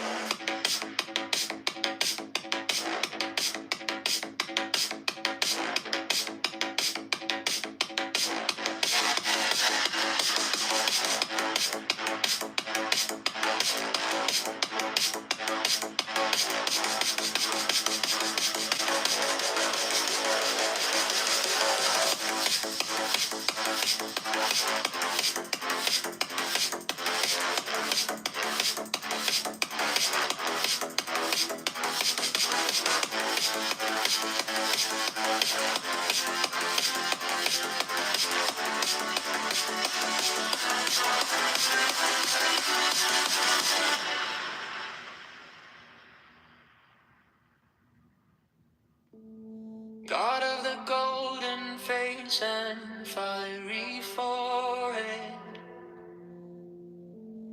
Lord of the lion's house of string exalted in the ram's horns, O ruler of the vaulted, heavenly hollow, send out thy rays majestic and the torrid light of thy song, thy countenance most splendid, bend to the suppliant on his face extended. Hear me, Apollo.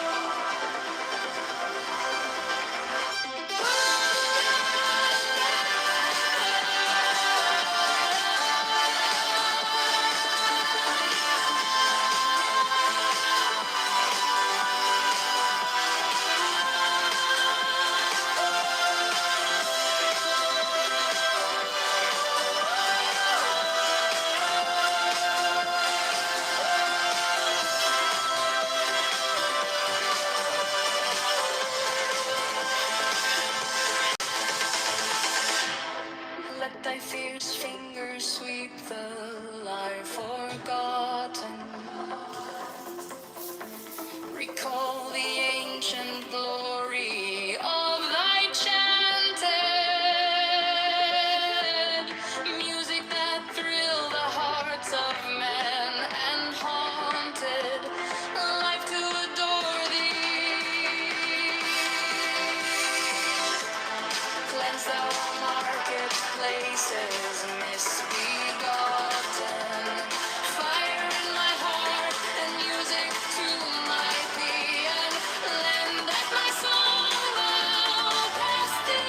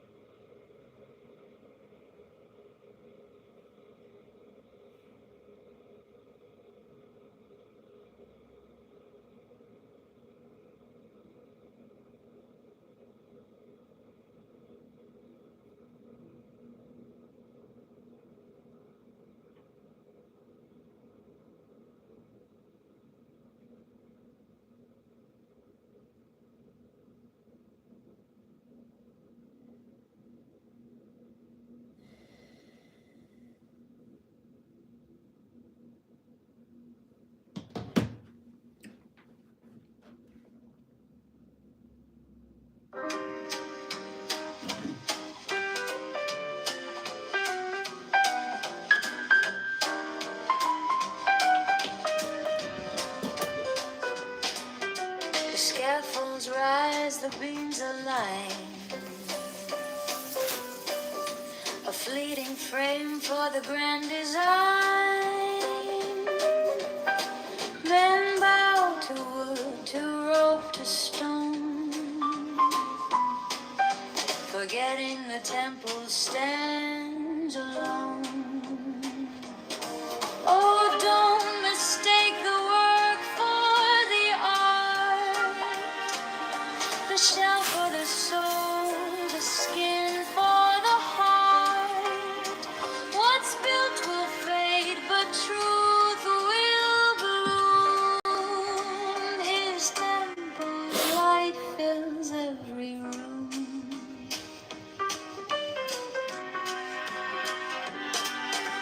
Runes carved in sacred bark, now brittle shadows lost in the dark. Yet they cling to echoes, voices past,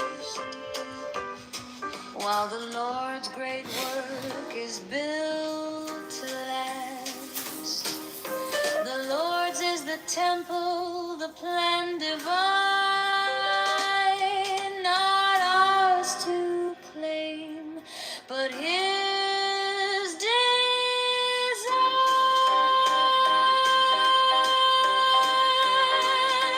Oh, don't mistake the work for the art, the shell for the soul, the skin for the heart. What's built will fade, but truth will bloom. His temple's light fills every room.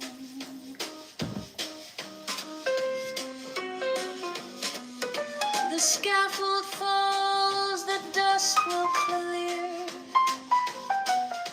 and what remains is pure, sincere. No idle rules, no borrowed throne. The Lord's great temple stands alone.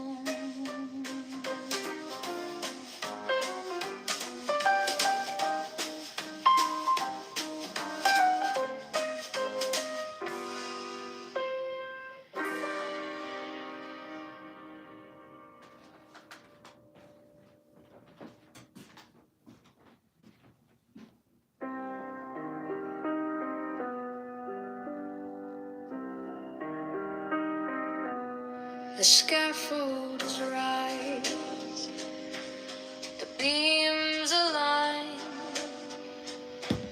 a fleeting frame for the grand design. Men bow to wood, to rope, to stone, forgetting the temple stands alone. Oh, don't mistake the work for the art, the shell for the soul, the skin for the heart. What's built will fade, but truth will bloom. His temple's light fills every room.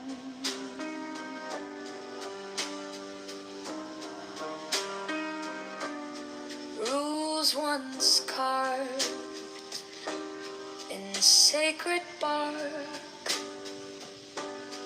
now brittle shadows lost in the dark. Yet they cling to echoes, voices past, while the Lord's great work is built to last. The Lord's is the temple, the plan divine, not ours to claim, but His design.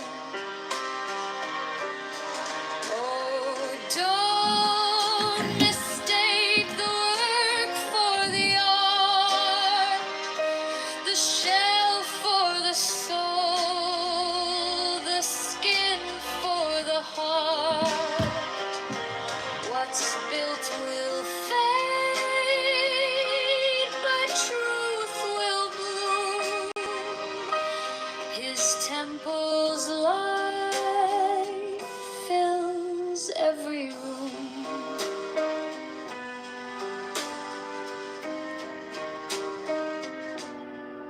The scaffold falls, the dust will clear,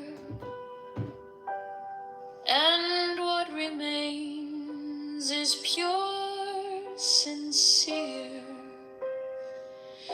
No idle rules, no borrowed throne.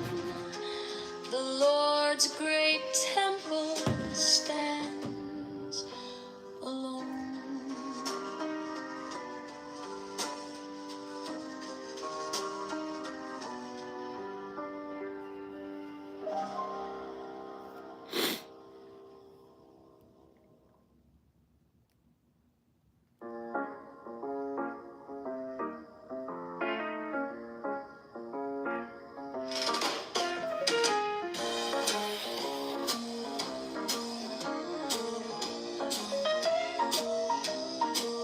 The scaffolds rise, the timber groans, each beam a step, each stone a throne. Yet men bow low to fleeting things, mistaking ropes for angel wings. Oh, can't you see, the work is clear, the temple's truth draws ever near. The Lord's temple stands, not ours to claim. It's walls of love, not built for fame. So don't mistake your pride on rules that crumble, on laws that die.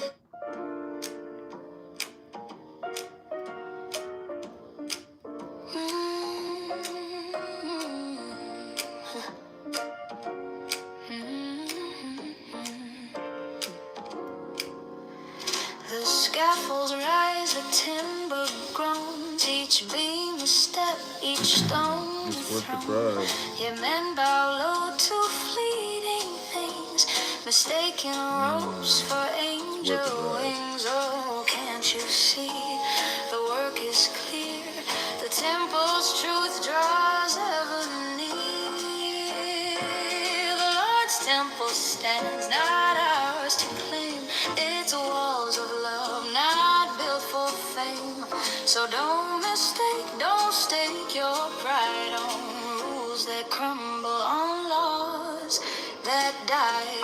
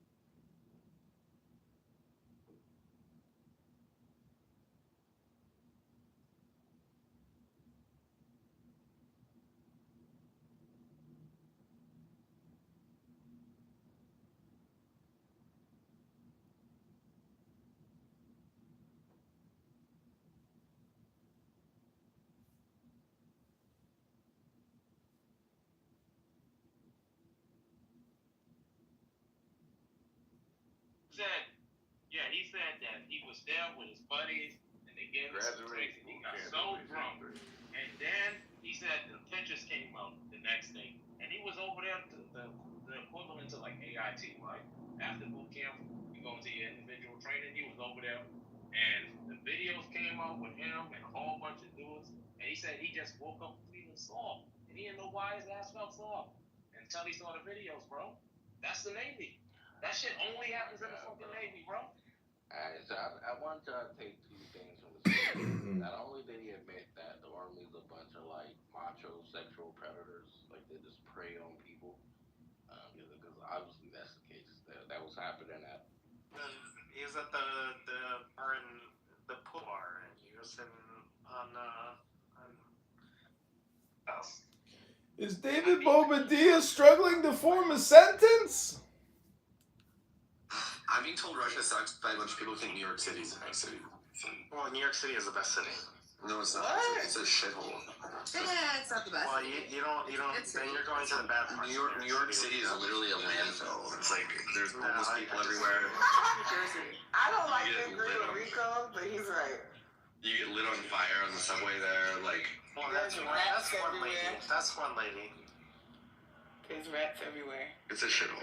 It's disgusting. I mean, she should have been sleeping on the subway anyway. I mean, Where would you live if you couldn't live in America then, Rico?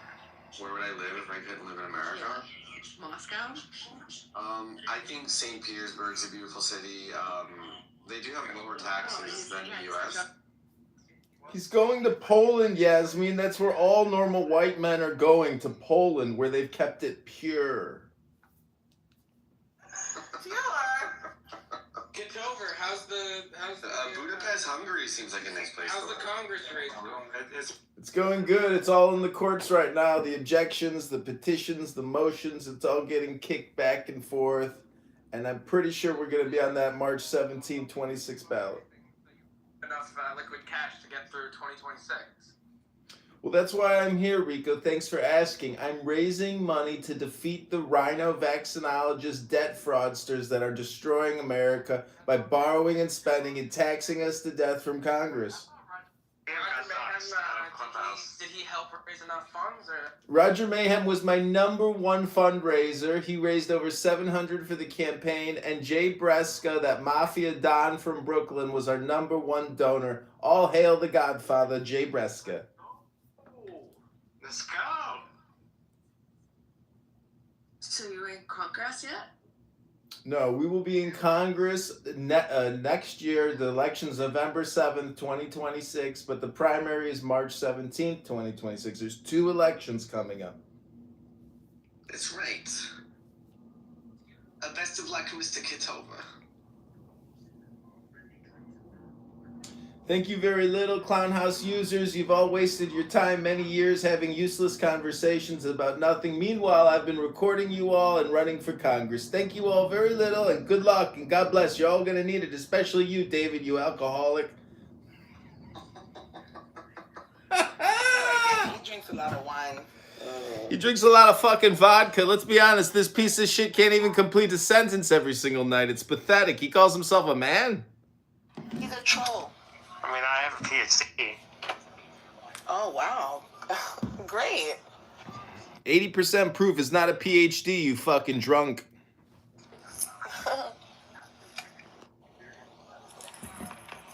Can you guys tell I'm laughing nervously?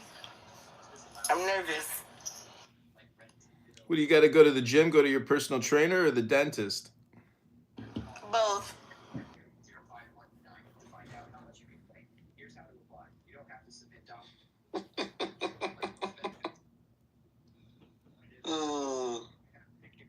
I'm nervous that your belly's so big, but you say you work out. Like, what's going on with that? You need a tummy tuck?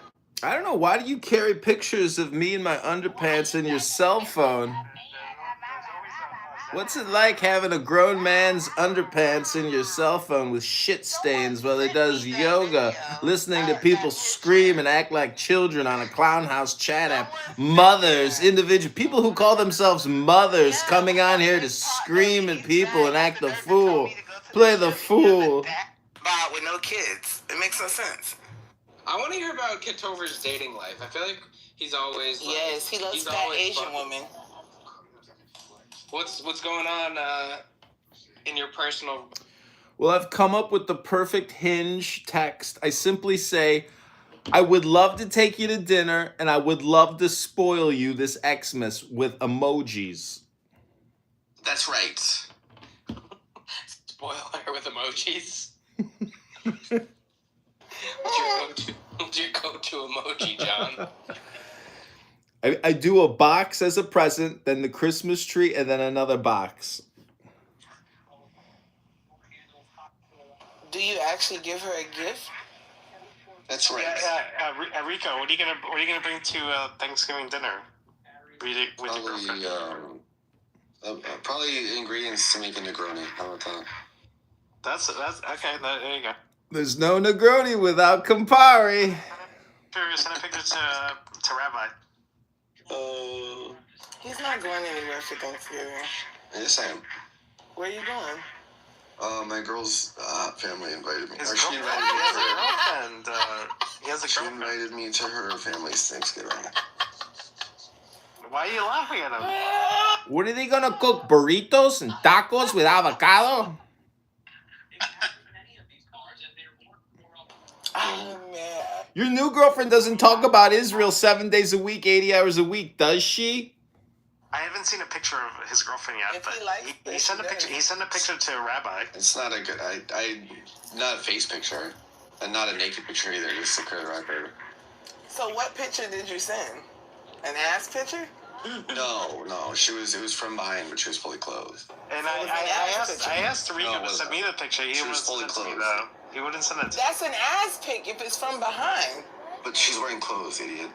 Yeah. So what features are we looking at then? Right, what are you looking at? The nape of her neck? But you can tell.